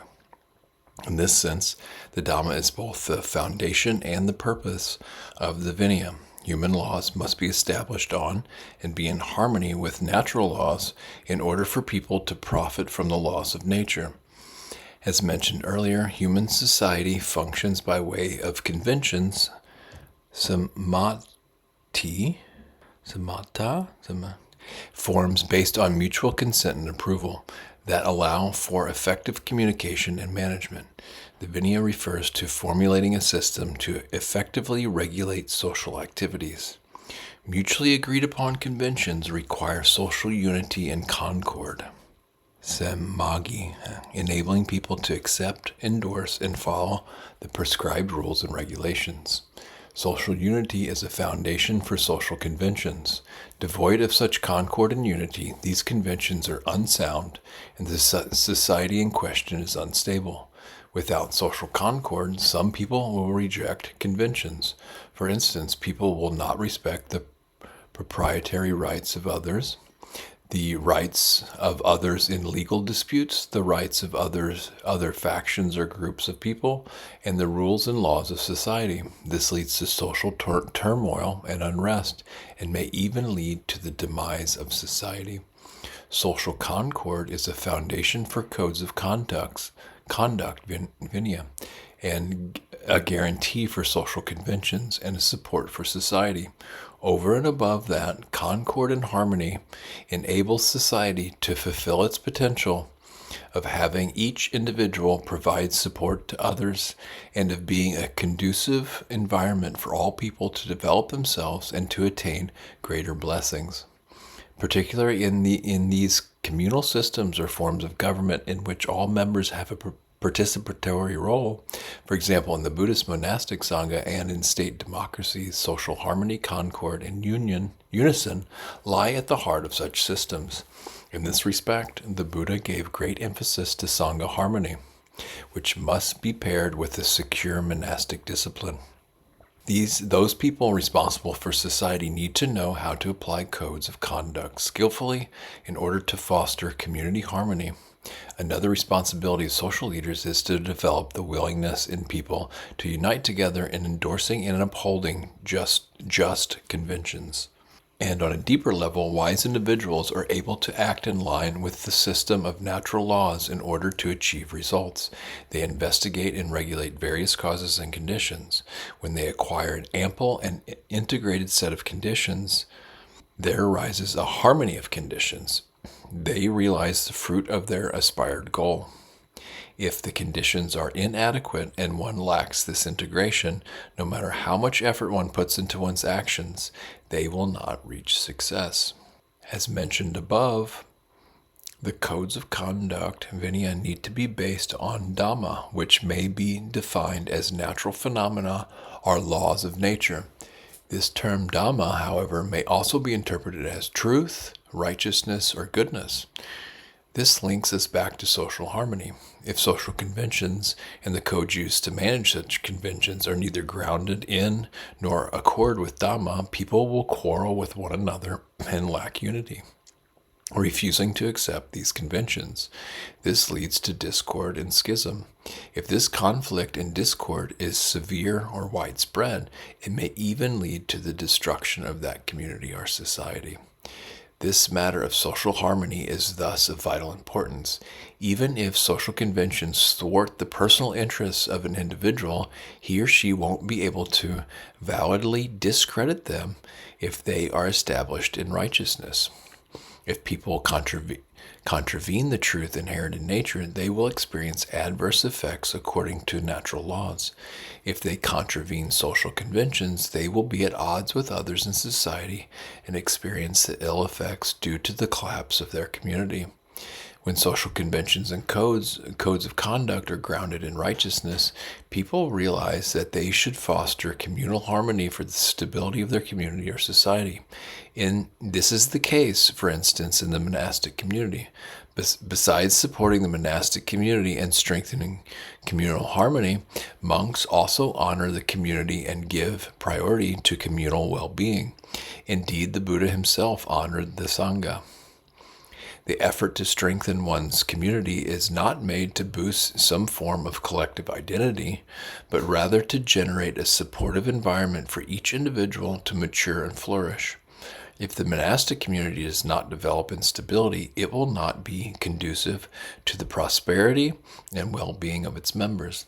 It is for this reason that the principles of reverence for the Sangha and Sangha harmony are given such importance. As mentioned above, codes of conduct, Vinaya, are based on laws of nature, Dhamma, yet these two factors are distinguished from one another. The Dhamma refers to truths inherent in nature, whereas the term Vinaya refers to human conventions. Codes of conduct apply social conventions in order to support the Dhamma. One may even say that these codes help to direct the Dhamma. And from another perspective, they act independently of the Dhamma. They need not wait for the Dhamma to be set in motion. To illustrate this, let us take the example of someone who performs a bad action. From the perspective of Dhamma, one may refer to inherent laws of nature, i.e. the law of Kamma, which dictates that this person will naturally reap the fruits of his action. Determined codes of conduct, Vinaya, however, need not wait for the Dhamma. Human laws set down authorized forms of conduct, and the person who transgresses these laws by misbehaving is called into an assembly and punished. Here the Vinaya does not wait for the Dhamma, i.e. it does not wait for the law of Kamma to complete its course. These human laws deal with this situation immediately. Here it is apt to offer a warning that there are many Buddhists who harbor a wrong understanding on this matter. Some people even claim that one need not respond at all to those who have done evil, because eventually they must receive the fruits of their karma. This is a mistaken view. Such people lack insight into the truth and have an incomplete understanding. They fail to understand the essence of the Dhamma and the Vinaya. How is this true? Let us examine this matter more closely. By making the distinction between a system of nature and a system of human conventions, one may be under the impression that these are indeed two separate systems, a world of nature and a world of human beings. In fact, the distinction is made simply for the convenience of examining various circumstances. Yet one should not be misled into believing that these are indeed two separate systems. A comprehensive inspection of this matter reveals that human beings are one facet or aspect of nature. Therefore, any kind of human activity or issue relates to nature and is included as a part of nature. Human volitional actions are described as following the law of Kamma, which may give the impression that this is a distinct law. In truth, however, the law of Kamma is one kind of natural law. It is incorporated into the general law of cause and effect, and is part of dependent origination. It is distinguished simply to clarify one facet of the natural order. The distinction between Dhamma and Vinaya is made for the sake of convenience when examining various stages of a natural process. Yet a comprehensive view reveals that the system of human codes of conduct is incorporated into the Dhamma, which is a single large system of truth. Here, we should examine just how these two systems are linked and how they are distinguished. Human activity is neither random nor haphazard. It does not resemble the branches of a tree, which move and sway only when buffeted by the wind or some external force. Human beings, in contrast, are able to move their limbs out of an act of will. If a man were to be walking down a path and a rotten tree limb were to accidentally fall on his head, this would be different from someone else coming by and deliberately whacking him over the head with a stick. Even if someone were to fall out of a tree and accidentally hit someone, this too would be distinguished from a random tree limb falling down. What is the difference between these various scenarios? The answer is easy. Branches and other inanimate natural phenomena do not willingly perform actions, whereas people do. And if one investigates further, one asks, what is the source of human action? One's initial response may be people's minds. More to the point, the source of human action is intention, cetana. Intention is human action. Intention is kamma. Intention, cetana, refers to volition, purpose, intent. The deliberate choice to accept or reject something, the willful choice to act in a particular way. Intention is the director of affairs, which includes various motivating factors, both positive and negative, including greed, hatred, and delusion, craving, conceit, and wrong view, and wisdom and loving kindness to step forward and take an active role. Everything pertaining to the world of human beings, the establishment of conventions, the laying down of rules and legislation, allocation of resources, production, work, politics, technology, cultural traditions, social customs, etc., arise by way of human actions and are determined and created by intention. Human beings are one cause and condition within the natural causal system, and intention is one factor in this process. Of all factors within the human mind, intention plays such a pivotal role that it is valid to say it represents the entirety of an individual person. It is the means by which people express themselves through actions, beginning with thoughts and then leading to speech and physical acts. As intention plays such a significant role affecting and altering people's circumstances in countless ways, it is recognized as comprising a key domain in the natural causal system, worthy of special attention and investigation. For this reason, the law of Kamma, Niyama, is distinguished as a subsidiary law in the wider law of nature. The law of Kamma pertains to human society, to the world of human beings. Intention is the active agent behind Kamma. As stated earlier, one may say that intention is Kamma or Kamma is intention. All human codes of conduct, Vinaya, are part of a system of human conventions. As a part of human conventions are established and managed by human intention. Although these are social matters, ultimately they are included as causes and conditions within a larger natural process. They are not separate from nature. Wise and virtuous people establish codes of conduct in order to foster social peace and well-being. They wish for society to be just and upright, to be based in righteousness, the Dhamma. For this purpose, they link these codes of conduct with those systems inherent in nature, generating positive results for everyone in that society. Such people are clever in managing causes and conditions. They understand two overlapping systems of causes and conditions. When people are endowed with wholesome intentions, they already engage in one form of positive kamma. But how should they act in order to generate good results according to such intentions? How can they affect the causes and conditions within natural dynamics so that they may achieve their desired end? The answer is simple. They must comprehend the requisite causes and conditions and act accordingly. Here, another vital spiritual faculty inherent in people themselves comes to the fore, namely wisdom. Panya. Wisdom is another condition of nature that plays a participatory role in these natural processes. Wisdom is crucial because it has insight into nature. When developed, it becomes deeper and more comprehensive until it is perfected. This way, one realizes the truth. Intention enables one to give rise to those causes and conditions leading to success. With good intentions and a comprehensive understanding of causes and conditions, wisdom then guides one's behavior. In a social context, one then applies social conventions in order to bring about a virtuous and just society. In regards to codes of conduct, Vinaya, intention draws upon causes and conditions to establish systems of rules and regulations. These codes are effective for producing positive results, even for those individuals who are not particularly virtuous or wise themselves. At this stage, the natural causal process is embodied and manifest within this code of conduct, enabling wholesome causes and conditions to be effective in a widespread and long-lasting way. As mentioned above, from the perspective of Dhamma, if one behaves immorally, one will reap the fruits of one's actions according to the laws of Kamma.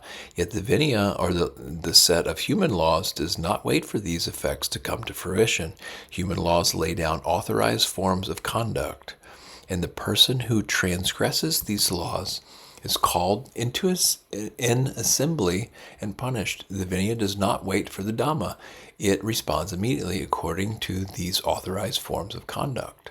For example, if bhikkhus quarrel with one another, there are means for settling disputes by taking legal proceedings in order to determine fault, give a verdict, and impose a punishment.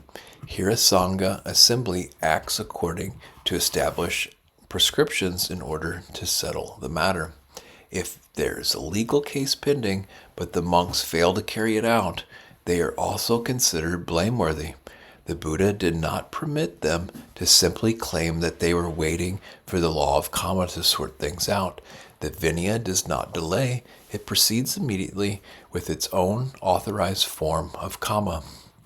See the Vinaya Pitaka for many examples of formal acts of the Sangha, including acts of censure. In sum, there exist two major systems, the Dhamma and the Vinaya. In terms of social matters, the Vinaya deals with certain matters immediately.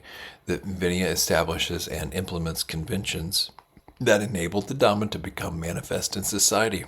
If one neglects this second system, one's Dhamma practice will be faulty and one's society will deviate from the truth.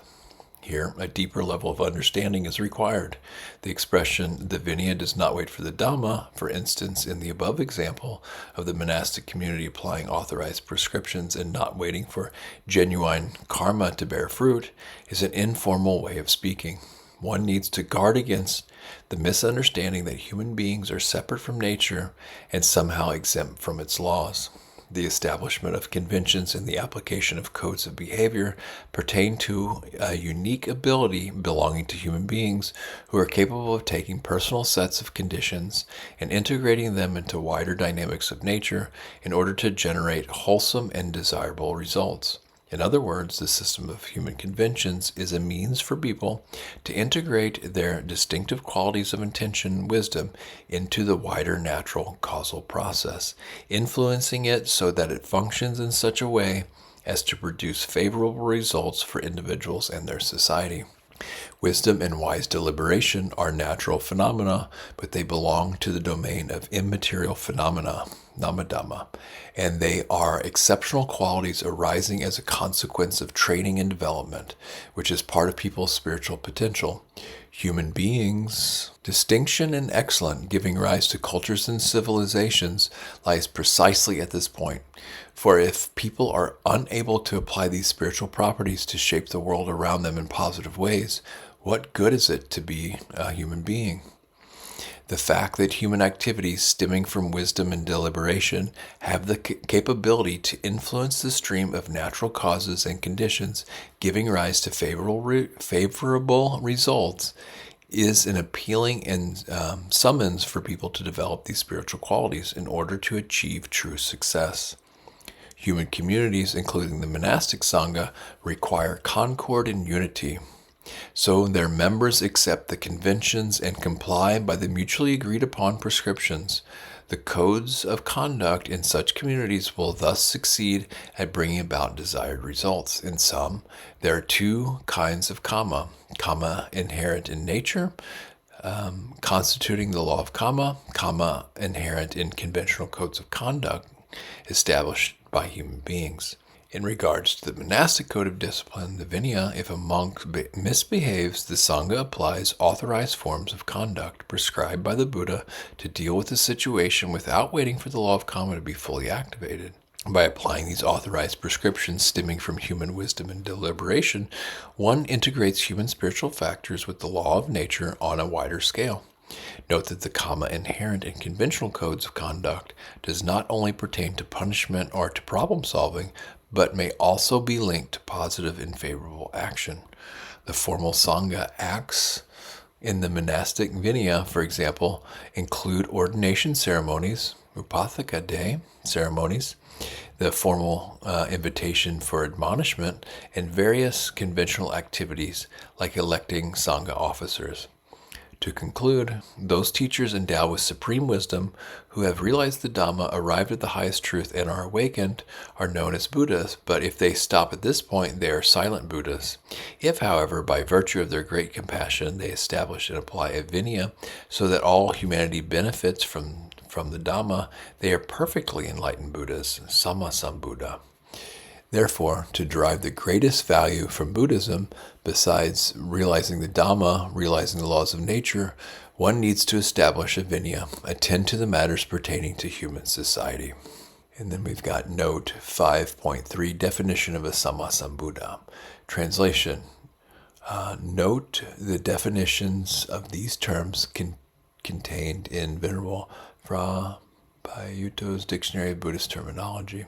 Sammasambuddha, a perfectly enlightened being, a being who realizes the Four Noble Truths without having learned them from someone else, thus initiating the propagation of the truth and establishing Buddhism. A kind of Buddha whose realization is private, Pakacha Buddha, or private Buddha, is this is the definition for that. A kind of Buddha whose realization is private and unshared. He does not teach others. Note also the well-known teaching from the Vinaya Pitaka. Here, Sariputta, the lords of Kakusandha, Kanagamana, and Kassapa were diligent in teaching the Dhamma in detail to their disciples, and they had many discourses in prose and verse, and catechism discourses, whatever the adjective form of that word is, catechetical discourses. They prescribed the training rules for their disciples and laid down the Patimokkha. When these Buddhas, these blessed ones, and their awakened disciples passed away, disciplines of later generations of various names, families, and clans went forth and preserved the teachings for a very long time. It is as if various flowers, loose on a plank of wood, well tied together by a thread, are not scattered and dispersed by a gust of wind. This is because they are well tied together by the thread. It is for this reason that the teaching of the Lords Kakusandha, Kanagamana, and Kassapa lasted long. Vinaya III 8. H. Does the law of Kamma conflict with the teaching on non-self? Some beginning students of Buddhism may wonder whether the law of Kamma conflicts with the teaching on non-self, anatta. If everything, including our bodies and mind, is non-self, how is it possible for Kamma to function? Who is that performs volitional actions? Who receives their fruit? These sort of doubts existed even at the time of the Buddha. The following doubt arose in one of the monks. So it seems material form, feeling, perception, volitional formations, consciousness is not self.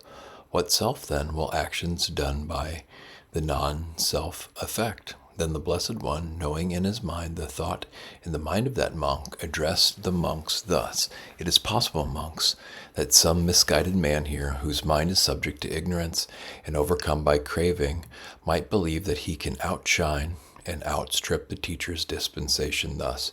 So it seems material form, feeling, perception, volitional formations, consciousness is not self. What self then will actions done by the not self affect? Now, monks, you have been taught by me in depth through repeated inquiry in regards to various subject matters and principles. What do you think? Is material form permanent or impermanent? Impermanent, sir. Is feeling, perception, volitional formations, consciousness permanent or impermanent? Impermanent, venerable sir. Is what is impermanent oppressive or easeful? Oppressive, venerable sir. And is what is impermanent oppressive and subject to change, fit to be regarded thus? This is mine, this I am, this is myself. No, venerable sir. Therefore, any kind of material form whatever is simply material form. Any kind of feeling, perception, volitional formations, any kind of consciousness whatever is simply consciousness. And of course, I left out the repeating ... You should see it as it actually is with proper wisdom thus: this is not mine, this I am not, this is not myself.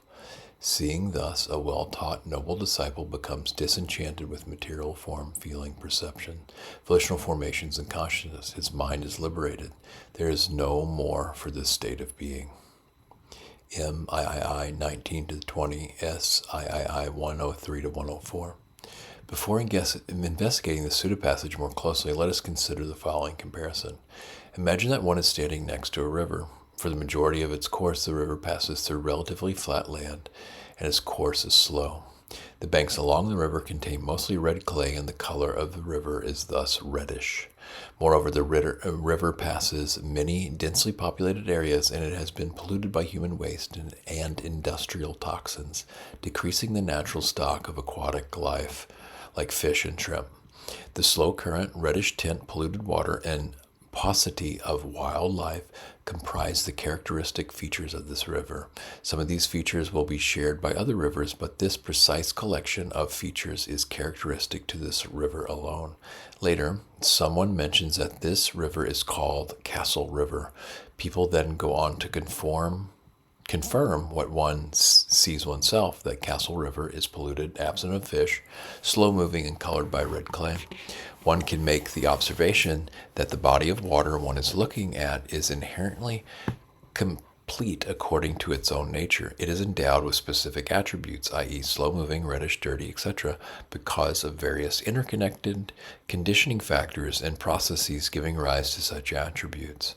When the current flows by the red clay banks, for example, the water is reddened. Various events and occurrences produce natural results. Moreover, as one is watching this river, the current flows by nonstop. The water one observes at one moment is not the same water that which passes by at a later time.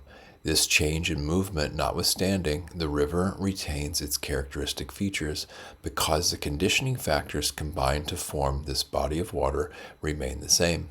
If someone else comes by and declares that this river is called Castle River and that Castle River is slow-moving, polluted, etc., that has no bearing on the true nature of the river. There exists no separate, distinct identity of a, quote, Castle River, which has some proprietary role over the body of water one is presently observing. Others may say, Castle River erodes the red clay banks and is consequently tinted red. This may give the impression that the river is functioning in some kind of active role as a separate identity and is duly fined for its actions. Yet it is obvious that this body of water exists as an inherently complete causal process. The water striking the banks and the clay dissolving into the water is the cause. The reddening of the water is the result. There exists no separate agent or recipient in this dynamic. No concrete, independent entity called Castle River is visible. The current of water that has passed one by has flowed on. The water one observed a moment ago is no longer present. It is continually being replaced by a new current of water.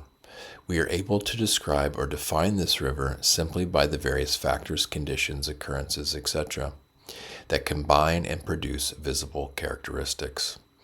If an absolute or fixed entity called Castle River were to truly exist, then the current of water would not be subject to the various causes and conditions that interact with it. Eventually, one recognizes that the identity of a Castle River is superfluous. One is able to describe and refer to this body of water in a fully accurate way without needing to apply this label. In truth, there is no such thing as a Castle River. No fixed entity, no self exists that is called Castle River, which owns, interferes with, or controls this current of water. Later, one travels to another district. Here one wishes to describe to its residents the body of water that one previously observed, but one is faced with a stumbling block. One is not sure how to express oneself. One remembers that earlier someone referred to this body of water as Castle River. Now, by applying this name, one is able to conveniently refer to this river when speaking to these other people. One can explain to them that Castle River is slow-moving, polluted, ruddy, etc. Here, once one gains a clear recognition that the name Castle River and the related terms for the river's attributes applied to describe this natural body of water is simply a conventional designation used for the sake of convenience in communicating with others. Whether these terms exist or not, or whether one chooses to use them or not, however, they have no bearing on this body of water. The river exists as a dynamic stream of water flowing continuously according to its own causes and conditions. One is able to distinguish between these conventional labels and the natural phenomena. Endowed with proper understanding, one is able to use these terms with a sense of ease. In truth, conventional labels such as person, Mr. Adams, Mrs. Pierce, we, and you refer to dynamics in nature existing as unbroken currents of interrelated causes and conditions. They manifest in myriad forms according to their specific conditional factors, including both factors inherent to the dynamic itself and related external factors. When a particular kind of interaction between factors arises as a cause, it produces the effect of change and alteration within a specific dynamic. In relation to human beings, that which is called kamma and vipaka, i.e. action and the fruits of action, is equivalent to the events and occurrences unfolding in line with the causal continuum comprising a specific individual. Every natural phenomena is inherently complete in the sense that it is independent of conventional labels. This is also true for human beings, who exist independently from such labels as I, you, him, Susan, Paul, etc., who may be referred to as owner, instigator, recipient, and so on. This is how things really exist according to nature. For the sake of convenience while communicating with other people, however, one may choose to use conventional labels by assigning names and designations to these fluid dynamics. For instance, as David, Nancy, Duke, Duchess, boss, etc. When people are identified by such labels, they have validity. They may validly be referred to as the owner, instigator, recipient, etc., according to circumstances. Regardless of whether these names and designations exist or are used, however, the dynamics of nature proceed according to natural laws and are shaped by their respective causes and conditions. The important point here is to be able to clearly distinguish between natural phenomena themselves and the specific conventional designations.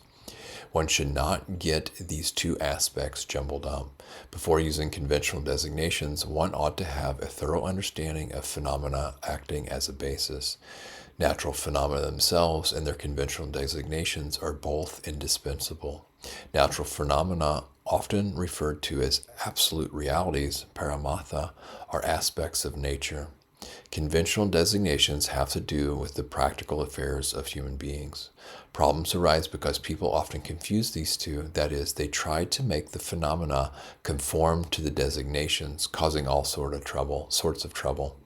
The phenomena themselves do not suffer any affliction. They simply proceed according to their own nature. They take no interest in whether people attach to them or not. It is human beings alone who are afflicted, and because the phenomena themselves are unsympathetic to people's afflictions, people feel that their desires are thwarted and suffer even more. In the earlier sutta passage, it is obvious that the doubt-stricken bhikkhu confused principles he had learned about natural phenomena with conventional concepts that he was personally attached to, giving rise to confusion and perplexity. In the sentence, "What self then will actions done by the not-self affect?" The clause "actions done by the not-self" reflect this monk's understanding of natural phenomena, while the "what self will be affected" reveal his attachment to conventional terms and designations. As a matter of course, these two phrases are at odds with one another. The principles of non-self and kamma are not mutually contradictory. Just the opposite. The former supports the latter, because the law of kamma is only possible because of the truth of non-self.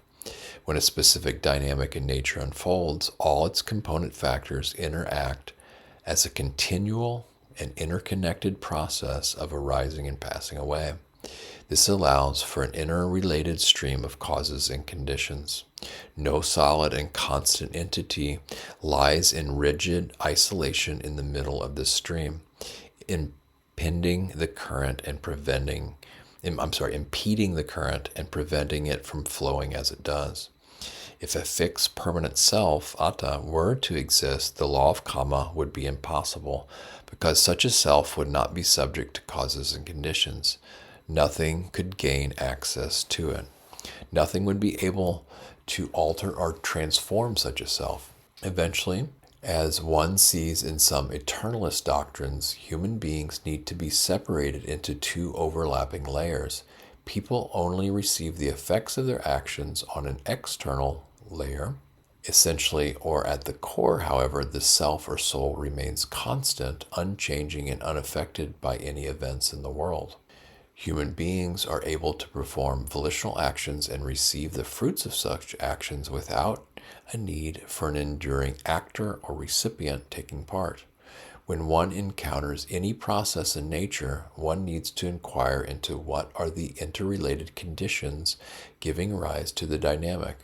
Similarly, what are the results of this dynamic, i.e., how does it transform and change? In reference to human beings, the conditional factors collectively referred to as volitional action, kamma, are the cause, bearing fruit, vipaka, for the individual. One can refer to this process as human actions and the fruit of actions, without the need for a separate entity of an owner of these actions and their results. Kamma is equivalent to this process of cause and effect, which is distinct from the conventional labels we affix to things. When people agree with one another to apply conventional names on a natural dynamic comprising a single human individual, say by calling one person Mac and another person Lily, then an entity recognized as Mac or Lily is acknowledged as being the agent or recipient of specific actions. The natural phenomena, the body-mind process, however, is inherently complete and proceeds irrespective of such names and conventions. It proceeds independently. When one uses conventional language, for example, one says, Mac performed such and such an action, and he received such and such results, then one should make it clear that one is speaking on this level. Likewise, when one speaks on an ultimate level or refers to absolute truths, for example, one describes the causes and conditions that bring about particular results in a body-mind dynamic, one should be clear about this too. If one is aware of one's goals and objectives while using speech, and one does not mix up these various levels of truth, then there is no problem. Footnote here, the Visuddhimagga states eloquently, there is no doer of an action, no recipient reaping its fruit, only pure natural phenomena exist. Discernment of this truth is right vision. Visuddhimagga 602. One's examination need not focus on human beings who are made up of an extremely intricate and complex convergence of causes and conditions on account of the addition of various mental factors. Even in the case of material things, for example, in the case of Castle River mentioned earlier, people are often attached to conventional labels and create fixed identities around natural phenomena. Mental factors are extremely subtle and refined. It happens that some people are not even able to discern change within the mind. There are those who make the claim, who says perception is impermanent and uncertain. Perception is permanent because wherever it arises, it invariably exists as perception. This is constant. There are others who may be inclined to share this opinion, but this matter may be clarified by asking them to compare mental factors to material things. The above claim is similar to saying, who says the body is impermanent? The body is constant and stable. Wherever the body arises, it exists invariably as the body. The misunderstanding here is the same. It arises due to a confusion between the phenomena itself, for example, perception of the body, and its conventional designation, for example, perception, the body. Whereas the person here is ostensibly claiming that perception is permanent, What he, in effect, is saying is that the name perception is stable and constant. A study of the principles of Kamma by only focusing on conventional identities leads to an overly broad understanding of cause and effect. One may examine particular bad deeds performed by someone on a specific day in the past and link these to negative results occurring 10 years later. Here, one outlines a causal relationship spanning the single stretch of 10 years.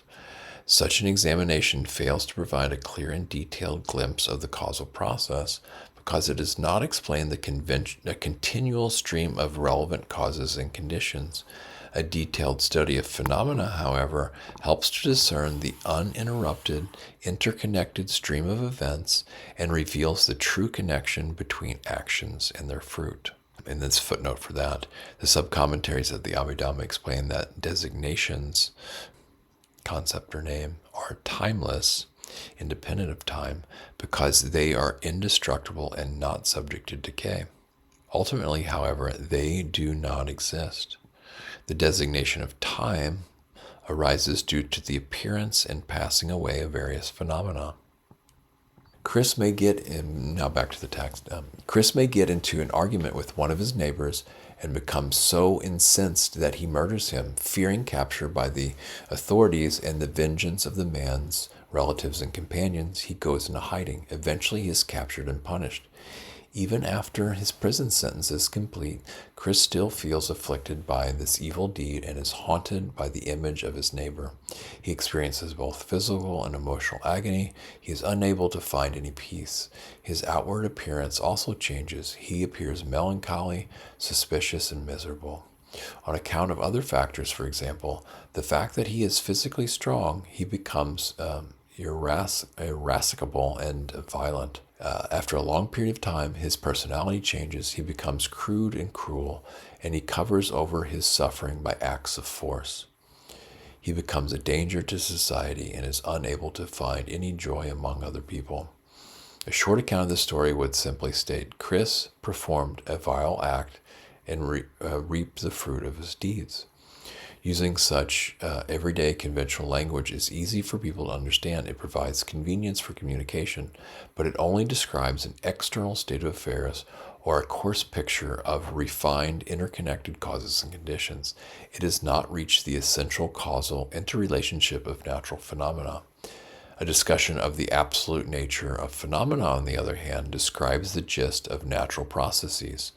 For instance, one might say, within this particular dynamic of 5 aggregates, anger arises in the mind, resulting in further volitional activity and an expression of physical action. The mind continues to be shaped by anger, leading to an alteration in the quality of the mind, which is now characterized by such negative states as mistrust, fear, and malicious thoughts. When the mind is frequently conditioned by anger, negative mind states are accumulated until they become fixed personality traits. These negative mind states create suffering within the individual, and in this case even lead to physical pain and suffering. Such a discussion of phenomena is complete without needing to refer to a man named Chris or to some conventional identity. The dynamic here is comprised of various factors which arise and act as interrelated causes and conditions. There is action and the fruition of action, without the need for an actor or recipient. Regardless of which kind of language one uses, the essential truth of the phenomena in question remains the same. The difference is that a discussion of the absolute nature of things mentions only pure aspects of reality without adding conventional concepts on top of reality. The following story may help to clarify this matter. A man named Pong visited one of the senior monks in the monastery. He asked, Lumpur, the Buddha taught that everything is non-self. Everything is selfless and insubstantial. Everything exists without a true owner. There is no actor and there is no recipient of action. In that case, I can go and hit someone or kill someone because there exists no one who acts and no one who receives the fruit of actions. Hardly had these words left Pong's mouth when the elder monk seized a cane from beside his seat and swung it at Pong. Pong barely had time to protect himself, and the cane struck him squarely in the arm. He sat rubbing the bruise. "Lung Por, why did you do that to me?" Pong rasped, barely suppressing his anger. "What was that like?" the monk asked nonchalantly. "You hit me. I'm in pain," Pong replied, his face strained.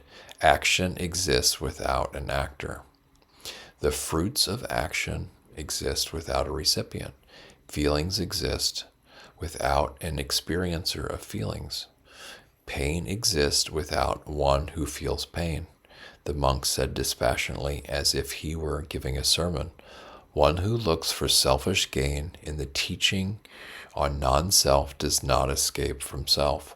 One who grasps onto the teaching of non-self is indeed one who grasps onto self, devoid of any understanding into non-self. One who attaches to the idea that there is no actor has not relinquished the idea that a victim of pain exists. He has no insight that, in truth, there is neither actor nor one who experiences pain. The moral of the story is that if one is bent on the claim that no doer exists behind volitional actions, then one must also abandon such statements as "I am in pain." Chapter 5.6, Practical Value. The practical value of the teaching on Kamma may be summarized as follows. It establishes people firmly in reasoned discernment and sound judgment. It enables people to see actions and the fruit of actions in the light of interrelated causes and conditions. It prevents people from gullible beliefs and from giving undue importance to sensationalized rumors and ideas. For example, the belief that a particular river is sacred or divine.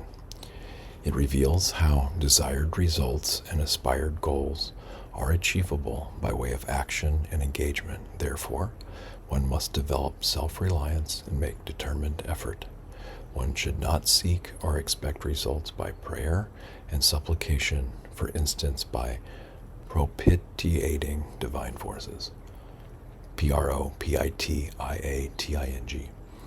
It encourages people to take responsibility for themselves by abstaining from immoral behavior and to take responsibility for others by performing benevolent deeds. It confirms that all people equally possess the natural right to develop and improve themselves. Through their actions, people are able to either decrease or increase in virtuous qualities, and at the highest degree they are able to reach such distinction that they are greater than celestial beings. It asserts that the true yardsticks for determining human inferiority and excellence are each individual's spiritual qualities, capabilities, and conduct. In this regard, distinctions made according to birth, caste, or social class are irrelevant. It urges people to use past karma as a lesson for life and to increase their own self-understanding. It gives relatively little importance to blaming or focusing on others' misdeeds and offenses. In this way, one recognizes one's own basic qualities and conditions so that one is able to improve oneself and to correctly plan one's own spiritual development. It provides hope to people for the future. These aspects of practical value are evident in the following teachings by the Buddha. General aspects of Kamma. It is volition, monks, that I call Kamma. For having willed, one acts by body, speech, or mind. AIII 415. Beings are the owners of their actions, heirs of their actions. They originate from their actions, are related to their actions, have their actions as their refuge. It is action that distinguishes beings as inferior and superior. MIII 203. Whatever sort of seed is sown, that is the sort of fruit one reaps. The doer of good reaps good. The doer of evil reaps evil. SI 227. That deed is not well done when, after having done it, one is in misery, and when weeping with tearful face, one reaps the fruit thereof. That deed is well done when, after having done it, one is free of misery, and when, with joy and pleasure, one reaps the fruit thereof. Dhammapada, verses 67 through 8. Foolish people devoid of wisdom behave like enemies towards themselves. They go about doing evil deeds with which yield only bitter fruit. That deed is not well done when, having done it, one is in misery, and when, weeping with tearful face, one reaps the fruit thereof.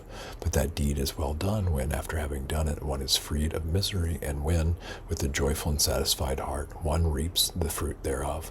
One should promptly do the deed one knows leads to one's own welfare. SI 57. Kamma, grounded in rational belief. The rivers Ba, Huka, and Adi Kaka, Gaya, and Sundarika too, Payaga and Sarasasi, and the river Bahumati. A fool may there forever bathe, yet will not purify dark deeds. What can the Sundarika bring to pass? What the Payaga, what the Bahuka?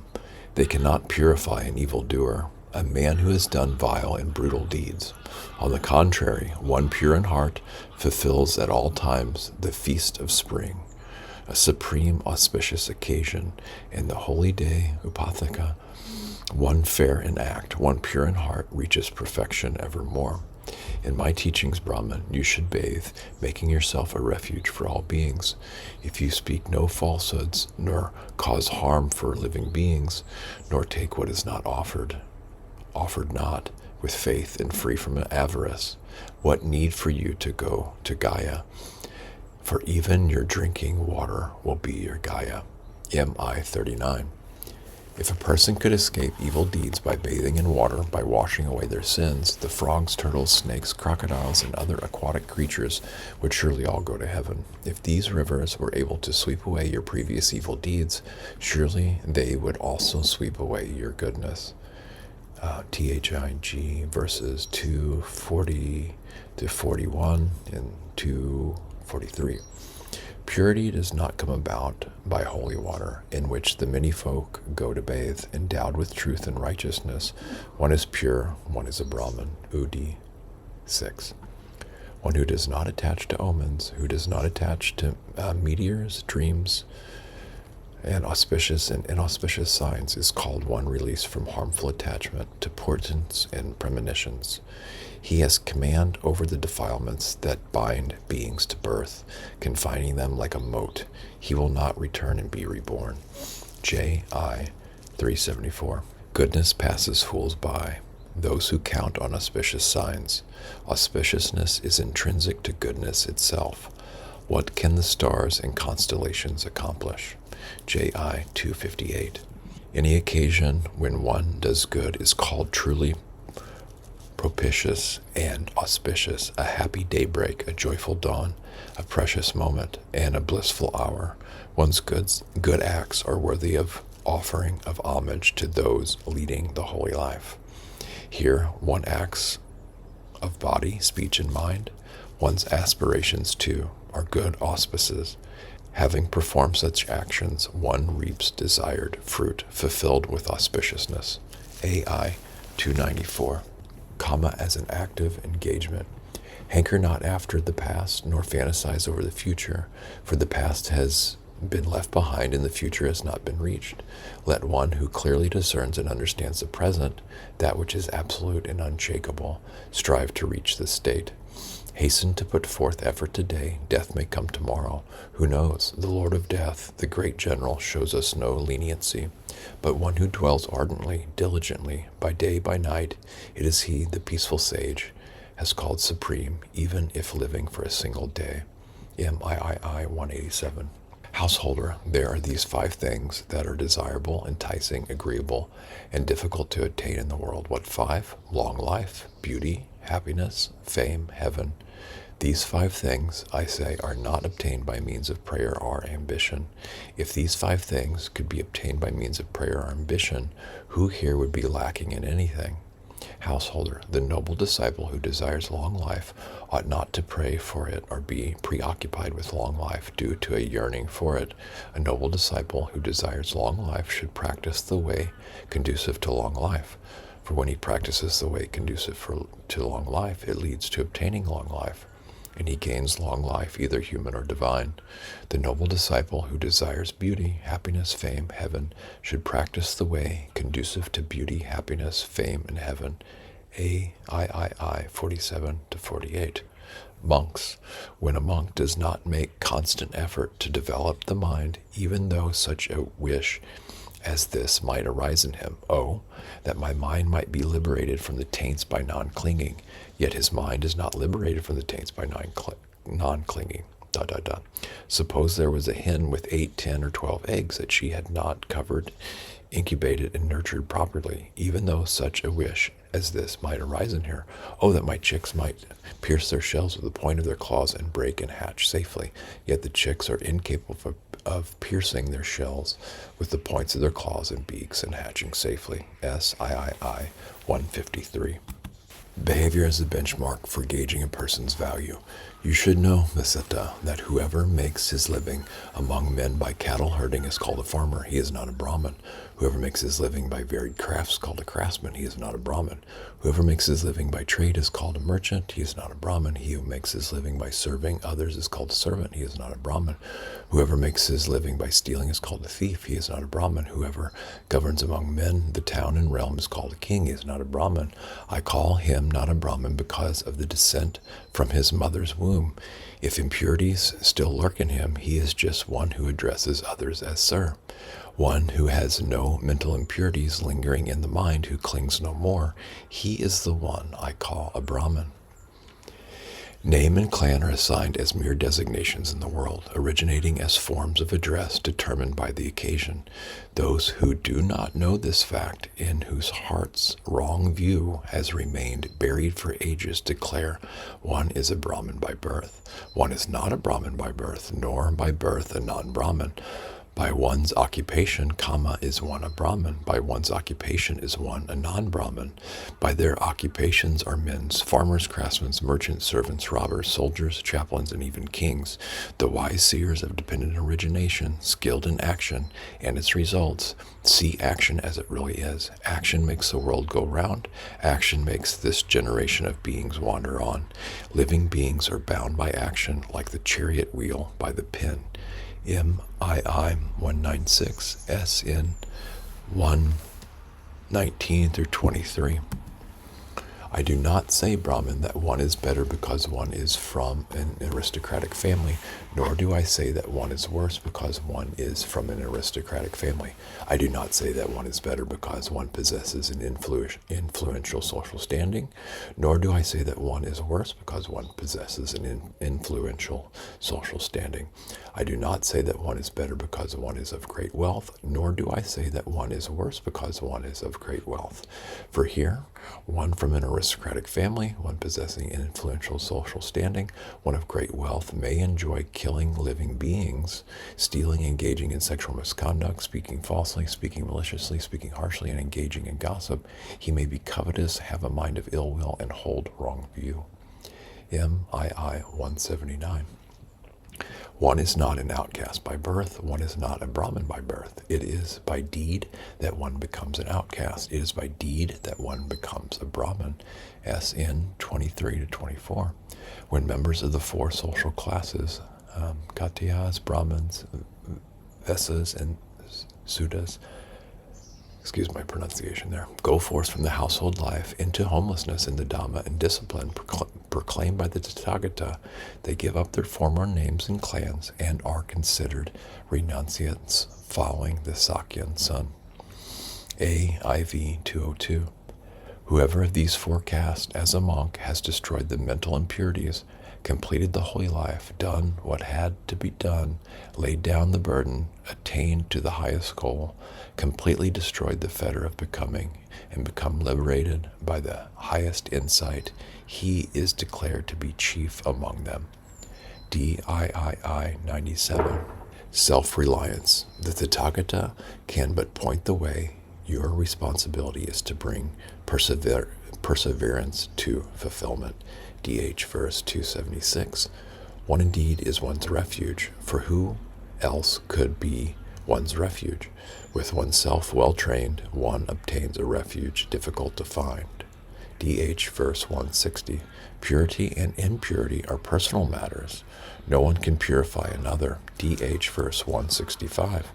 Monks, dwell with yourself as a refuge, with no other refuge, with the Dhamma as your refuge, with no other refuge. DII 100, DIII 77, and SIII 42. Exhortations for the future. A woman or man, a householder, or one gone forth, should reflect again and again, I am the owner of my Kamma, heir to my Kamma, born of my Kamma, related to my Kamma, abide supported by my Kamma. Whatever Kamma I shall do, for good or ill, of that I will be the heir. AIII 71-2. If you are afraid of pain, do not an evil deed openly or in secret. If you shall do an evil deed, or do one now, there is no escape from misery, though you spring up and flee. UD 51. Gain wealth, silver, gold, or whatever cherished possessions there are, slaves, workers, employees, and dependents, none of these can one take away. Everything must be left behind. But the actions one has done by body, speech, or mind, these are truly one's own. These one takes when one goes. Action follow one along like a shadow that never departs. Therefore, one should do what is good, accumulating what is useful for the future. Merits are the support for living beings in the world to come. SI 93. Section 5.7, Appendix, 12 Kinds of Kamma. The presentation in the commentaries and sub-commentaries on the 12 kinds of Kamma, classified as 3 groups of 4, can be summarized as follows. Group number 1, classified according to time, the time of taking effect, time of ripening. Number 1, Buddhadhamma Vedanaya Kamma, immediately effective Kamma bearing fruit in the present, i.e. in this state of existence, either good or bad Kamma, performed at the time of the first impulsive mind moment, Javana Chitta, mind moment of running through an object. Although there are 7 such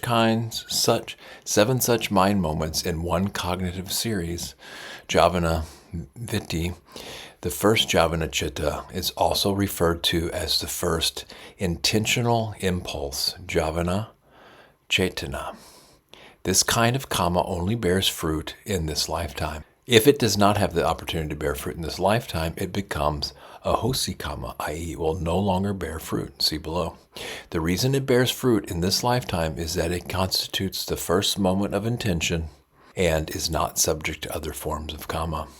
It manifests as initial volitional activity exerting a unique influence.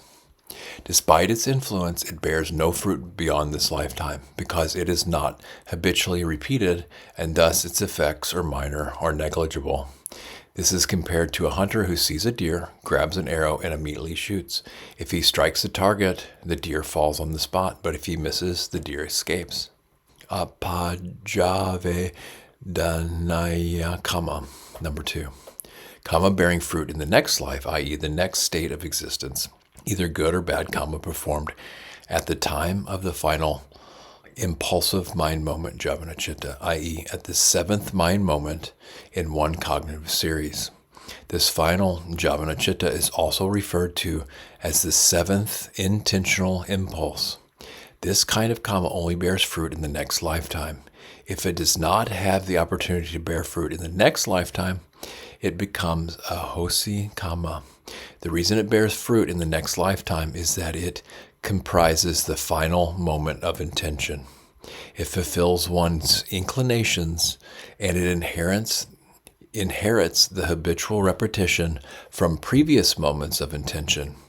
At the same time, however, its power is limited because it is the mind moment at which the cognitive series Java Vitti comes to an end. Number 3, Aparavritti Paraya de Danaya Kamma. Sorry about these pronunciations. Indefinitely effective karma. Karma bearing fruit in subsequent states of existence, either good or bad karma performed during the 5 intermediate impulsive mind moments, Javana Chitta, i.e. between the 2nd and 6th impulsive mind moments are intentional impulse in one cognitive series. This kind of karma bears fruit continually in the future beyond the next lifetime, i.e. it bears fruit whenever there is an opportunity. As long as one remains in the round of rebirth, samsara vata, it does not become a hosi kamma. It is compared to a hound chasing a deer. Whenever it catches up with a deer, it clamps its teeth on it. Ahosi kamma, kamma ceasing to bear fruit, either good or bad kamma that has had no opportunity to bear fruit during the time when it had the potential to bear fruit. When this time is past, it no longer bears fruit. The term ahosi kamma was originally used in Pali to denote previously performed kamma, rather than kamma ceasing to bear fruit, or kamma having already borne fruit. The commentators, however, use it with the specific meaning of existing kamma devoid of fruit, vipaka. Group number 2, classified according to fruition, gicca, in respect to fruition.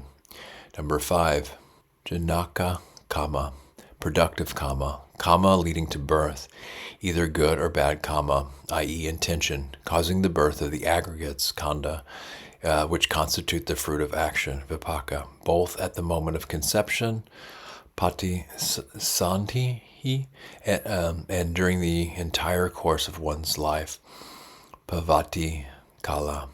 Number 6, Buddhadhamma kamma, supportive kamma, kamma associated with productive kamma that is unable to bear fruit on its own, but supports or consolidates productive kamma, causing the happiness and unhappiness arising within the aggregates to exist for a long time. Number 7, upapilaka kamma, obstructive kamma, kamma opposed to productive kamma, which acts to obstruct the fruit of both productive kamma and supportive kamma, causing the happiness and unhappiness arising within the aggregates to exist for a short time. 8, upaghataka kamma, destructive kamma, potent obstructive kamma that severs the power of less potent forms of kamma, supplanting or overriding them. An example is the parricide by Jatasattu, which nullified his wholesome deeds. Group number 3, classified according to order of strength and bearing fruit. Number 9, Garuka kamma, weighty kamma, kamma with exceptionally powerful effects. On the positive side, this refers to the 8 concentrative attainments, samapati. On the negative side, it refers to the 5 heinous deeds, anataraya kamma, e.g. matricide. It tends to bear fruit first and override other forms of kamma, similar to a large reservoir overflowing its banks and flooding smaller bodies of water. Number 10, bahula kamma, or ajinna kamma, habitual kamma, either good or bad kamma performed frequently and made habitual, e.g. constant moral or immoral behavior. Whichever kamma has been performed repeatedly and possesses more power bears fruit first. This is similar to 2 wrestlers. Whichever one is stronger and more proficient wins. In the case that no weighty kamma exists, habitual kamma bears fruit. Number 11, asana kamma, proximate kamma, death threshold kamma, the kamma that one performs or remembers immediately before one dies and that has recently made an impression on one's mind. If the 2 aforementioned kinds of kamma do not exist, then this proximate kamma bears fruit. Note, however, that the Abhidhamma Vihavina states that proximate kamma bears fruit before habitual kamma. Kincha Kamma. This is similar to a pen crowded with cows. When the cow herd opens the gate, the cow closest to the gate exits, even if it is old and frail. 12. Katata Kamma or Katatavapana Kamma. Causal act. Reserve Kamma. Kamma performed with weak intention or Kamma performed indirectly, with some other intention in mind. This is a mild form of Kamma. It is similar to an arrow shot by a madman. Whenever the three aforementioned kinds of Kamma do not exist, this reserved Kamma bears fruit. The Abhidhamma Sangha contains another set of 4 kinds of Kamma for a total of 16 kinds. Group number 4, classified according to location, i.e. sphere of existence, bhava, or effect, pakadhana. Number 13, akusala Kamma, unwholesome Kamma, with the exception of restlessness. In another sense, this refers to the 10 unwholesome courses of action. Such unwholesome action is likely to lead to a birth in states of misery. Number 14, Kamma Vacha Kusala Kamma, wholesome Kamma on the level of the sense spheres. For example, the 10 bases of meritorious action. Such action is likely to lead to birth in the 7 sensuous happy planes, the human realm, and the 6 celestial realms. Number 15, Rupa Vakara Kusala Kamma, wholesome Kamma on the level of the fine material plane. This refers to the 4 fine material jhanas of those individuals who have not yet realized the fruit of arhatship. Such action is likely to lead to birth in the fine material sphere, Rupa Bhava. Number 16, Arupa Vakara Kusala Kamma, wholesome Kamma on the level of the formless plane. This refers to the 4 formless jhanas of those individuals who have not yet realized the fruit of arhatship. Such action is likely to lead to birth in the formless sphere, Arupa Bhava. Further notes. Abhidhamma Sangha arranges these 4 groups of Kamma in the following order. Group 1 equals Group 2, Group 2 equals Group 3, Group 3 equals Group 1, Group 4 equals Group 4. The Visuddhimagga arranges the groups as follows. Group 1 equals Group 1, Group 2 equals Group 3, Group 3 equals Group 2. The Manoratha Purani explains the 12 kinds of Kamma in more detail than in any other text. It defines this classification of Kamma as an exposition by sutta specialists. It only counts 11 distinct kinds of Kamma, as it considers a hosi Kamma as simply the condition in which various forms of Kamma do not bear fruit. It claims that this term is inserted in various passages simply to describe various other forms of Kamma, and is thus not a distinct form of Kamma in itself.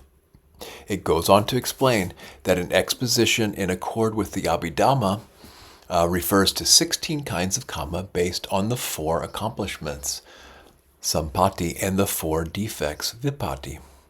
There are several other commentarial texts which present an incomplete description of these various kinds of Kamma, most notably the Papanchasudhanani, which explains the first and second groups.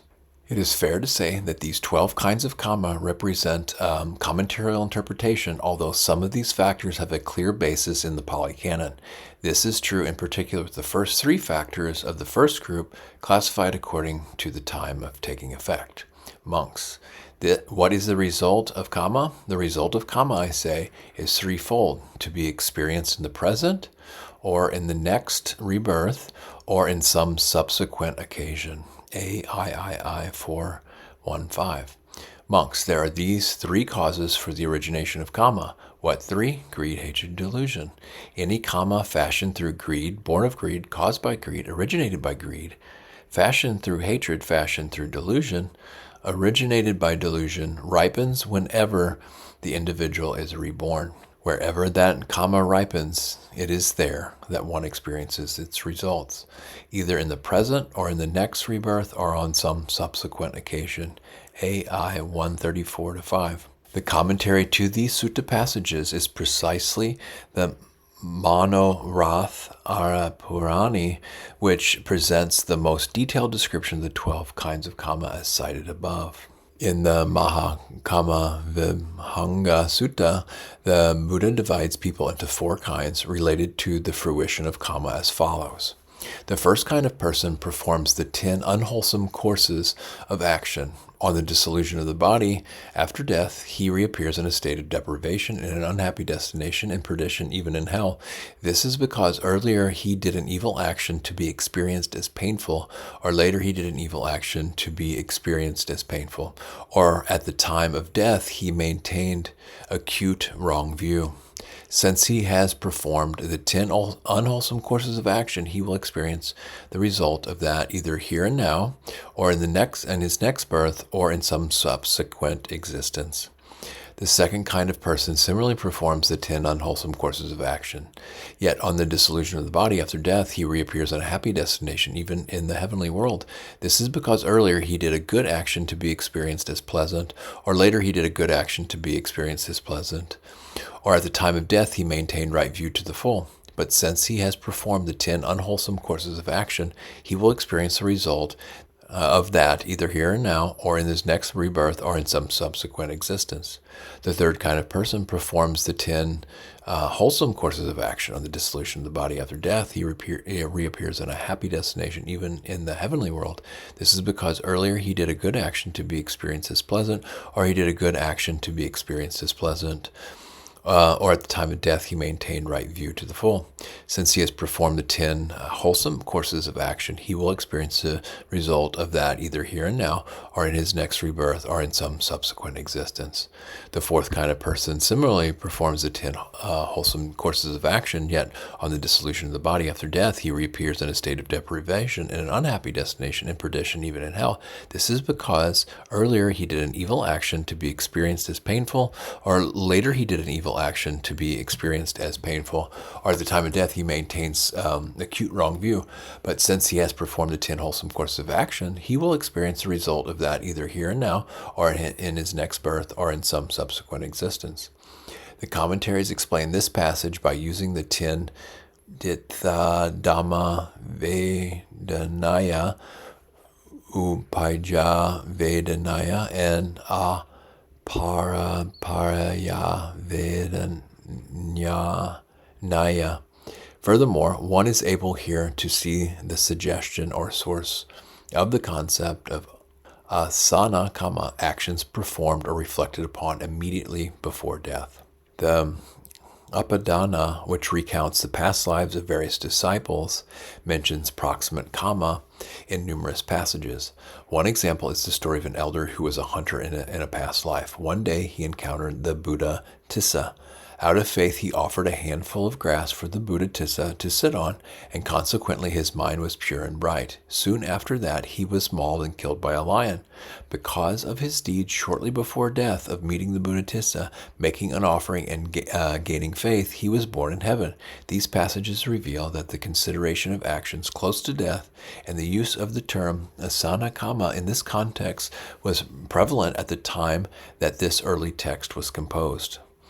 The term Buddhadhamma Vedanaya kamma is mentioned in several other passages of the Pali Canon, but it is paired with the term Samparaya Vedanaya, bearing fruit in the future, in a group of 10 factors. The remaining 8 factors are Sukha Vedanaya, bearing fruit as pleasure, Dukkha Vedanaya, bearing fruit as pain, Parapaka Vedanaya, bearing fruit for an individuality brought to maturity, bearing fruit for an individuality whose time has come, Aparapaka Vedanaya, bearing fruit for an individuality whose time has not yet come, Bahu Vedanaya, bearing abundant fruit, Apa Vedanaya, bearing meager fruit, Vedanaya, necessarily bearing fruit, and Vedanaya, not necessarily bearing fruit. The term Ditta Dhamma Vedanaya Kamma, Upaja Vedanaya Kamma, and Aparapara Vedanaya Kamma appear clearly in their complete form in the Katavatu, which Venerable Moggalaputta Tissa Thera composed at the time of the third recitation in about 218 BE, or 325 BC. The term Ahosi Kamma also appears clearly from early on in the Patisamhidamagga. The commentaries present an additional group of 12 kinds of kamma. Number 1, previously performed action, Ahosi Kamma with previously existing fruits of action. Number 2, previously performed action without any previously existing fruits of action.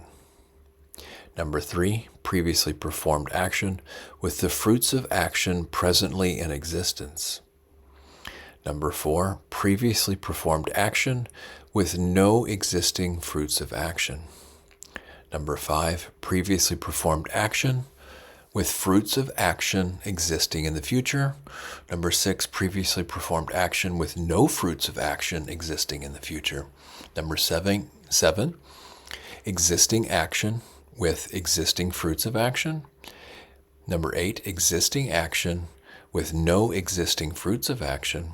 Number 9, existing action with fruits of action existing in the future. Number 10, existing action with no fruits of action existing in the future. Number 11, action existing in the future with fruits of action existing in the future. And number 12, actions existing in the future with no fruits of action existing in the future. The commentaries explain this group in conformity with the previous group of 12 kinds of kamma. The gist of this teaching is that there are 6 kinds of kamma that bear fruit and 6 kinds of kamma that do not bear fruit. Note how the term Ahosi Kamma here refers to previously performed actions. Other terms, for example, Garuka and Asinya, were used in the Pali Canon to describe other contexts. Only in the commentaries were they used to describe distinct kinds of kamma. And that ends chapter 5 and section 3. A brief note from the reader Josh told me, please forgive me for any unwholesome, unskillful, unwise intention, any and all of those that have gone into this unconsciously, that are not for the highest good and benefit of all listening to this and everyone. And please purify such unwholesome, unconscious, and even conscious intentions. And that way you're helping me and everyone listening to this, perhaps. And if not, it still can't hurt. So please forgive me in advance for such things, as I want this to be more of a pure offering. Actually, as pure as possible. So thank you.